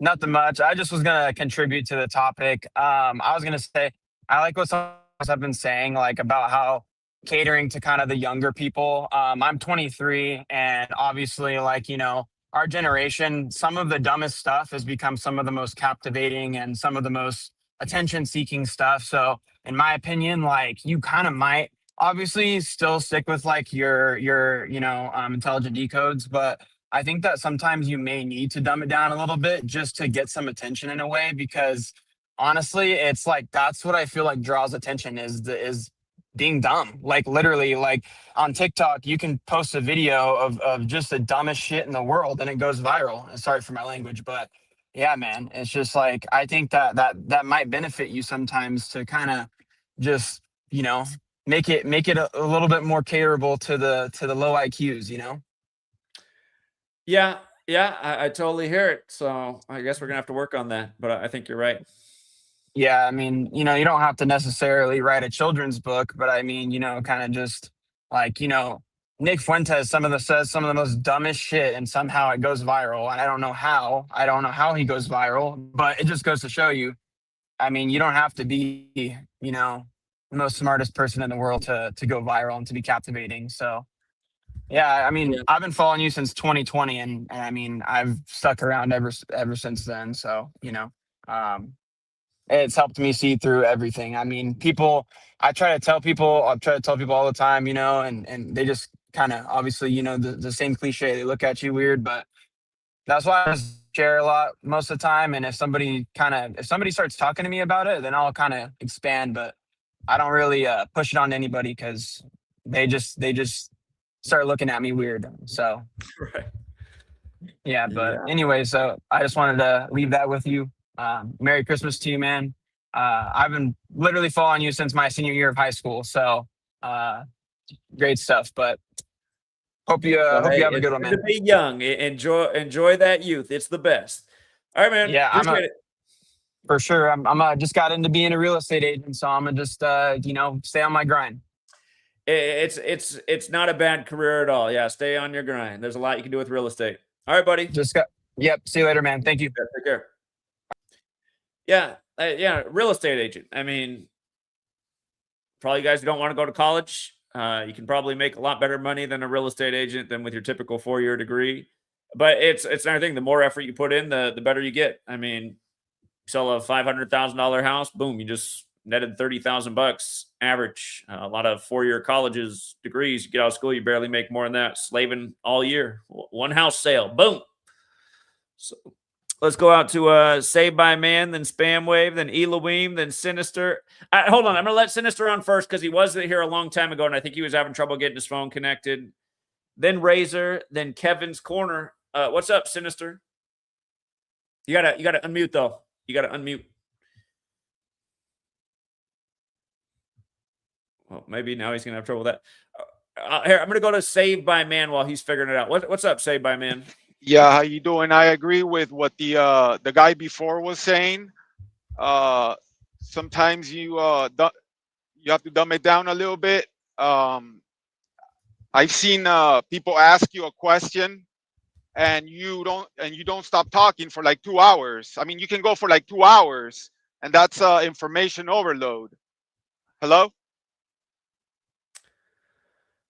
Well, I mean, it's probably an exaggeration, but okay. No, I mean, I listen to you a lot. But another thing, no, I don't think you should dumb it down. So let me ask you a question. Do you need more people, right? Just out of curiosity, your voice sounds identical to a guy that calls and leaves really long, weird voicemails, sometimes screaming. No, I've never left. I've never left you a voicemail. I've never left you a voicemail. Okay, you sound. It's a coincidence then. But go ahead. Coincidence? I thought you didn't believe in coincidences. Well, so that's what I mean. Maybe it's not a coincidence. No, you're just being disrespectful, and now I'm gonna hang up. Oh, okay. Bitch. Yeah, I thought so. That's exactly what those voicemails. Yeah, bitch. Like, that's what I thought. I thought so. All right.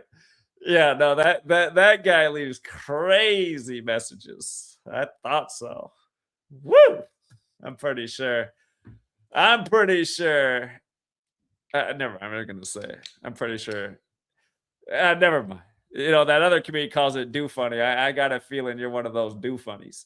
Let's go out to Spam. Actually, hold on. Spam Wave, I'm going to come to you, but just because we got 2 new people I'm not used to in the back, let's get them on here real quick, and then I'll go to Spam Wave. He's had some great calls lately, Spam Wave. What's up, Razor? Can you hear me? Yeah, what's up? Oh, okay. How you doing, man? It's been a minute. I was listening to you for quite some time. I was a regular last year. I gave up this past year of sports and stuff, so I wasn't on the Patreon or whatever. Shout out to Dave. I pointed out looking at pictures a couple years back, and you can even notice in the. I always bring up the lottery numbers being rigged as well. For instance, the Powerball. Week 16 was 1.6 billion. Now it's week 17. It's 1.7 billion. But it's Christmas Eve, so I'm gonna hang out with the family. They're all sports fans, right? I gave them tickets to that Seahawk game with LA, the Kobe night thing, and you could I could go over just like you say, all the ritualistic stuff. It's Kobe Bryant night, yada yada, 81. In the end, did you know they had a halftime show? Because I gave tickets to my sister and their family, so I didn't go. So she's texting me, "Oh, Cult of Personality was the halftime show." I'm like, "What?" I look up cult of personality. I had a feeling it was in '88, right? So the Rams '88 season. But this goes all over their heads, you know, yada yada. So you know, you can blue in the face, give them all the numbers, all the realistic, you know, the scripts and all this kind of stuff. They hear it, but then in the next moment they're talking about, oh, we need a catcher. You know, it's like, it's really, I don't think they can really wrap their head around it, because some of these sports fans are listening to the sports radio where they're talking about the actual players and contracts and stuff like that. So it's so real to them. It couldn't possibly be a script, right? How about trying to explain it as it is an ongoing show, a miniseries. Disney owns all of the sports. Isn't that how I've always played it? The Yeah. news all the time. It's like a running reality TV show. Here's today's Exactly. episode. I mean, Disney owns sports. Why would an adult think Disney, a children's storybook writer, would have anything to do with sports Not to whatsoever? mention they own your news networks, the ESPN, a million things. The food you're eating, all the sugary filled food, like you're still a little kid. Yeah. Of course. So how about explaining it in that kind of a way where we're writing the script? You're the best at, with the World Series, I knew it was about Kobe, obviously, but I had no idea about Jackie Robinson. You know, I don't know his history, his birth, when he died. So it was game one. So you bring up that stuff, right? So I'm like, oh, Jackie Robinson. Oh, okay. I get it. But I don't know to connect these dots because I don't know the history like you do. But so most people aren't going to know, oh, well, why would this ritual be for this person in this week? You know what I mean? That they're not, it's not going to, like with the Colts and Seahawks, the 16 and an 18. Peyton Manning, number 18, who played all his career with the Colts. Well, he was number 16 for Tennessee, the 16th state, and the score was 16-18. It's just mind-boggling. And then they play on the 18th 4 days later, Seattle. So all this 18 business, and LA Lakers are going for their 18th, and all this kind of stuff. So I would try to explain it like, yeah, it's a script, and it's based on, they're doing rituals for it's like a superhero, right? They always do superheroes on ESPN, yada, yada. So it's basically they're writing a comic book, and they're in the process of writing the story, and you're seeing it unfold before you, like Brady's comic book legend is already written. He's done now, right? So all these new players, they're writing. Now he's announcing the game. They're scripting it around. Yeah. So yeah. I would base try to talk to the audience like, hey, you're watching a comic book series, and here's the rituals for these are the heroes of the series. And Joe Montana, it's in the 106th. It's at his stadium. It's the it was week 16. The team that won the 16 Super Bowl won. He also won Super Bowl 19. It's like, oh Jesus. But I did not do the Patreon. I'm gonna do the Patreon because I want to make a bet for the Super Bowl. I was on the Rams because I was trying to decode all the LA World Series stuff. But so there's always different stories, right? And you're always right with what you say. I saw a post with Bully Go Backwards. He did I forget which game it was, but the Patriots Seahawks game.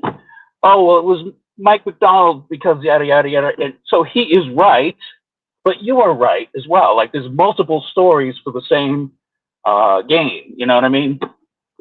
I came across another guy, Tony. Bali is just, I always I helped get that guy a lot of business and always promote. He became a troll of mine, right? Oh, he did? I didn't know that. Yeah, years ago, he started trolling me. It's just like, what's wrong with these people? All I do is promote and help them and build up a following and get them business, and then they become trolls. So, yeah, his name is no longer spoken around here. He's now known as Fat Slob. So that's pretty weak. I heard a 23-year-old just before me, so that's a new guy. So I'll tell your new audience, right? I've been listening to Zach since when you predicted the Flag Bowl Pats in Philly. I don't know what year that was, but that was like 10 years ago. 8 years ago. Okay, well, yeah.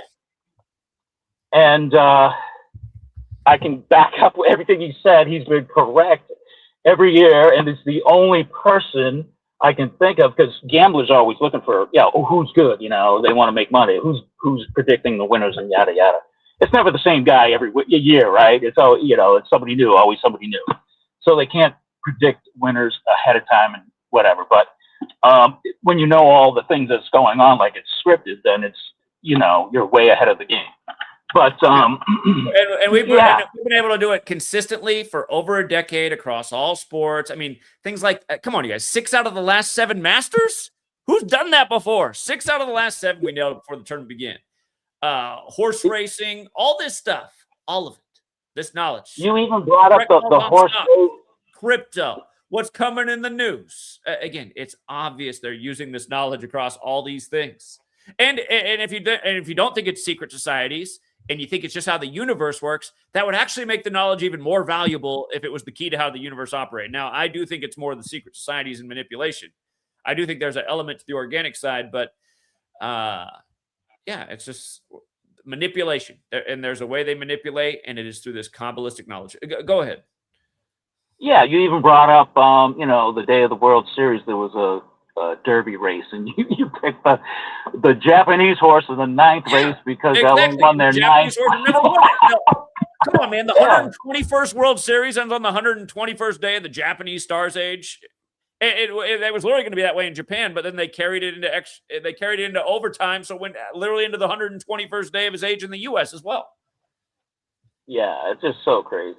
And you're up here in Seattle. In Seattle, they kept telling you that Naylor, who came to the Mariners this year, who's from Toronto, man, they might end up playing Toronto before it happened. And then sure enough, and then what day does that series end? On the 121st day of his age to set up the 121st World Series. We told you in spring training, only one team in the whole league equaled 121. Blue Jays, who won the pennant for the AL. So anyway, and no, we didn't have them to win the World Series, but we thought they had a good shot to be in it, and they were huge odds. I mean, had you put a future on them to win the World Series, they were a monster payout. But even to win the pennant, they were a good payout, which means to win their division or their league, the AL. So yeah. It's really fun. I get angry, kind of like you, where can you believe 16, like 16 times in a row? You're like, oh, what a coincidence! Like that would really piss me off. Like, how dumb can you be? I mean, this is basic stuff. To see something 16 times over and over again about 16, it's like, oh, there's nothing here. It's very frustrating. Yeah, it's just too stupid. It's really dumb. But I think it's meant to be that way. Yeah. But again, maybe talk about it as a movie. It's a script. It's you're watching a movie, basically, a miniseries, and they're all superheroes. They're Marvel, right? It's Batman versus Superman, Brady versus Manning. It's just Disney owns everything. It's the greatest storyteller in the world. I mean, why would Disney have anything to do with sports? Indeed.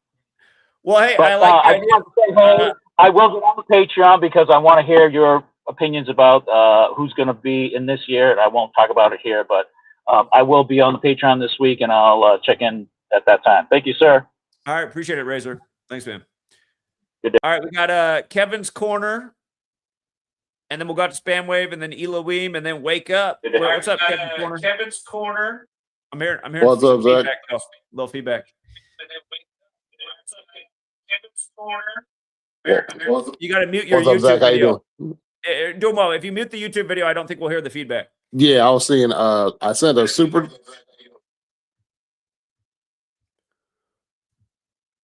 You there, Kevin? I'm sorry, I cut you off. Can you hear me? Yeah, you were getting feedback on delay because the YouTube video is up. And if you just talk through the StreamYard thing that you're in right now, it'll just be perfect back and forth. I think we're good now.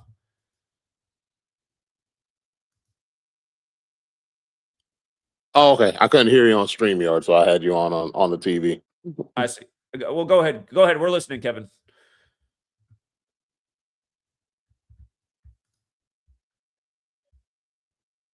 Okay, I sent a super chat earlier, but I think you were on a break. I just had a quick question.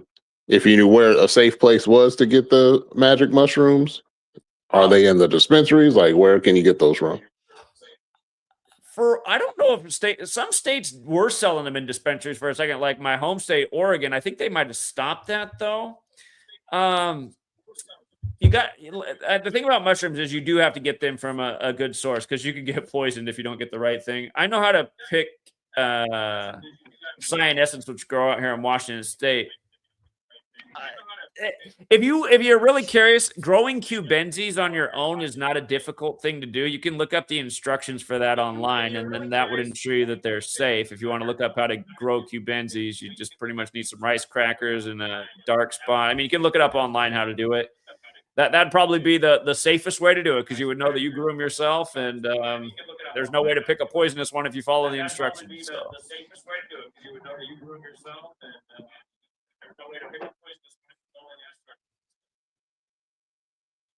Right. And then with the Pope being with the number 85, and now all of a sudden the Bears are all of a sudden all hot with the number 18 quarterback. Do you think they'll run it back, the 85 Super Bowl Bears and the Patriots? Because now the Patriots are all of a sudden they're hot now too with the hot young new quarterback just out of nowhere. That's an interesting thought there you got. It's very possible.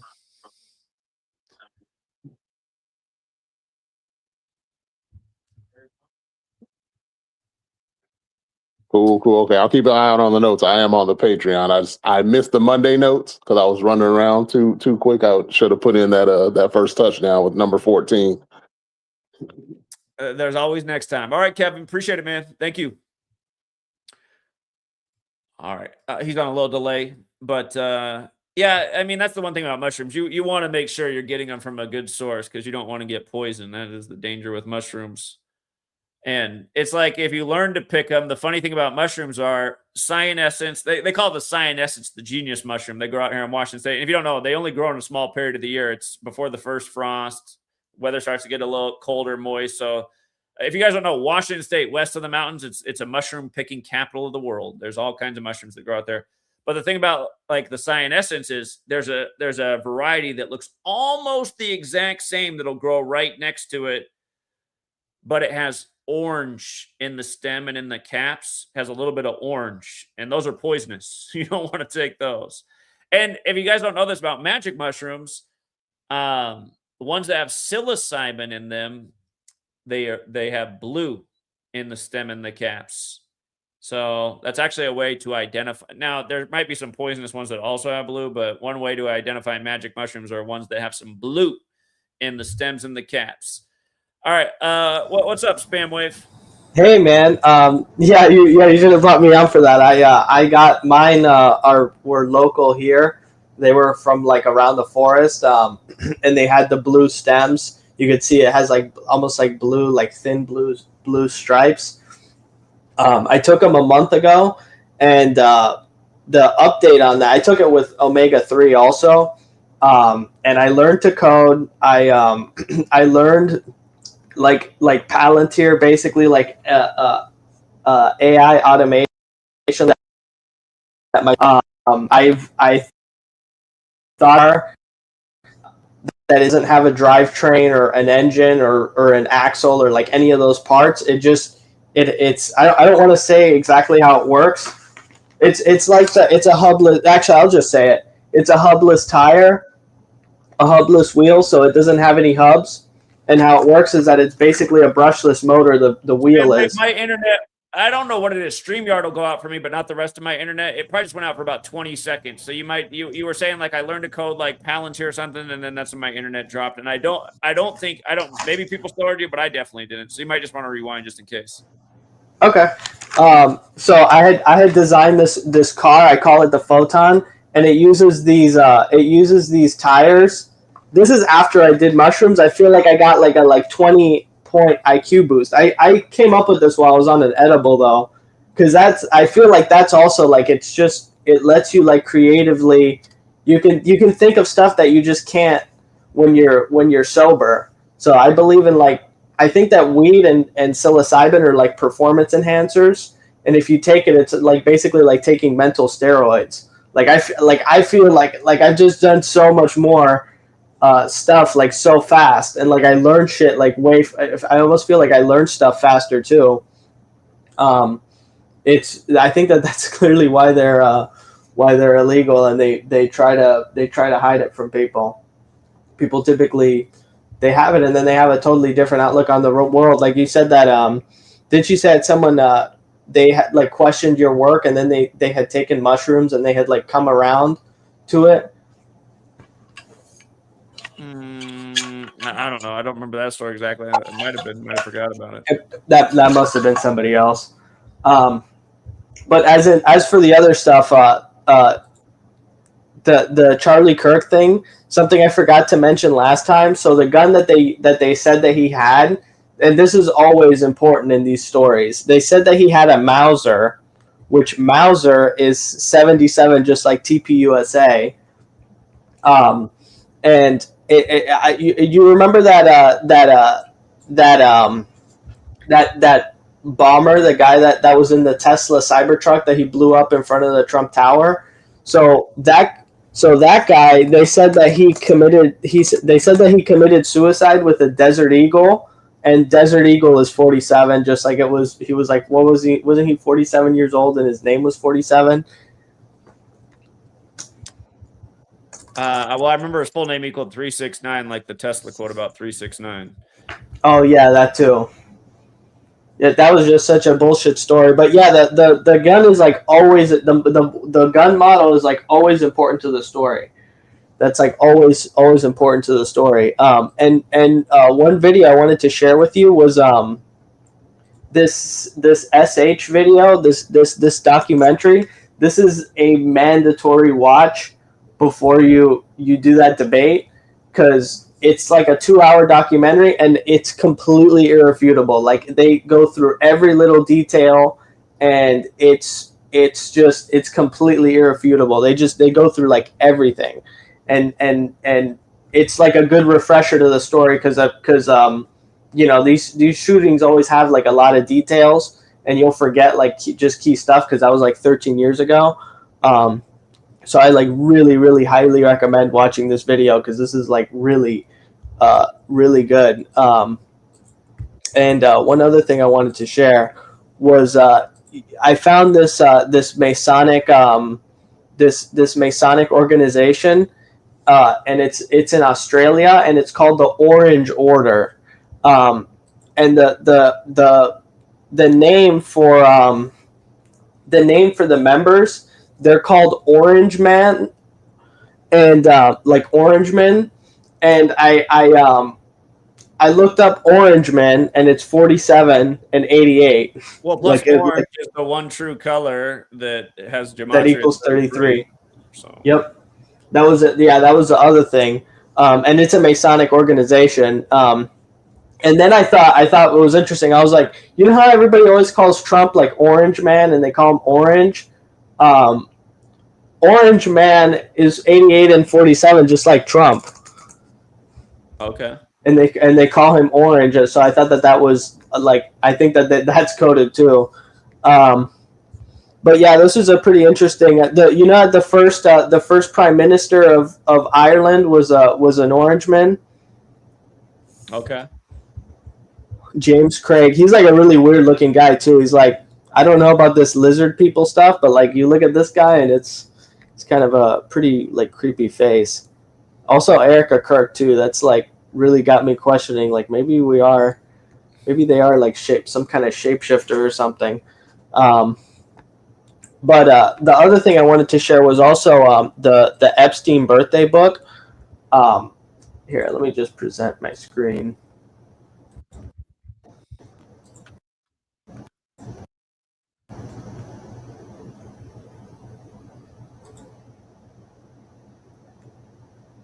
Okay.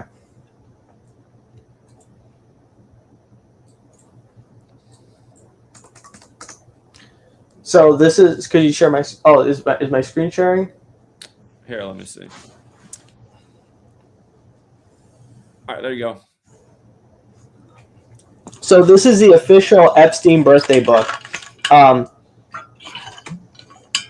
Pythagoras, all these little Masonic references. Yep, that's what I wanted to show. And there's more. I haven't really got through the whole thing, but there's 124, and look. For people who forgot, you guys, he died during Tisha B'Av, which is to remember the destruction of the temples, including Solomon's temple, where all the masonry secrets are. And it was 58 days after Trump's birthday, like he won the 58th election and won with a big asterisk after they sacrificed 1 million people in 58 rituals, including Prince.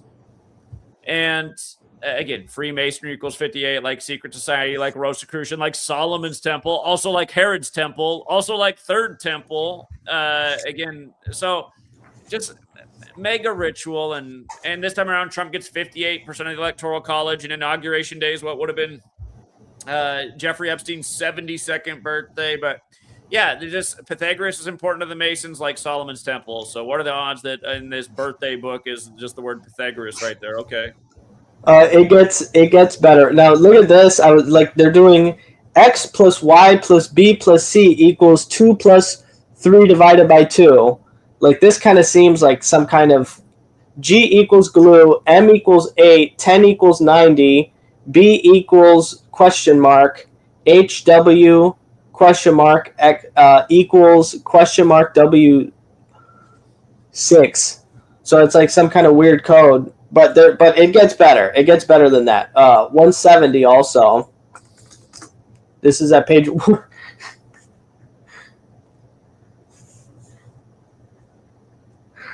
I mean, okay, go ahead.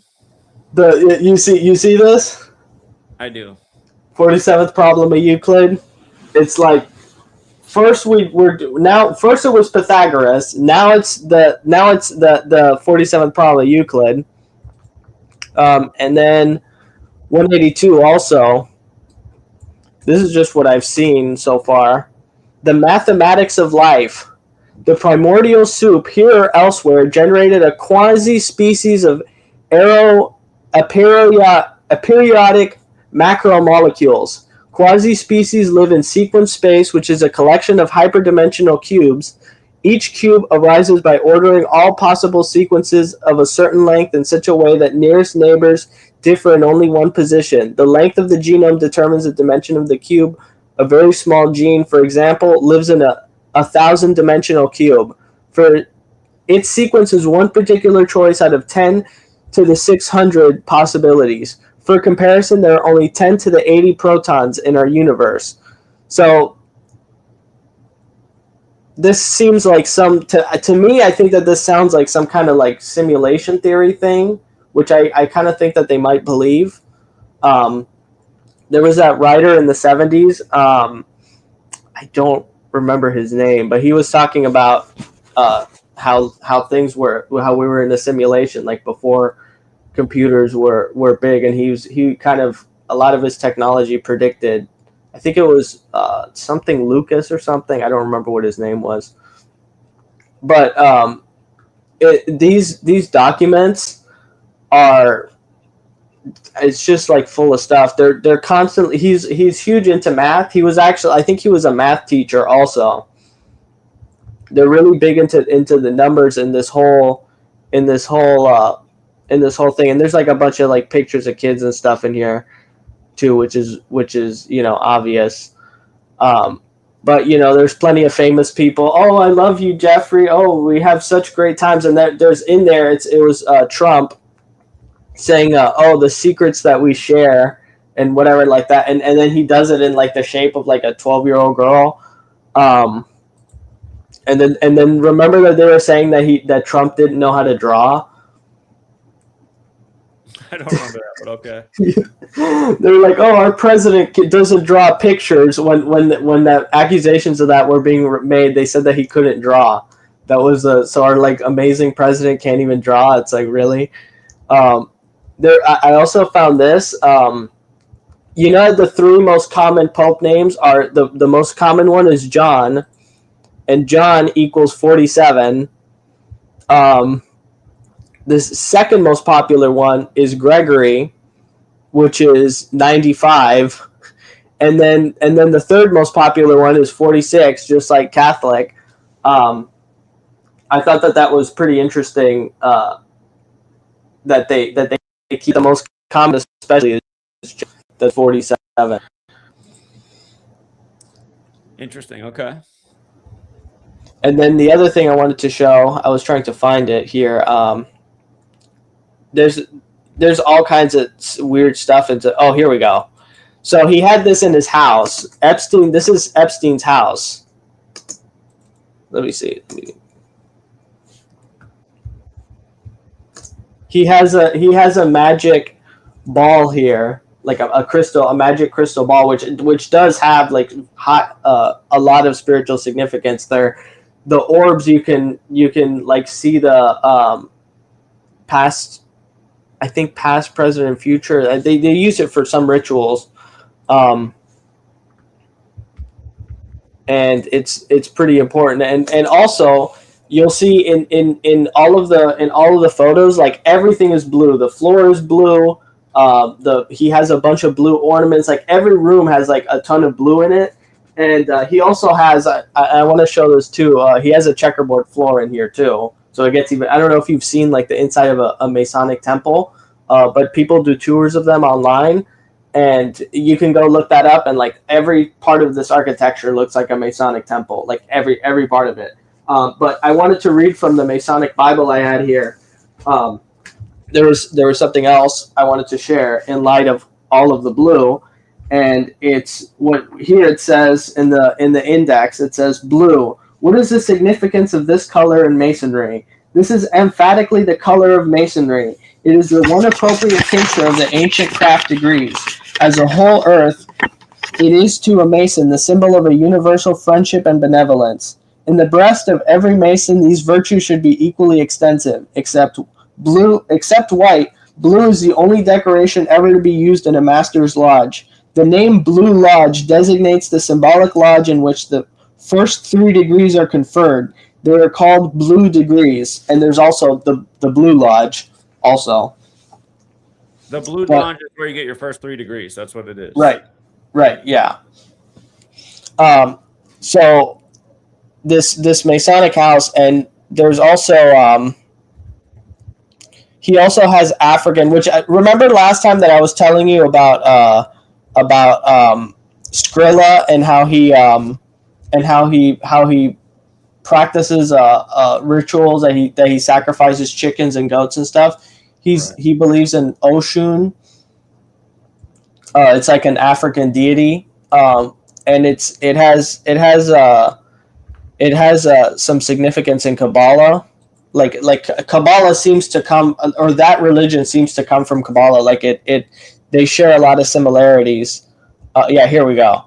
So this is Epstein's house. He has African. You see these African face masks and African religious, like,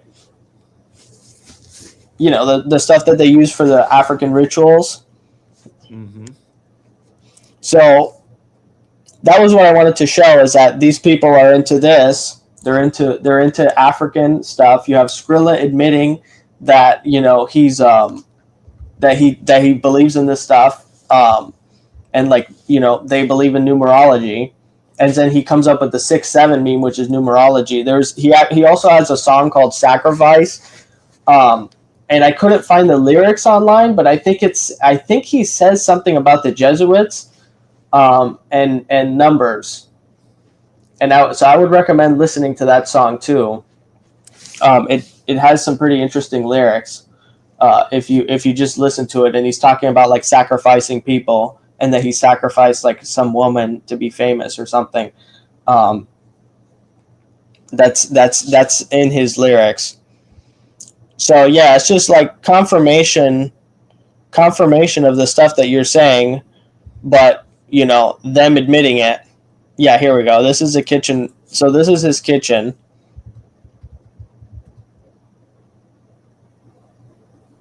Yeah, a strange kitchen with that typical office type tiling for the ceiling too. Interesting. Yeah, like this looks like a Masonic lodge. And also he has this, and he has, look at this. Look at how Masonic. This is like is like a Solomon's Temple bookshelf. Is that supposed to be some kind of portrait of Jesus up there too? Oh yeah, right. You know that Candace Owens, that crucifix that she has behind her. Right, she's a Catholic, converted to Catholicism just before her 35th birthday.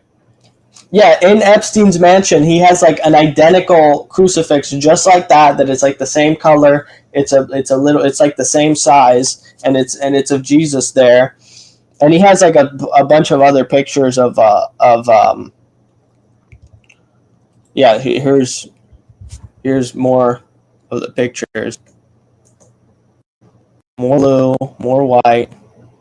Oh yeah, here we go. More see see what it is with all the blue, and then these striped things, which this represents duality, and then look at the rug. Like this is like the tiles. Yeah, yeah. First degree of Freemasonry that entered apprentice. Of course, he was hanging out over there. Yep. Yeah, and there's a lot of Masons down here in Florida, like in especially I'm like 40 minutes from Palm Beach, and there's like a lot of Masons here. I've interacted with like a lot of Masons, and they say that that like if they get pulled over by a cop, that they'll like let them go if they're a Mason. If they answer a certain question, they have like a secret passcode. That was I remember. It's funny how people say that like you were saying that your sister thinks it's a conspiracy. My first introductory, yeah, here we go. Here we go. Yeah, this is a crucifix that he had in his room, in his house, just like the Candace Owens ones. They believe in Gnosticism that they don't like the whole thing Christian propaganda of like that they hate Jesus, like that's crap. Jesus is one of the deities, just like Satan is one of the deities, just like there's Polaris is one of the deities. Like all of these, the sun is a deity. Like they don't believe in like one God. They believe in a lot of different gods. They also believe in Yahweh too. Like they pay tribute to each god. Like they worship each god. So like there's rituals. Some of the rituals are to this god, and some of the rituals are to that god. Like you see in the news.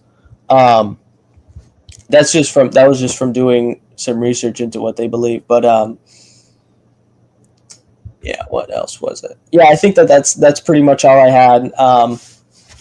I definitely watched that documentary. That's really important for that debate. What was the documentary again? I posted it in the chat. It's about the SH shooting. It's in the private chat. Okay. That's like a mandatory watch. And yeah, that was all I wanted to say. Also, the other guy was talking about fitness and like burning calories. When you build muscle, you like if you look at those bodybuilders, like they eat like a ton of food, but they're not fat because they're working out all day, and their muscle like eats that it eats that all those extra calories. So even if you're just sitting around, if you're muscular, you won't get fat. Like your muscles will just take in those extra calories. So if you're strong, then the weight just like you'll just start losing weight just because you're strong. Even if you're not exercising that much, you're just doing like muscle building exercises. The more muscle your body has, the more calories it burns. Right. Yeah. Exactly. I've been going to the gym too, and these are my gains so far. I guess you can't really see it in the light, but it's pretty good. I gained I think 25 pounds of muscle since I started like a year ago. And you want to show your gains through the camera too? I don't want to show off. But yeah, and I've been doing like MMA and stuff like that. I don't know why people say that, like people don't like working out, that like it hurts or something. I like that like feeling afterward, that like kind of like burning. I don't know how to describe it, but I don't feel it's not painful for me. I don't know. It feels like good. Well, you should want to feel the burn. That burn, if you work out hard enough, is what means your muscles are going to grow back even stronger. Unless you injured yourself, that's a different type of feeling. So yeah. But yeah, just that burn, it feels good. Like you were saying that your dad doesn't like it. I don't. My dad's the same way. He doesn't like it either. I Like say that. I don't know. My dad just doesn't like to work out. I don't know what's wrong with him. yeah, I don't know why. It's just I love doing it. I walk 2 miles also to and back from the gym. Sometimes two. You typically more like 2.5. And I do some jogging. I would definitely recommend doing combat because you kind of it makes your body it makes your body like move more fluid. It makes you more flexible. And also it's just like a good skill to have, you know. But yeah, there's a lot of people on YouTube now that show how to do that. But yeah, that was I'll be doing some looking into some other stuff that I'll bring on next time. So All right, buddy. I like all the research you're doing. Thank you. all right, thanks. Merry Christmas. Yeah, same to you. See you later, man. What's up, Elohim? Elohim, you there? Yo, Zach, man, I had to go, man. But that last caller, man, I went to get some food. I went to use the bathroom, went to fix my bed. That's how people feel sometimes when you call in. They're like, I Elohim, arranged, long-winded. I arranged my desk, cleaned, I finished a bunch of chores in that time. But yeah, no, I really called in to really talk about the whole dumbing down thing. I think you need to just rebrand and hold it. How did you find out about Gematria? You said you read an expert and you said and what was Excerpt from Manly P. Hall's The Secret Teachings of All Ages that was online. It was because I was just trying to find like what is it with numbers? Is there some ritualism in the numbers? Somehow, some way, it just led me to that portion of that book, and I said, and you said he didn't really say much, so you had to go do your own research, right? Right. So how about you just because it just seemed like Zach, as soon as you just started saying the Jesuits, I think that's when the suppression began. So how about Well, you just I find a talked about way it from the to. beginning, but since we laser focused on him, yeah, we've been on a lot more lockdown. That is for sure. But I have been talking about him since the beginning. But yeah, I agree with what you just said too. Yeah. Yeah, I think, I mean, because there's other Gematria channels out there. I mean, other people talk about Gematria, but I just feel like you need a rebrand because it just seems like they have killed the algorithm, and just any type of way of your videos, getting any traction on your channels. Your channel is definitely shadow banned. Um, Even when I look up your channel, like good thing I'm subscribed, so I can just go to the subscription tab and just. But even when you type in some of your videos don't even pop up. Like so yeah, I think you need a rebrand and find a way to show the work every day and have the viewer go do their own research as to who's behind what you're showing. Instead of I mean, because you're still gonna get the point across. Now it's up to the viewer to use their brain and go figure out who's really behind it. So Okay. Yeah, I hear that. and I think that you should zone in more on sports. And the reason I say that is because um and it could be even covering sports news. The reason I say that is because just like the other caller said, you have to gravitate towards the youth and the fresher minds. And most of the youths are into sports. I'm pretty sure that's how me and most of the guys in that Patreon found your work through sports. Um so yeah, I think you should zone in more on sports. Um, you know, and yeah, All right. I appreciate it. yep. All right, man. Hold I'll on. talk to You you in a little bit. All right. at Carry what Louis. time? Huh? I said you're on Patreon at what time? 3:30 Pacific, 6:30 Eastern. Okay, okay. All right. I'm getting all the football stuff behind the scenes right now. I'm getting it done. So, All right, Zach. I'll call you later. all right. Take care, man. See you. All right, we got Darren, Moonlight, and then Wake Up. Or did I read that right? Yeah, Darren. What's up, Darren?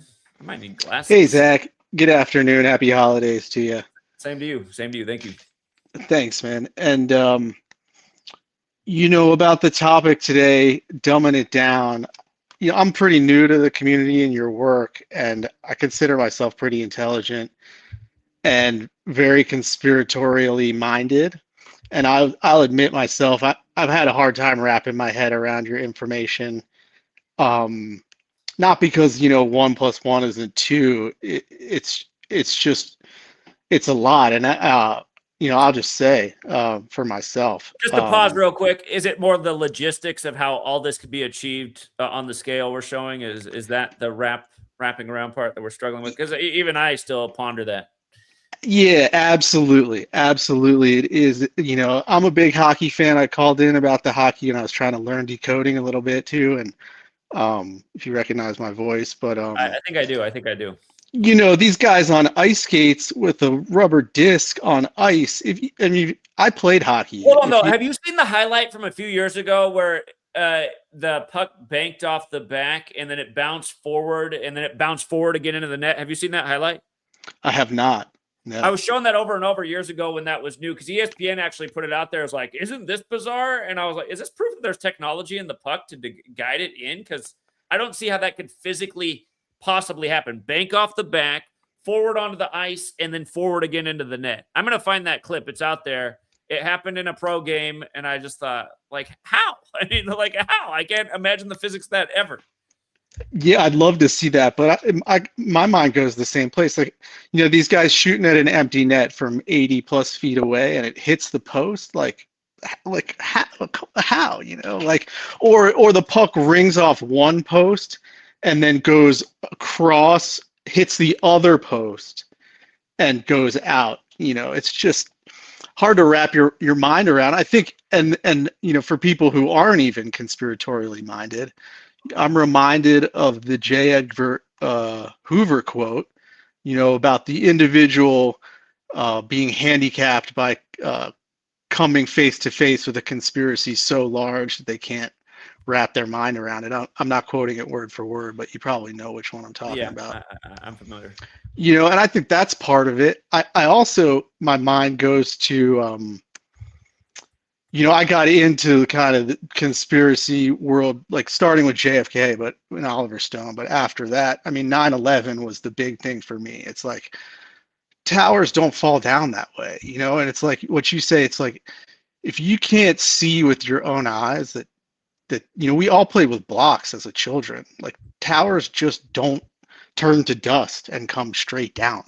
It just doesn't happen, and people are still accepting of that official story, and it's just again that J. Edgar Hoover quote. But David Icke did this interview with a Zulu shaman called Credo Mutwa. It's called The Reptilian Agenda, and I think he was shot in 1998.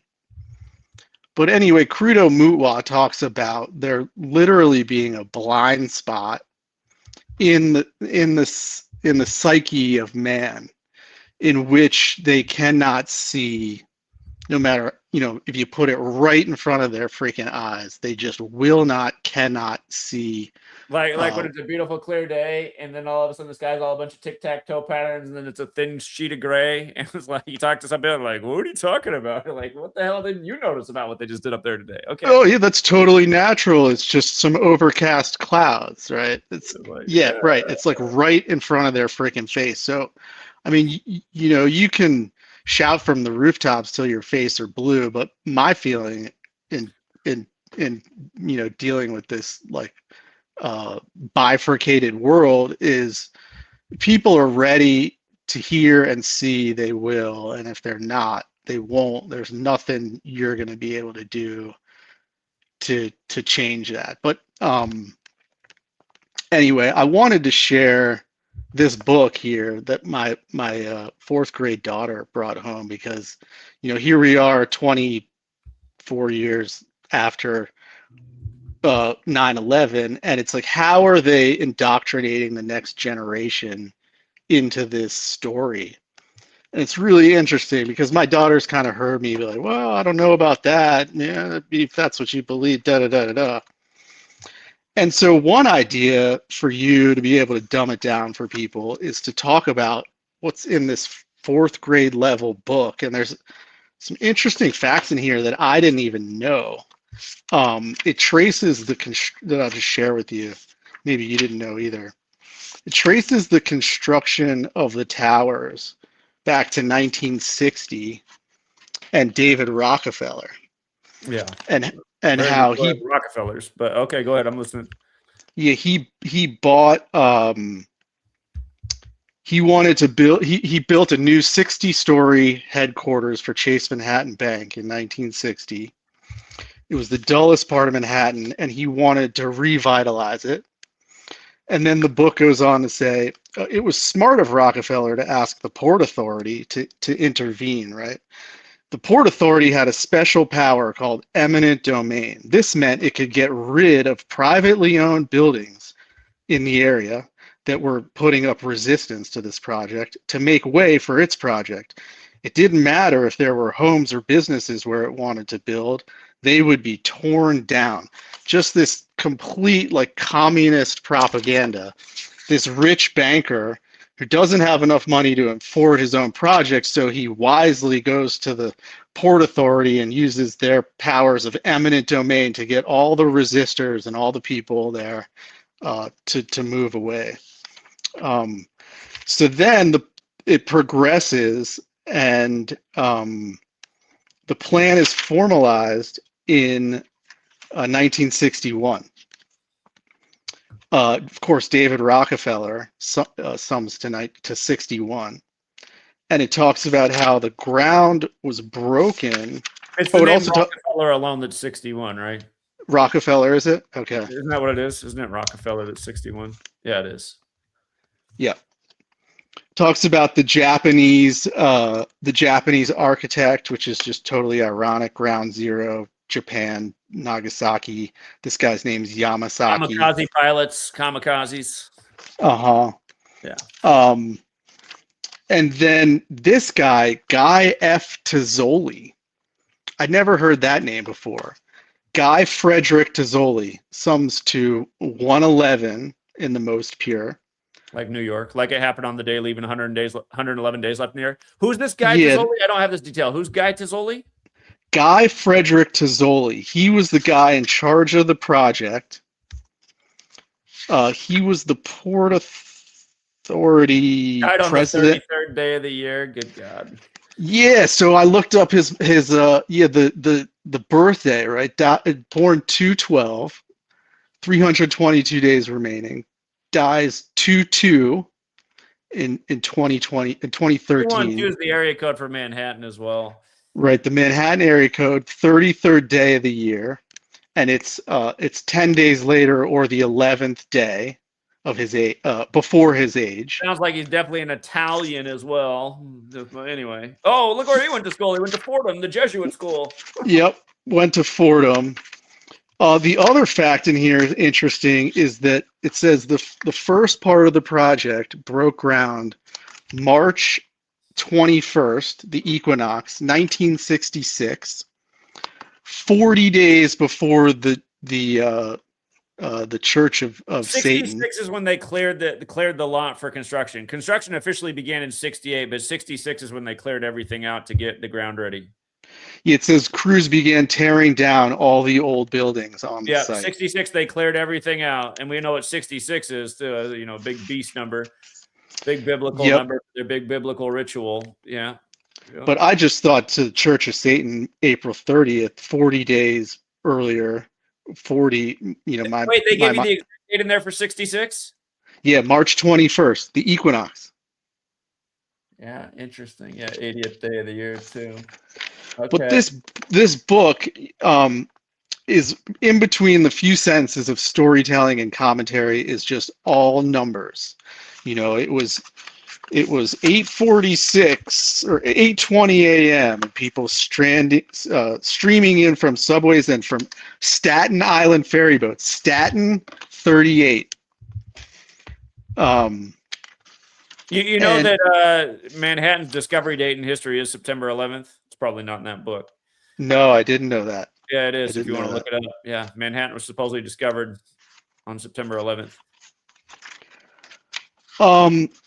And then, you know, it goes to talk about the opening day, April 4th, 1973, 4/4. Yeah. Nelson Rockefeller comes to speak at the ceremony.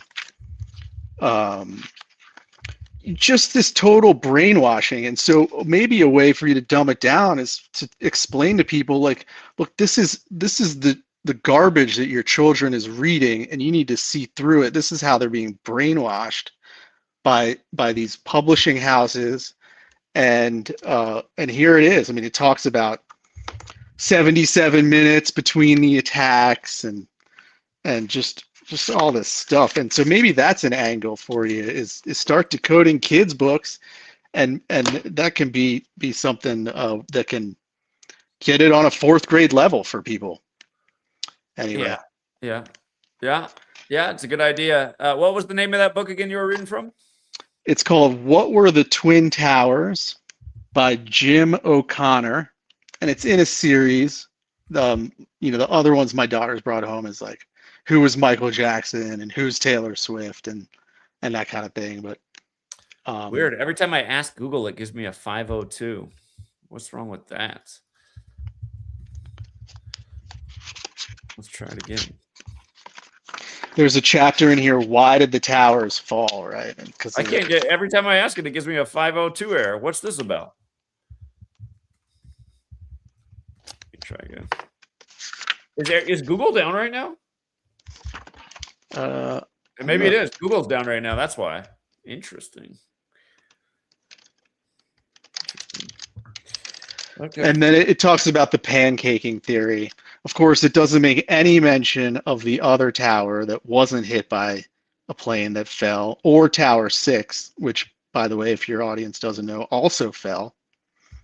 Yeah. Did you know about the fireman who supposedly died on 9/11, whose daughter died at a sorority pancake eating contest?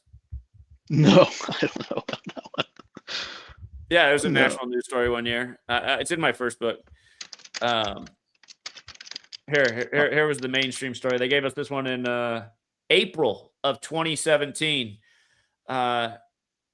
Connecticut college student dies days after pancake eating contest, and the story was that her dad died on 9/11. But yeah, pancake eating contest, 77, like September 11th, like World Trade Center, like how tall the Pentagon is and its coordinates, and Flight 77, all that stuff. The news broke on the 93rd day of the year, as if we needed one more 93 going from the 93 World Trade Center bombing to Flight 93 to et cetera, et cetera. But yeah, just the mockery that they put out in the news. So. Yeah, and it's I mean, the numbers, it's like, you know, oh, the flight into the Pentagon with 125 people on it, and just on and on like that, you know. Yeah. So, but just an idea for you. I also like that other caller's idea last week about short clips, like for Instagram. And there's a channel out there called I think it's Gematria Will New. It's one of your for lack of a better word, students or disciples puts out these Gematria facts number and they're just short 3 to 5 minute videos about how. Yeah. He doesn't talk usually. They're silent videos, but he does a good job. Yeah, exactly. So maybe it's just shorter things along those lines. But wanted to just offer my good wishes for the holidays and keep up the great work, and we'll see you next time. All right, appreciate everything shared. Thank you. Thank you. All right. Yeah, apparently Google is down right now. What's up, Moonlight? Hey, wanted to start off with Merry Christmas, by the way. Thank you. I have a very very surface level decode. This is like the first decode that I've ever done. So I don't know if it has any legs. You can just cut me off if you see anything or hear anything that I have here. Okay, so I'm gonna just go ahead and make it quick. I was decoding. You mentioned in a recent stream, probably a sports one, where you said that if you have a popular Christmas song, that you would probably die by the numbers. And Well, I I was looked making the up, point probably around Christmas too. yeah, that was the basis of it. And so I looked up Mariah Carey. Oh, that's where it was. You mentioned Mariah Carey. Right. So I looked her up. She has a song called, well, first let me start with her birthday. Okay, so she was born in 1969 on March 27th. I don't have any numbers for her birthday, but I have for her birth year. Her name, Mariah Carey, equals 69. And I linked this with Charlie Kirk because of some of the numbers that I saw in here as well, which if she okay, this is kind of hard to put together. I'm gonna just finish some of the numbers and it'll make sense why Charlie Kirk is in here. Um so her name equals 69. She was born in 69. Christmas equals 38. New Year's equals 38. Her last name, Carrie, equals 83. Her hit song, Make My Wish Come True, equals 83 and 97. I don't know if 97 was significant, but I looked up what Yeah, happened. death Like, is 97, murder is 83, 97 is the 25th prime. Of course, Christmas was 1225. Yeshua is also 83 as well, the true name, but go ahead. Interesting. Okay. So that adds to it. I looked up 97 and Mariah Carey, or the year 1997 and Mariah Carey, and she had her album Butterfly released on September 10th of 1997, which is Charlie Kirk's death anniversary. That was probably her biggest album. That album was huge. She had all kinds of songs on the radio from that. Huge, yes. So I looked up this September 10th to December 31st. And the reason why I did that was to see if any prediction on like the day she would die had any legs. So that looks like 112 days. Her first name Mariah equals 112 days. I mean equals 112. And then this is interesting. I just looked up one quick word to see if I could randomly predict the way she would die. But I put up heart attack, and heart attack equals 189 and 72. Like Merry Christmas, 189 and two ciphers, and also 72. And I also looked at car accident, that equals 72 as well. But that's all I had for her decode. And the birthday thing. Mariah Carey's birth year to Charlie Kirk is a span of 56 years as well. And Charlie equals 56. Okay. Interesting. Yeah, that's all I have for her death decode. And then the last few things I have is for your for the topic of this live stream. You said to water it down a little bit, so I was looking at I was looking at a bunch of your content before. You have a lot of things on your screen from your YouTube videos. You have like a basic format that you've been using for a long time. And for when it comes to Gen Z doesn't have like Gen Z is a lot of brain rot. They like brain rot is a thing in the Gen Z community. And so it's very popular, and they don't like all of that stuff on the screen. It makes them scroll quicker. It makes them, they have to read a lot. It's too much it's using too much mental bandwidth, so they shy away from things like that. So less things on the screen, shorter titles, surface level decoding. That's just some main things to focus on for Gen Z.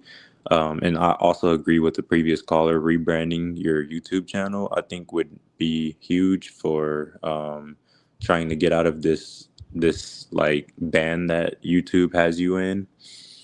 I would say TikTok is huge. I was actually trying to get into contact with you a while back to see if I was able to repost your work on TikTok. Anyone can repost But my work anywhere. I don't care at all. okay, for sure. I wouldn't do it as seriously as I did as I wanted to before, because now I'm trying to start school, which I'll have a full-time school and full-time job, so it's gonna be kind of Yeah. free time is Too gonna be many hours in a limited. day. I But get it. yeah, but also, have you ever heard of Randy is Comedy? I don't think so. Okay, so he's a TikToker who gets pretty good views in a few of his videos. Every now and then TikTok just random, I don't know what their algorithm does, but they push a video pretty strong in their algorithm every now and then, and he posts gematria work as well. And it looks to me like he gets his work from you, but I have no idea if he knows you in any way. So I don't know if he does his own work or if he gets it from you, but the calculator that he uses, like you see what you have on your screen right now, it looks exactly like that at the bottom. You know, the words right there, the colors, all of it, it looks exactly the same. So I was wondering if he was getting any of that from you. But he posts videos where he mixes in laughing at the masses with like gematria numbers. And then he also uploads a ton on Gematria with like minimal editing. You know, he just has a CIA background in the back while he's talking about, you know, he'll say like, you know, Kobe Bryant equals 41. He died in Los Angeles, which equals 41, and then plane crash, blah, blah. You know, he'll go through things the same way you did, but he'll use the CIA background, acting like he's the CIA, and like laugh at that, you know. And I think Gen Z is able to relate to something like that much easier. So that's one thing. And then I have just a few last things here. How I found you was through Soluminati. Do you remember who he is? Of course. Yeah. Yeah. Yes. He got a lot of people on board with this information when the day Kobe died. Yeah, that was huge. I came here from him, from his spiritual channel, Spiritual Soul. Um, and and then just the last thing that I have. Oh, you know what? I also wanted to know if you had any opinion on him in general, like he doesn't post the type of content he used to post, like. Ever since his brother died. Yes, exactly. See, I knew I wasn't tripping. Oh my gosh. I knew it was not the same. Like it all changed so quickly. And he was so intentional with how he was posting content and stuff back then. And then nowadays everything is just like surface level Gen Z brain rot type of content now, you know? Like it's not the same. But yeah, I also wanted to just say the His IQ thing you brother, brought up. again, sometimes I wonder if he was punished for sharing this information because his brother died 38 days before his birthday. And we all know death, murder, Mm, killing, RIP 38. So wow. Oh shoot, I did not know that. Interesting. That's actually kind of scary. his brother also died 174 days from his own birthday, and his name equal 174. Wow. And I think Illuminati went to a Catholic high school, didn't he? I'm not sure.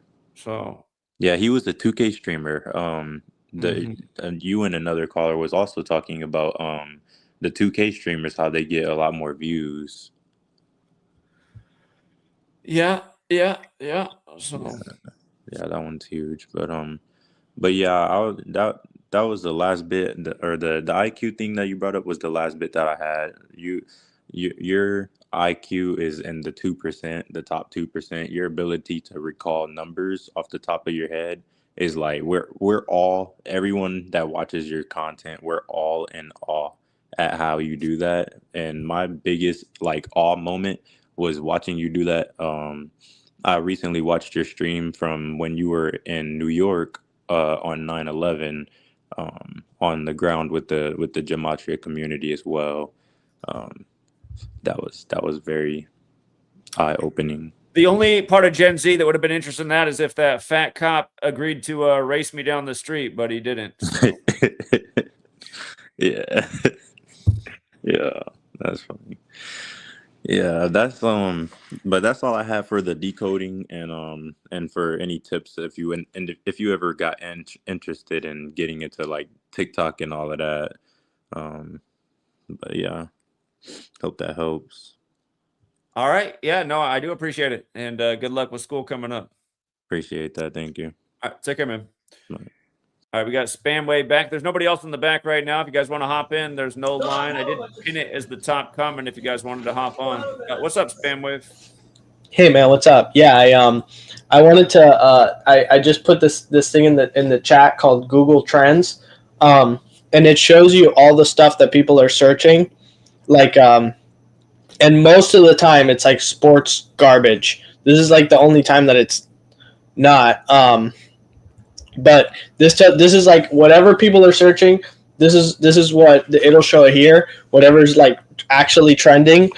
So you could just make videos on these things instead of what's on CNN. Sure. I think it might do better in the algorithm because then it's like stuff that like people are doing right now. Also, I didn't answer the main question of like should we dumb it down. I do think that we should. I do think that we should make like videos that are like just sticking to like one number or something for the dummies because then. Well, it's not just for the dummies, but I think it's profound when it's just one number because it's like if it's like the same exact number like 100 times, and it's like then you can't deny it basically. And I guess that they don't understand jumping around between different numbers. They just get confused. That's what I've seen when you go on CT's panel that you give them too many numbers and then they like they don't know. They just like completely lose you. Although they're pretty dumb though, for a panel. I mean, that's probably one of the dumbest panels I think I've probably ever seen. Yeah,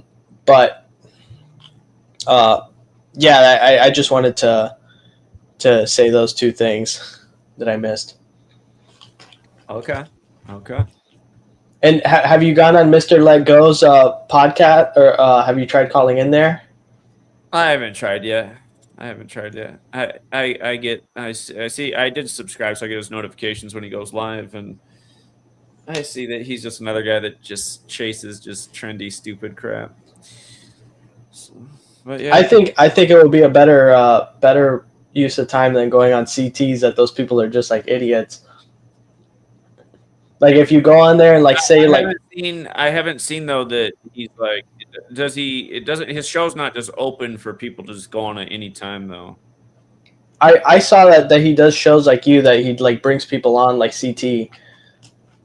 Yeah. Except it's like CT shows is always open for anybody to come on. That's why it's so easy to go on there. But yeah, that was all I had. So yeah, I'll see you. All right, buddy. All right. See you. Bye. We got Open Up back, and then we got Richard. What's up, Open Up? What's up, Zach? So I just wanted to call in about 2 callers ago. He brought up Randy, and that's actually who I was talking about when I called in the first time. And yeah, I follow him on Instagram. He is on the Patreon too. He's called in multiple times, Randy. And Is has that a the big Randy same Randy who called into this stream earlier? Yeah, that's Randy. Same one. Oh, that's He the calls same into Randy. Patreon. Okay, same Randy. Yeah, Okay. he calls into Patreon too. And I just didn't want to promote him because I don't know if he wanted to do that himself because he's already been around for a while.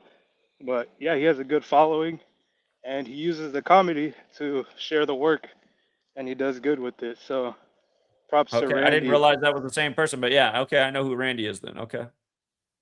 Yeah, and I actually just found out maybe a month or 2 ago because one of my other friends in my own friend group is someone who I've been trying to get onto Gematria. And one day he sent me one of Randy's videos, and I didn't even realize that same Randy was the one from the Patreon until But you recognized his maybe, voice, I'm sure. Same voice. yeah, his voice. Yep, his Yeah. voice gave it away. I was like, wait, this is the same Randy who's been calling in. So I thought that was kind of crazy that someone within the community already had a big following. So Yeah, that was he's kind never of let us know that he has his own platform when he calls in, so I didn't know. yeah. I didn't know either, and I didn't want to be the one to say it for him because I didn't know if he wanted to have it said, but the caller already mentioned it 2 calls ago. So, but yeah, that's all I wanted to say. The gyms are closed today, so I'm out here getting some sun, walking with the weight vest, getting some steps in, How which is the many easy. pounds are on your vest? I actually don't remember because I bought 2 of them, and one of them was 25, the other one was 30. I think this is the 25 one right now.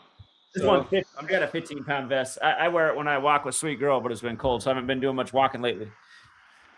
yeah, it's probably like 73, 74 degrees here in Florida. Perfect weather for a walk. Still sunny outside. So all the people out there, if you want to get into exercising, this is the best exercise. Just take a walk. Anyone could do it, as long as you're still able to walk. But very underrated exercise. But yeah, that's all I wanted to recall in about. It was a shout out to Randy, who does great work. And I'll continue listening in the back while I take the walk. All right, buddy. Appreciate it, man. Enjoy the walk. Yeah, take care. Somebody said, where's the link to join? It should be pinned, but I can post it again. It should be the top pinned comment. Somebody was just in the back, but they just dropped out. Whoever calls in is up next. I still got a lot to do in my work in the background. In fact, I'm gonna take a quick break. I'll be back in about 1 minute. Yeah, I'm going to take a 1 minute break. If you guys want to join, I did just drop the link. And if I come back and nobody's here, well, 202-5 is back. 202-5, I'll be back. I'll be back in less than a minute. Quick break, and then anybody wants to join, now's the time.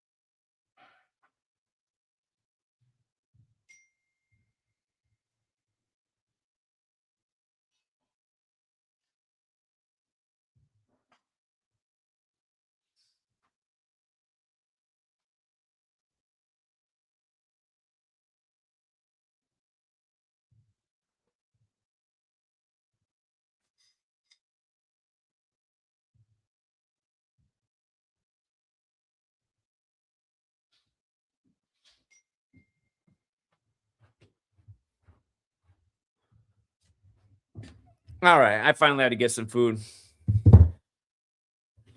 So I will be eating this avocado while we finish this stream. What's up, 202-5? Hey, what's going on with you, man? Hey, only thing I gotta say, hooked on phonics, works for CT, A, B, C, D, E, F, G. Do you think people like him exist outside of the internet? Actually, yeah, I really believe they do. And what gets me about him, because I the last time I listened to a show was when I was in Switzerland about 2 weeks ago. Him and his little butt buddy with that 49ers logo in the background.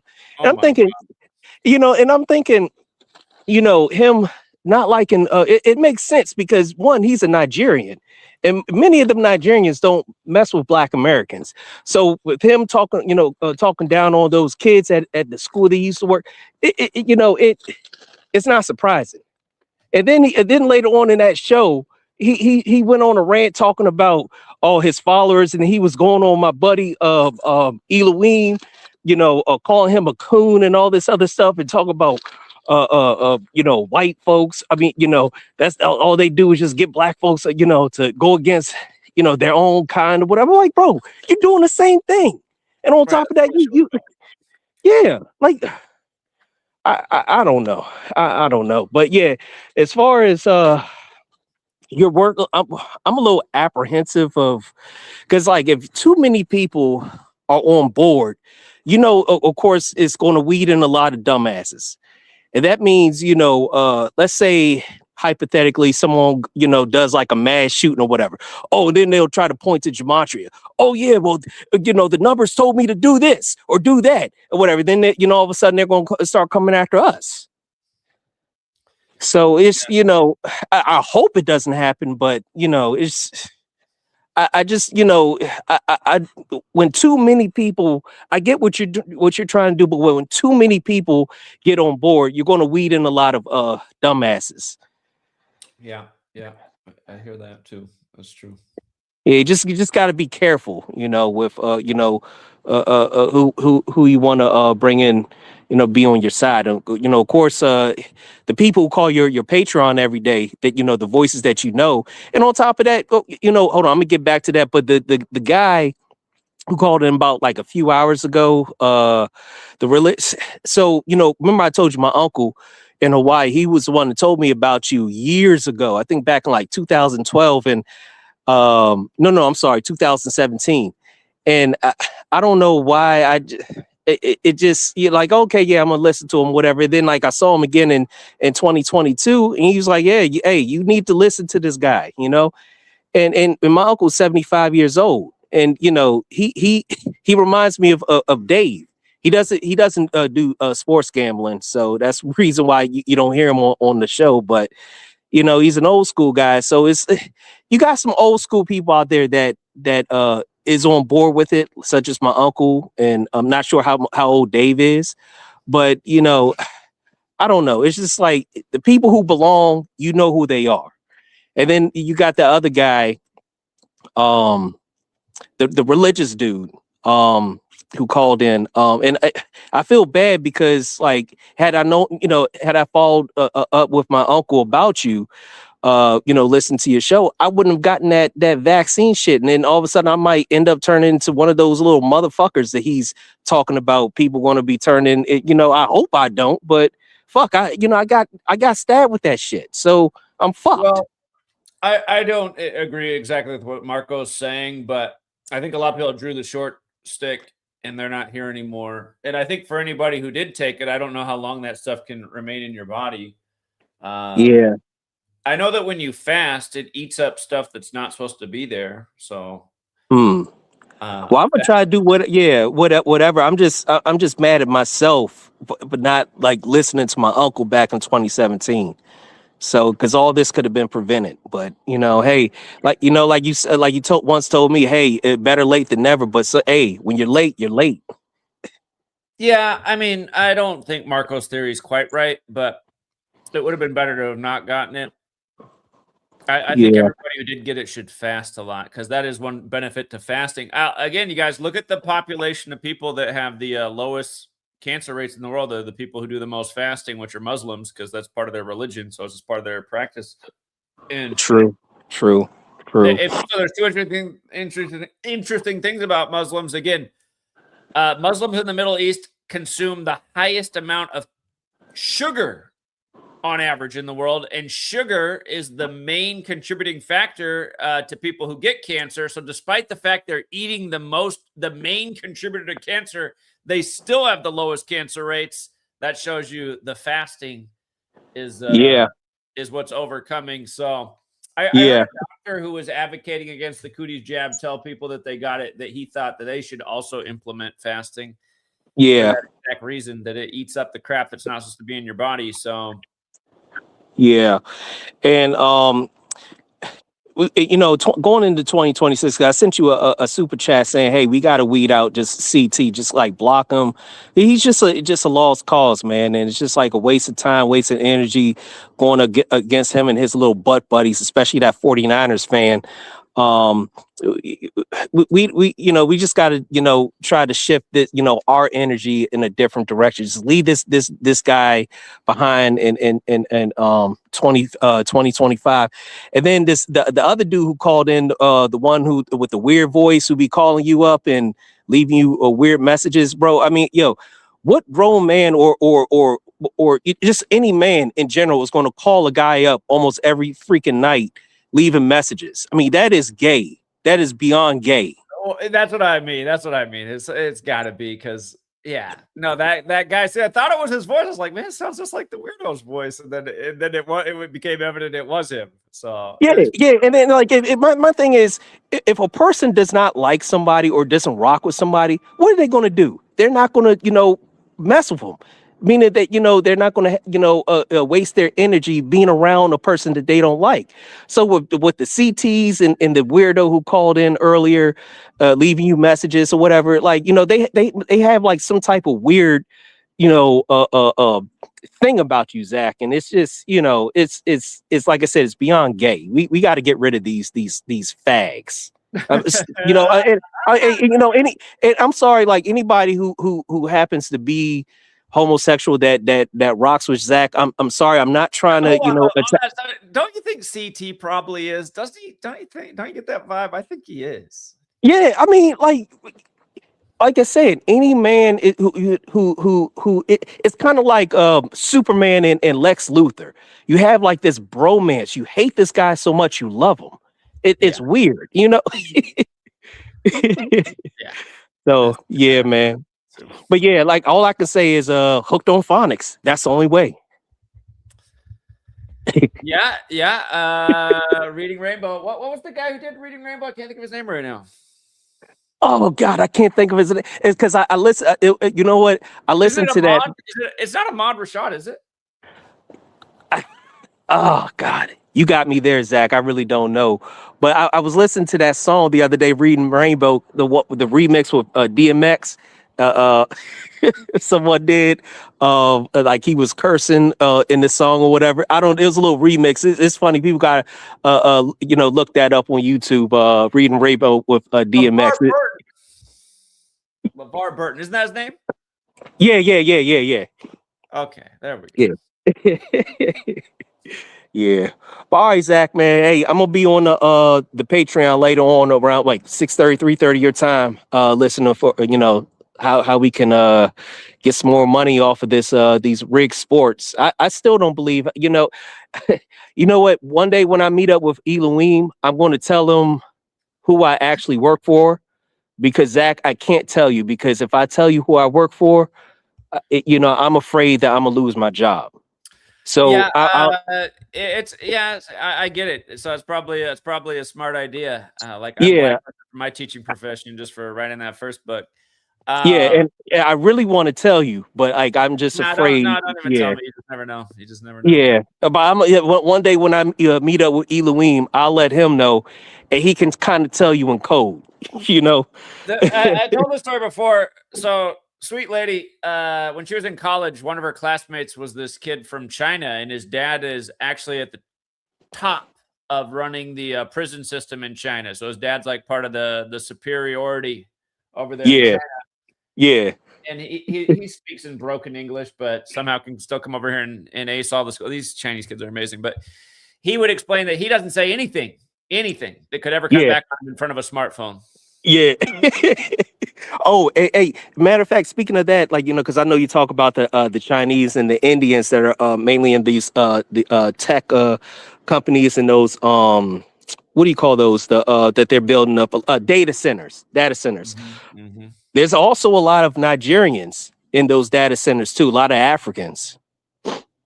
Yeah. Particularly Nigerians. Yeah. And like I say, they just have this thing about like Black Americans are lazy, violent, dumb people. I don't know. It's just, at least most of the old school ones like had this little negative mindset about Black Americans. But yeah. But, all right, man. Well, hey, I'm a call back later on today for the sports stream, man. Looking forward to talking to you later on. All right. Appreciate it. All right. All right. No problem. All right. That's it. All right. We got Richard, David, and then Pens for Stanley. I think I'm reading that right. What's up, Richard? What's up, Zach? Hey, can you do me a favor, man? Can you pull up the link that I put in the private chat? Let's see. We got okay.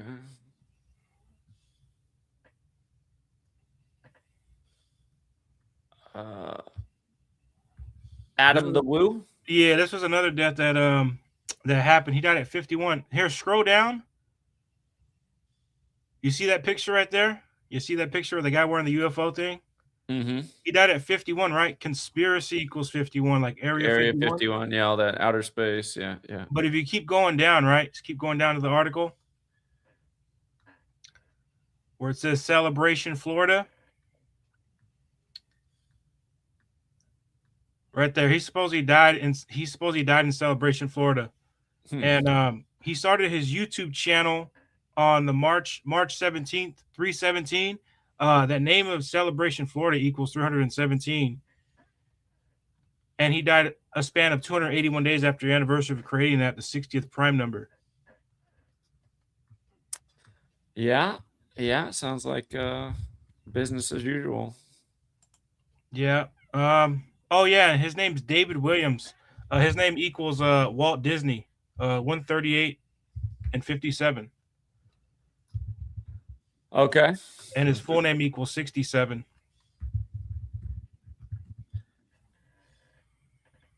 Yeah. Popular. How big was his YouTube channel? Pretty big. He had a large following. 411K subscribers right now. He was like a travel YouTuber. Like he would go around different spots. Yeah. Okay.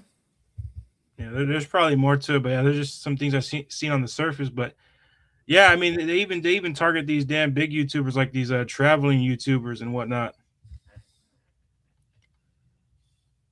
Yeah, a lot of funny deaths, especially TikTokers. They seem to get it the worst. Man, TikTok, man, have you seen, like, man, there's just so many deaths to keep up with the TikTokers, and they always go out by the 86 TikTok code. equals 86, right? Yeah. Watch out. Hey, you know what? And that's where the 6-7 meme, that's where it actually came out of, TikTok. Yeah. It got very viral with TikTok and blood sack. That's why I get pissed off with like just this generation, right? Gen Z. You know, like that one caller was talking about how Gen Z they have a short attention span. Like they can't pay attention for longer than 2 seconds. So I mean, I do agree that, you got to do shorter videos, but I mean, even then they wouldn't even pay attention anyway. I mean, they see something with numbers and they don't even care as they're screaming out 6-7 and don't even know what it means. Yeah. It's like I was trying to educate one of my people in my age demographic and about 6-7 and what it has to do with killing, and the whole message he got with it was that I'm schizophrenic for pointing it out, even though I pointed out literal facts to him how in Gematria literally A is 1, B is 2, C is 3, the word killer equals 67, and I talked about how that song has a lot to do with killing, and he got the whole message he got with that was that I'm mentally ill, and that numbers don't mean anything, as they continue to say that. Literally a number, 2 numbers.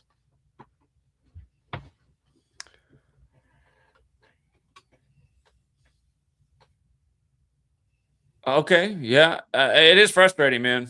It is frustrating. Yeah, most definitely. I feel like I'm better with strangers. The reason why I say I'm better with strangers sharing the information is because I know how to present it, but when I'm doing it right, I always try to stick with one number. So like when it comes to cooties and all that, I just stick to one number, like 56, right? So I just go over the 56 things, even though there's a whole bunch of 56 stuff with cooties, but I feel like that'd be a starting point right there. Going with the whole topic, if you stick to one number. Obviously, I know there's more than Again, obviously the rituals have to do with more than just one number, right? But 56, right? I felt like that would be a good starting point. You know, start with cooties and then go onward. I believe there was even a 56 with 9/11, right? Well, the 3 flights, 263. They had up to 263, the 56 Prime. Remember, they literally deleted my YouTube channel where we had all the videos from going from Seattle to New York 263 days after our 9/11 day. Just delete the whole channel. Boom. Right. Yeah. No. Definitely, man. YouTube definitely does stuff by the numbers. And again, they celebrate their birthday. They celebrate their birthday on the same day the Jesuits were recognized by the Catholic Church. Yeah. September 27th. Yeah. And I believe the CEO, I think his name is 201, isn't it? Sundar Pichai? Yeah. It is. Yeah. So that's I feel like, you know, short form content, but just sticking to one number as well. Because I mean, you got to realize Gen Z is you know, they're young, but I mean, they're the ones that are going to be coming up in this world. So I feel like that's probably a starting point with it, sticking to one number. But oh shit. Yeah. All right, Richard. Well, I appreciate it, man. I'll let a few more people get in, and I got to wrap it up. Thank you. I appreciate it, man. Thank you. That's it. All right, we got David ABE up next. What's up, David? Hey, shalom, Zach. Long time no talk to, brother. Yeah, how you doing? Hey, all is well. It's not David Tanks, is it? No. I spoke to you maybe it's been about a year since the last time we spoke. Yeah. Congratulations on everything. Family, success, you know, getting this word out, and the difficulty of doing that. I can relate. Not on your level though. But yeah, congratulations to everything that you're doing. Well, thank you. Yeah. I the reason why I came up, I know it's you have the topic, and should you dumb down the information? I don't. It's not necessarily dumbing down the information. It's that people dumb themselves down because they're not aware of the programs that are working around them. You got silent weapons for quiet wars. Nobody ever brings that up. That's a document from 1979. Back here on this shelf, I've talked about that before, but yeah, go ahead. Yeah, and the whole idea was to p-whip the men. So we're dealing with a lot of people who are p-whipped, where they're like, oh, I need to please my woman and stuff like that, and then that leads to not using your whole brain because you're trying to keep. Oh, I want to keep my woman. You know, luckily I don't have that problem. But yeah, I'm not trying to please any woman. And then I can take in all the information because I'm not having to regurgitate it. Because when you have to regurgitate information, that's where the difficulties come in. But if you know singularly by yourself, like I know, okay, this information, they did this thing, this ritual, that ritual. I don't have a favorite sports team, so I'm not hung up on being tribal. And that's where people run into a lot of roadblocks. I don't have any of those. I don't have any of those problems. Yeah, so yeah, the silent weapons for quiet wars, folks, look it up. The last chapter, it's all about, you know, breaking people. So if in the last chapter it said that the goal of this system was to have the husband in the home pussy whipped. Okay, and then the woman is going to disrespect her husband and then teach the daughter to expect the same behavior. Yeah. And that was the end of the chapter. You know, to be pussy whipped. And that's what we're dealing with a lot of these people. Stop, and I'm not talking to you, Zach, but stop beating up on Gen Z talking about they have a low attention span. Because you could bring somebody up here and I can show them that they're low attention span, even if they're Gen Z or excuse me, if they're Gen X or a boomer. I nearly just said that almost everybody has a short attention span at this day and age because of the programming. That's just what almost everyone's used to. Even that's how the news delivers everything in little tiny sound bites and segments. It's all by design. Yeah. Stop beating up on Gen Z, y'all. That's pathetic. it's reminiscent, and I put this in the chat before I came up. It's Willie Lynch, 1710. Put the old against the young, the tall against the short, the man against the woman, the slaves that live in the fields to the slaves that live in the house. You're participating in the nonsense when you say, oh, Gen Z, they have a short attention span. That's stupid. That's stupid to say that, oh, you're just going to single out Gen Z when Gen Z is the future. These people should be finding a way to build Gen Z up. Stop pointing fingers and shaming and all that nonsense. Because to me, when you're shaming when you're shaming Gen Z, you look like the oppressor. Period. Gen Z is not the problem. They just got here. Knowledge builds on experience. So they haven't had a whole lot of experience. So they don't have anything to measure whatever they're experiencing against yet. They're just having information come in. Just like when we were in, taking college classes. You have information come in and it's like, okay, I don't know what to do with this yet. You live and you learn. And you're like, oh, okay, I can refer back to that. I can refer back to that. I can refer back to that. Stop beating up Gen Z, y'all. That's stupid. They're not the problem. They're the solution. Just like you're the solution. We're all the solution. Yeah, I'm never gonna, tribe up and say, oh, well, my generation is the greatest because we did X, Y, and Z. Nah, I watched this stupidity. One of my moments where I came into consciousness was 9/11, just like you, Zach. It didn't make any sense. The things we were being told, and then our experience in the world, it's like, no, this doesn't make sense. There's lies everywhere about, what they told us about what happened with 9/11. And that led to, a lot of people losing their lives, losing their futures. We're still dealing with that. So yeah, 9/11 was something that woke me up too. And look at who was that? That was the boomers, that was Gen X. And so now they don't have short attention spans, but you already spoke on that earlier. Yeah. Short attention span, that's the order of the day.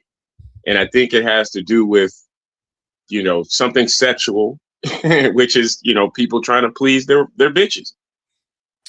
And saying like, oh, well, let me please her, and then that's going to be, everything in my life. Like, no, they rigged these women too. And then that has to do with the way people interpret Bible scriptures. And not to say this and then not have some way to, come back and make it reciprocal. There's a way of interpreting the Bible where the Bible is an asexual document, meaning that when you read him, like his commandments, it could also be her commandments.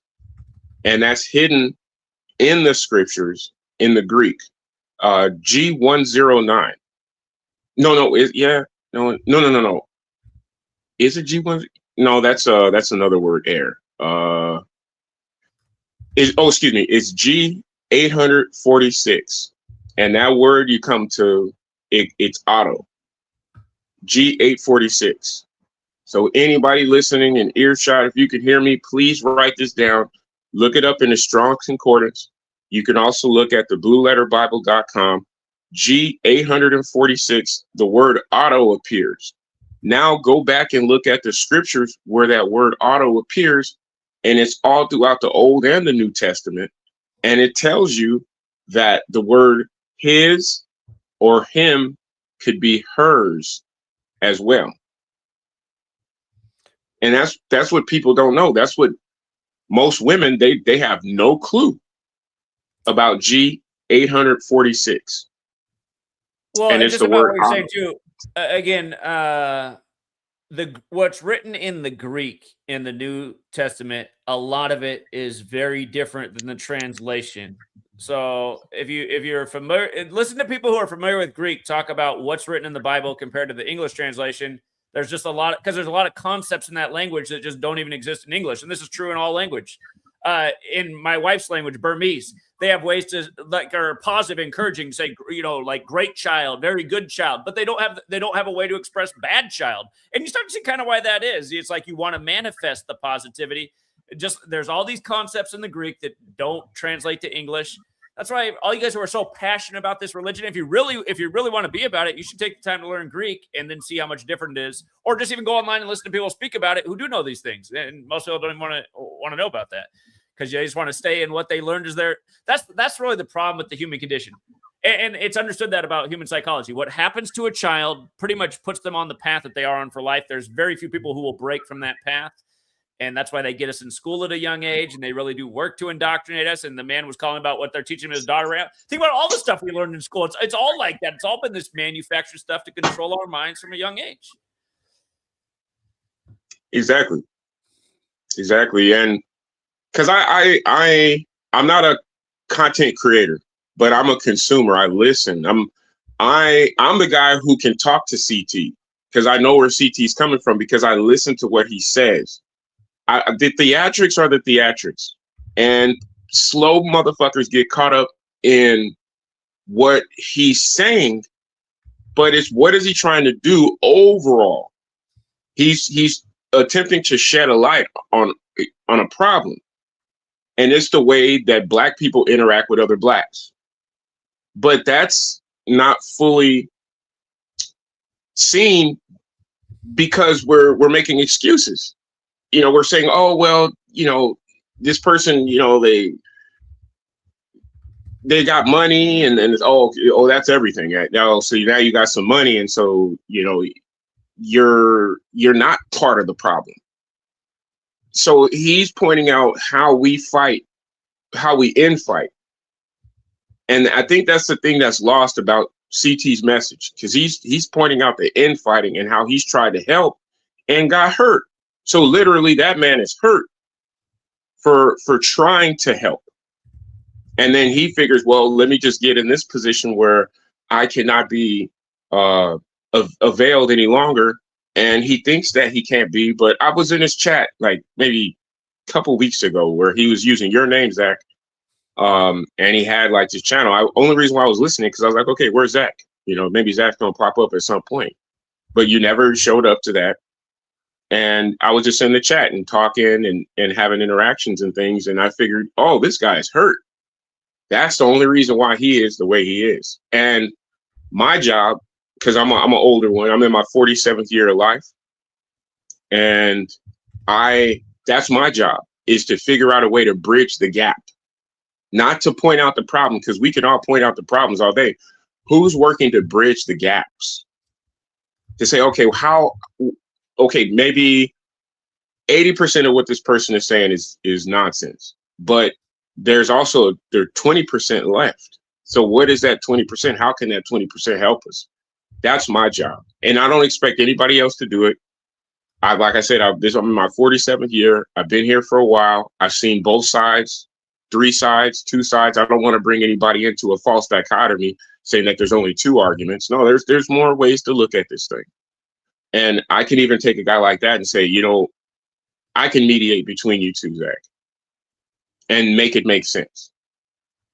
That's my job. That's nobody else's job. Nobody else, I don't think, are equipped or even want to do that. But me, I'm equipped to do it. Well, that could be an interesting future episode. So we'll have to see. Okay. Yeah. I don't want to take up too much time. I just wanted to tap in before the year's out. It's been a while since we spoke last. I appreciate everything you do. I am a contributor on the Patreon, so that's my way of saying thank you for what you're doing. And I've been probably been doing that for at least maybe a year, 2 years now. Yeah, no, I appreciate you, brother. You helped me so much, especially introducing me to Manly P. Hall when I originally rejected Manly P. Hall, maybe 5, 6, 7 years ago. I was like, "Who is this? I don't need to look at this. This is for Freemasons." So the more that I studied what the Freemasons studied, namely the first 3 degrees of Freemasonry, Albert Pike's Morals and Dogma, like read it cover to cover a couple of times, even keep a copy with me, every day. And I just come back to that thing and I read it and I'm like, oh, okay. Okay. I see what the problem is. People aren't taking personal initiative they're kind of more basing themselves off of the group that they're around. And that can make you feel small, but that's okay to feel small because it's the small things that hold the bigger things together, folks, literally. So don't feel as if you can't help anybody. Just, it's not their time. Information builds on itself. I describe it as a spiral up. Information builds on other information that you have. You're never going to know everything automatically, but over time you'll get to know more. And to quote a guy like David Icke, he said, "There's always something to learn," and that's so true. There's always something to learn. Yeah. I mean, think about it. There are billions of people. Who knows how long people really been around for? Think about how much, even if you learned 10 new things a day for all your life, you'd still learn a tiny fraction of all there ever was. So. Yeah, no, absolutely. Shoot, especially when you start factoring in the this information that's coming up now with the Tartarian Empire and all these old structures that have been here, and the World's Fair, the incubator babies. That's like, wow, okay, what's really going on, so far as history is concerned. And then our I guess how relative is that to us as we live today, these old structures. But we'll never get to them because we're too overconsumed with what we believe and call law when it's codes, ordinances, and statutes.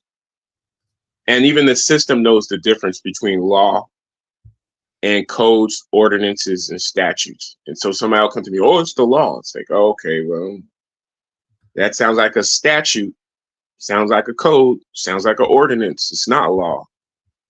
And yeah, that's where it gets very, very muddy.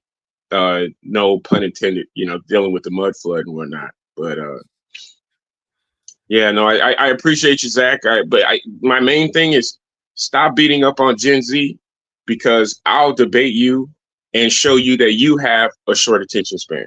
So stop beating up on the young people that just got here and are just coming into consciousness. It's not their fault. It's really not. So stop beating up on Gen Z. This is coming from a Gen Xer. Leave Gen Z alone. Let them do their things. Help them. Support them. Don't say, "Oh, you're stupid. You have a short attention span." No, don't do that. Because I wish I could talk to you and then show you how short your attention span is. If you think that you just want to point fingers, because that's some Willie Lynch shit, Zach. That's all I see. Okay. I don't want to take up too much of your time. Okay. That's all right, man. All right. Appreciate the call. You have a good day. Hey, likewise, brother. Shalom, shalom. Merry Christmas and a Happy New Year if I don't talk to you before then, brother. Sounds good. Same to you, man. Take care. Okay. All right. Shalom, shalom.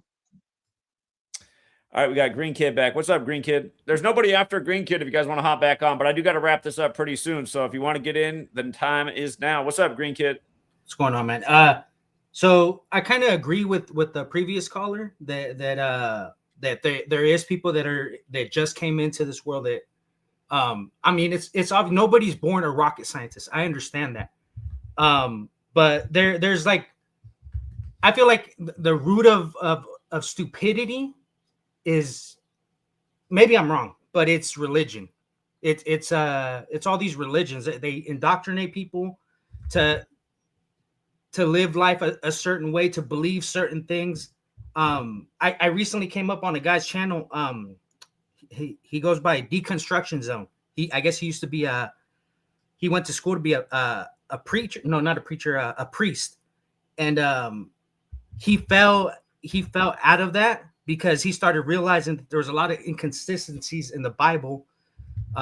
Dates didn't match up. It was just constantly contradicting itself. And I just get a kick at how people call in and they try to. Green Kid. My thing the internet went down for me, but it stayed. If you just want to rewind 10 seconds in case people didn't hear what you said, if you just want to go back 10 seconds. I don't know how far 10 seconds is, but he used to be a preacher, and people call into his show and try to defend. Maybe just say who it was in case that part cut out. Just who you're talking about. Deconstruction Zone. Yeah. that guy, he does such a masterful job because he knows Hebrew, he knows Greek, and he's just read like all kinds of iterations of the Bible, and yeah, it's just a masterclass of whenever like Muslims or Christians or people of the sect of Judaism, they call in and they try to make a case for why they think God exists, or if God is a good. Oh, let me pause real quick. I never heard of this deconstruction zone, but other people have done the same thing. They've gone through book by book of the gospel, Matthew, Mark, Luke, and John. And if you look at the stories that come up about the same thing, all of the details are different in every single book. Yep. So even if you just study just within what's right there in your English translated text, it's all contradicting itself. There's just so many contradictions just within these 4 books that it shouldn't make anybody go, well, wait a minute, why would anyone take this seriously? Either this happened or that happened, or over in here, this happened. Which one of these stories is it? Yeah, exactly. If this was now I've already seen people argue this. They go, well, imagine an event happens and you have 4 different people witness it. They might all have a little bit of different account. Okay, that's true, but you look at some of these contradictions in the Bible, they're way out there. It's just they're not similar at all. You know, somebody might have misremembered. I think he had a red shirt on. No, it was orange. I mean, you can understand that, but some of these things are just so different that you're going, well, what's going on here? And this is the thing. Most of the believers are like my sister. They've never even cracked the book. And most of us, when we read the Bible, I mean, the Bible's really hard to understand the way it's written. It's like, what does that even mean? Like, yeah, and it's boring, to be honest. Like, it starts off with fucking lineages, like.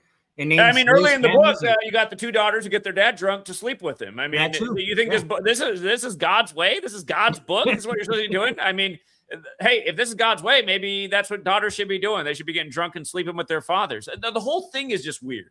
I don't understand why Christians criticize Muslims so much, because in the I think it's in Leviticus where it talks about if you're not a good follower of God, if you're not destroying other people's temples and killing off all their people. And it's just like, that's one of the things that I bring up, and people they're like, no, that's not in there. Just fucking read it. It's in there.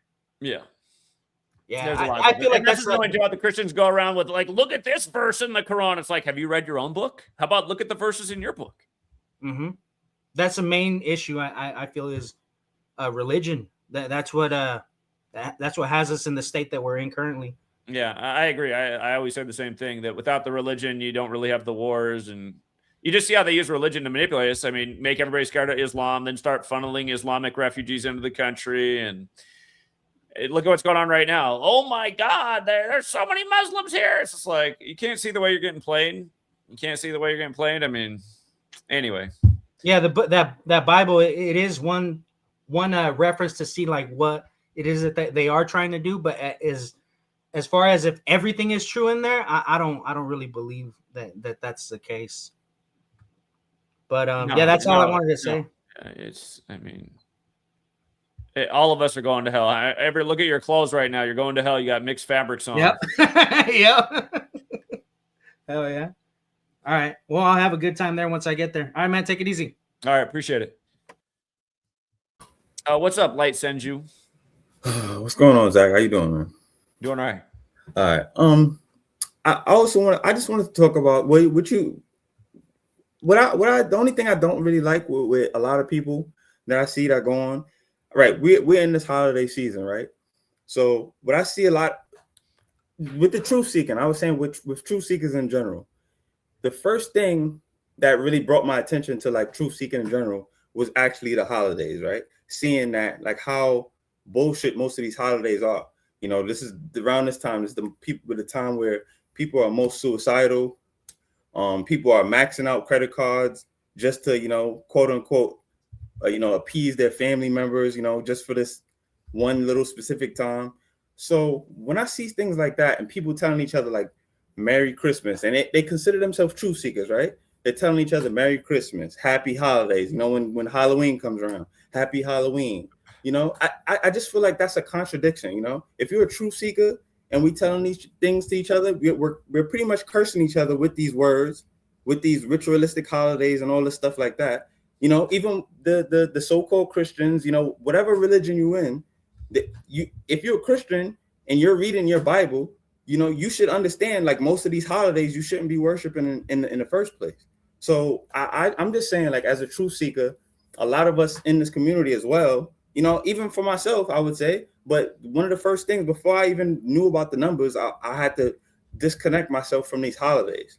Because if we're going to disconnect ourselves from the system and realize all of this stuff is satanic, like if there was a Satan like pushing for a holiday or anything like that, it would be this time. It would be pushed. He would be pushing this holiday right here. Satan, Santa, you know what I'm saying? It's all connected.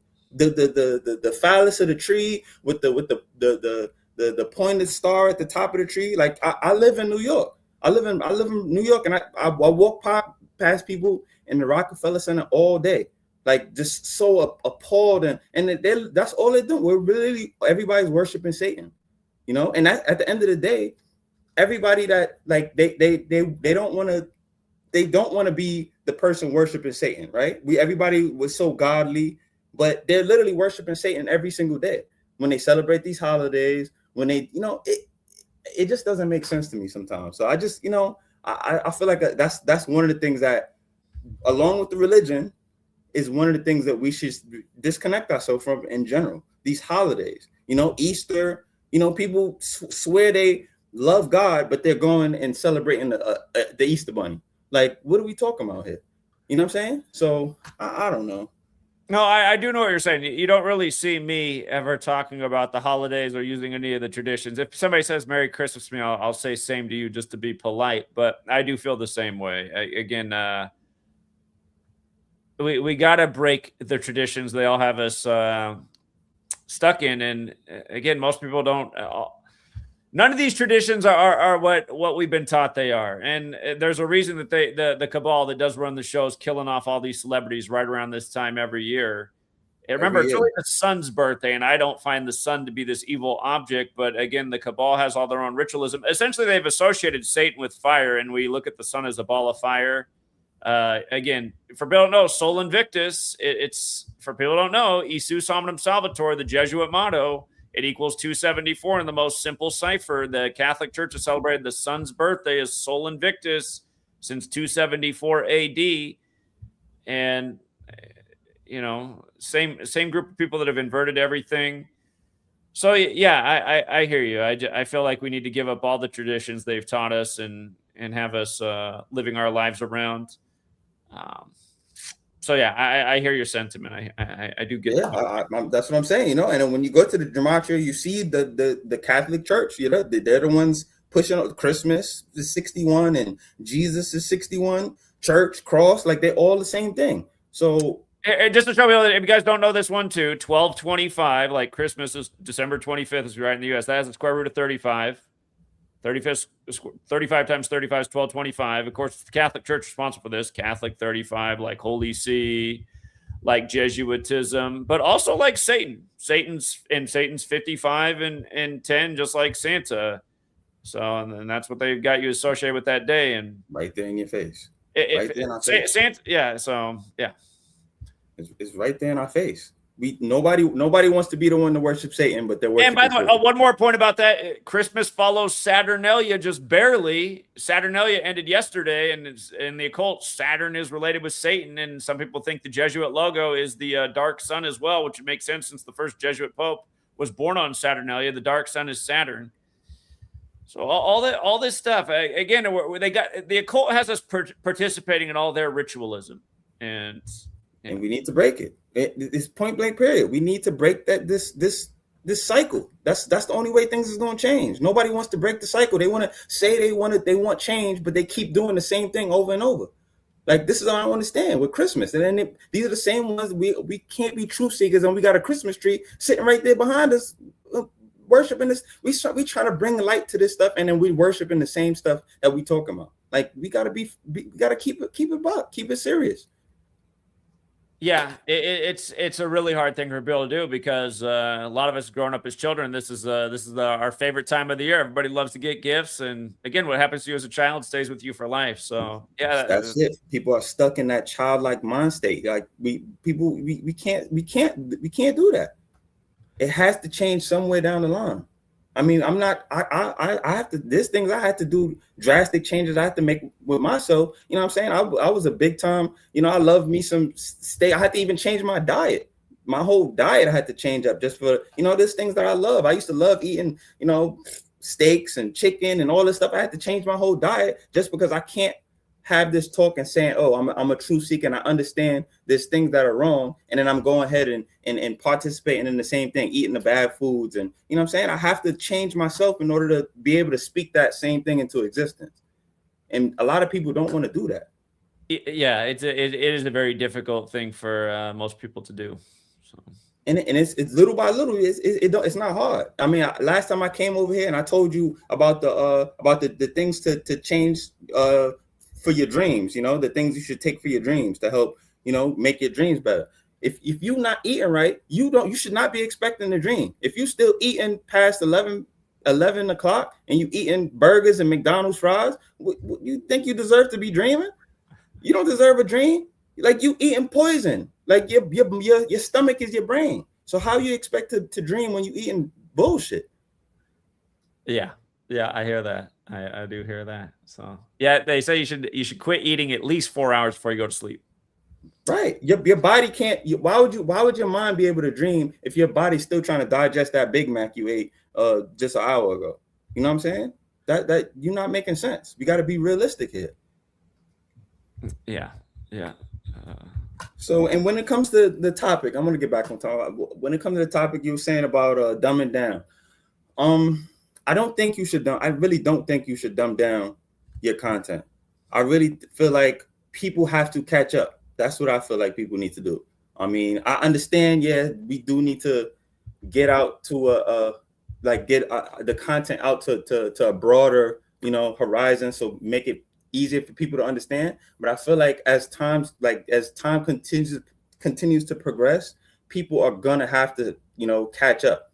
You know, just like now, like we're in this age of Aquarius. Now this stuff is just more out in the open. People are just talking about this, you know, conspiracies, the stuff that 5-10 years ago, if I was to even mention anything like this, they would be like, oh, you a crazy psycho and you need to take pills and blah, blah, blah. Like, I've been through that. Where, you know, but now we're in this age, we're in 2025. If you bring up, 9/11 is, you might be right. They'll say, hey, you might be right about that.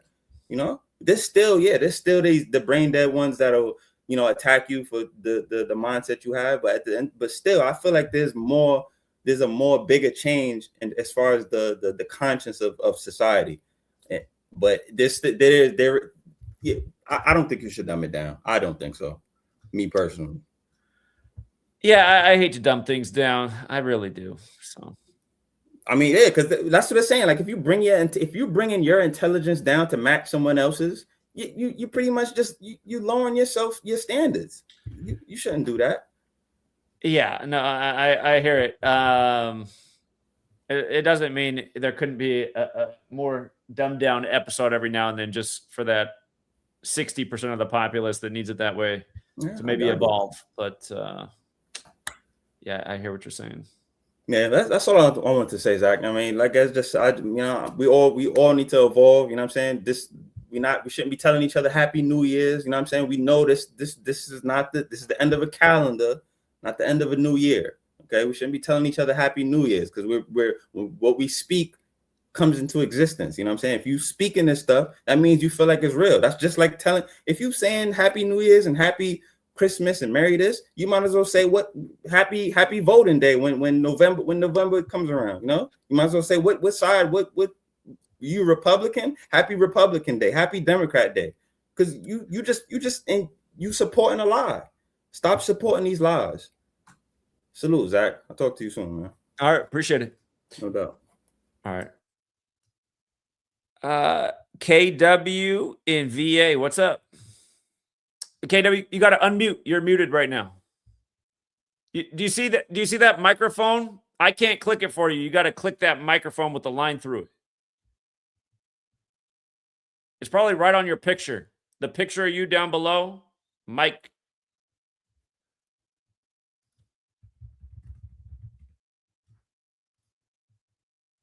Let's see. Oh, yeah, I got it. There we go. Hey, what's up, man? Hey, this is my first time on StreamYard, man. I've been listening to you for a while. My phone number comes in as a Connecticut number, but I'm in VA. But listen, yeah, I don't think you should dumb it down, man. I mean, I get it. I've been listening since what, I don't know, 2013, 14. And Long time. I think I came across your page because I was listening to Manly P. Hall online. I actually came across his book and actually have the book, Gradings of the Grading Teachers of All Times. So no, don't dumb it down. It's almost as though if you've been listening long enough, you'll get it. And when people started questioning what they see, and then they come across your page, they will get it. They will get it. But some of us had a head start already, and I can tell by some of your listeners that they're actually coming gradually, because all you have to do is show people these so-called coincidences, man. I mean, man, I won a hockey match. I don't know anything about hockey, but when that helicopter ran into that plane in DC a year ago, or whatever, Yeah. and when I heard all the stations reporting the same thing, I ran straight to the hockey match, the hockey games, and I picked 3 teams just for shits and giggles. Excuse me for cursing. I put $3 on it and won like 25. So I just been testing this when I hear the news, testing it, testing and testing. And it's one shoot. I haven't put any big money on it yet, but I'm still kind of gradually looking at what's happening around us. And boom, it will pop. It will pop. But I do have a question for you. I'm one of those old school guys. I'm not a Gen X or whatever they call it. I sent you some money on Patreon, but I'm not too sure if you got it or if I'm part of that sports package. You know what I'm saying? If Patreon, though, they have a subscription, and once you subscribe, then you get the information behind what they call a paywall. So if you're on the sports tier, you should have access on the page to everything that's posted there. Thank Okay, you, well, man. I've been doing it with $1 for years, and I tried to go up to $5. For some reason, your page skipped. So I sent some money to do on Patreon. I paid through an account, but I'm not seeing where I'm on that $20 tier. But I guess I'll figure it out. Maybe one On day. the $5 tier, you'll get what I post on Fridays. Now, I used to get everything on the $5 tier. I finally changed my pricing this year. On Right. the $11 tier, you get almost everything. On the $20 tier, you get everything for sports. Okay, so I just had to add $20 per month, or just pay that Yeah, all at one you got to time. subscribe at that tier level, and then there is a box if you want to stay subscribed, or you can just do it month to month for whenever you want to join. But when you subscribe, it pays for a whole month. So if you subscribed on the 15th, you'd be there until the 15th of next month. All right, because I sent. Well, all right, I might. Okay, I'll figure it out. I'll look at a Google something and see if I can figure it out. Because I'm trying to make sure you get it and that you see If it. you did it, I get it. And I think Patreon takes 30%, but I mean, I get the majority. So thank you. I do appreciate it. Okay, man. Holler at you later. Peace. All right. Have a good one. You too. All right. Take care. Thank you. Hold on. Sweet lady just got home. Sweet lady, I'm in the middle of a live stream. Can I go 5 more minutes? Okay, I got 5 more minutes because we got one more. Oh, hey, well, maybe I'll just wrap it up there. There was one more person in the back. I was going to let them go. For the person in the back who just dropped off, you were literally the only person back there, and the next person, if you want to come back, you can come back on. But if not, we'll wrap it up. Let me say thank you to everybody who donated. I appreciate it. Thank you, Light Senju, for calling in and for becoming a new member. Again, thank you, Leopard Messiah, for the Big 10. Thank you, Open Up, for the 5. I think I read most of these. John Seals, thank you as well for the 5. Thank you again, Sally G, for the Big 20. Thank you, Downshift Domo, for the 10. We definitely covered these ones earlier. Chris, appreciate the 5. Chris again with another 2. Appreciate it. Times 2. Leopard Messiah again. Yeah, that's. Chris again hit with the Clippers last night. We thought the Clippers were the game of the day. Big value, perfect narrative.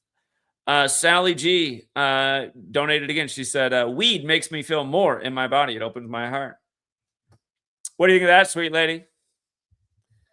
Do you want to start smoking more weed so you open your heart more? Oh, she said no, thank you. Sweet. Do you remember the time? there was a time where she tried it out and she was just a dancing machine. But okay, those stories will go untold. Leper Messiah, Leper Messiah says he's eaten hundreds of. Oh yeah, we read that as well. Okay.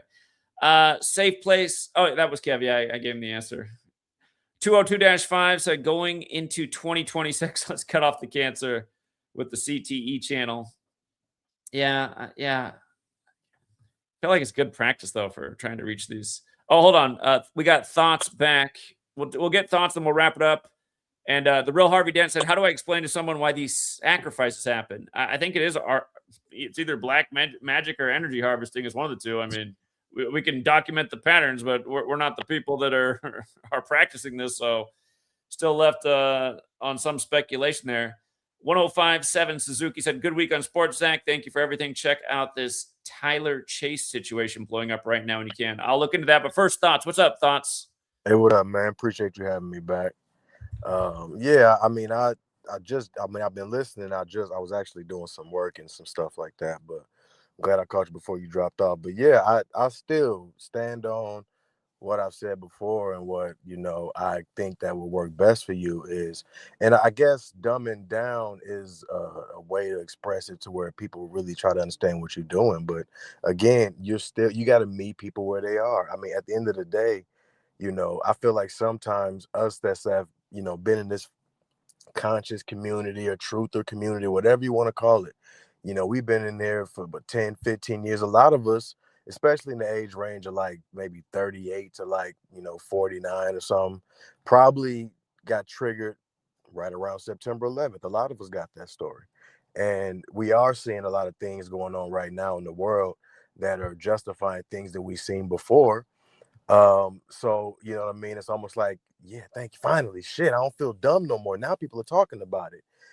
This is the time where we have people who don't really care about it that much. Maybe their attention span isn't that long, whether they're younger or older or whatever, right? That's not the point. Either way, we have to start hitting them when it's happening right now. We used to complain about times where we were just talking and we felt like we had 10 foil hats on. You know what I mean? Literally at this point in time, those who have been doing this for years or a decade, you know what I mean? This is the time for you to shine. How do you shine though? How do you get yourself out there? How do you attract the people that have a little hunger for it? Because whether they're slow or they're still getting the jab or they still believe in holidays or not, there's something in everybody right now that's like there's a light going off. I don't care what anybody says. Like the people that I've known for a long time that have been political and no such thing as conspiracies, even those people are starting to question things now. We probably all have people like that in our lives. So if we can, again, meet people where they at, shorten this shit up, make it sweet, give them what they want to hear first, draw them in, and then we can start building and lifting the consciousness up. But I feel like sometimes that the people that's been studying this shit for a while, it's like almost elitism. No, dude, they should just catch up, or they should just know. No, everybody's not gonna just know. There has to be a way they get it broken down to them, like we had, and some people just had something just snapped. Other people had to be introduced to this knowledge by somebody else that related to them, and then they went on their own journey. We have to create those doors open for people right now, while there's so many people paying attention to this conspiracy theory, quote unquote, or this whole truth or movement. There's a lot of eyes on this movement right now, whether people want to admit it or not. Yeah, I hear exactly what you said. I feel like if I did write this children's book series and just like perfect telling the story through, not just numbers, but just also why, to an extent, this is being done, it would just help. Also, just again, if you're trying to reach a child with some information, you're less aggressive about it. Yeah. I don't know. I could just see some advantages to working on that and how it might be helpful just for even in reaching our fellow adults. So. Right. I mean, it's almost like a duty of ours. We can't sit here and say that, we know that the people are getting slower because of the things they're pushing in front of you. You know how they're giving your kids giving them tablets and getting their mind focused. All these things to distract, the fluoride in the water, chemtrails in the sky, all of these things that are out there that we say are contributing to the mental health and the knowledge and the intellectual capacity of all these people.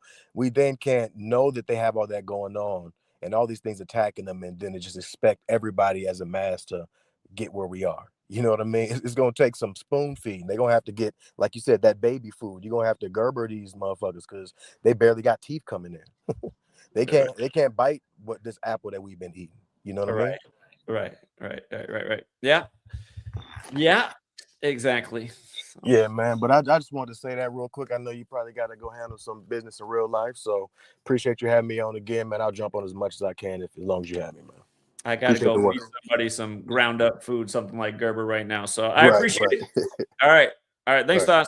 You're welcome. Sweet Lady just in the background. We got to get going. But Sinister, I'm going to give them one more shot because they've been trying to get in the whole stream. Sinister, are you Hey there? Zach, I just wanted to call in right quick to tell you a few more 106s. You know the Wire actor, his full name equates to 106, and so does his character's surname. Wait, which actor is this? Oh, did we lose him again? I thought I heard him say the Wyatt actor. I thought that's what I heard him say. Sinister, we lost. Oh, you muted yourself. You muted your mic. That's why I don't hear you. I don't know why his mic keeps going mute. All right. Sinister, we'll have to do it again. I would like to hear more about it, but we are having some technical glitches there.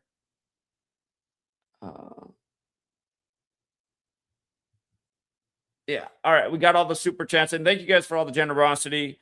For everyone on Patreon, I'll be starting the stream in about 15 minutes. Hello? Oh, there you go. There you go. What? Yeah, you're back. You muted yourself.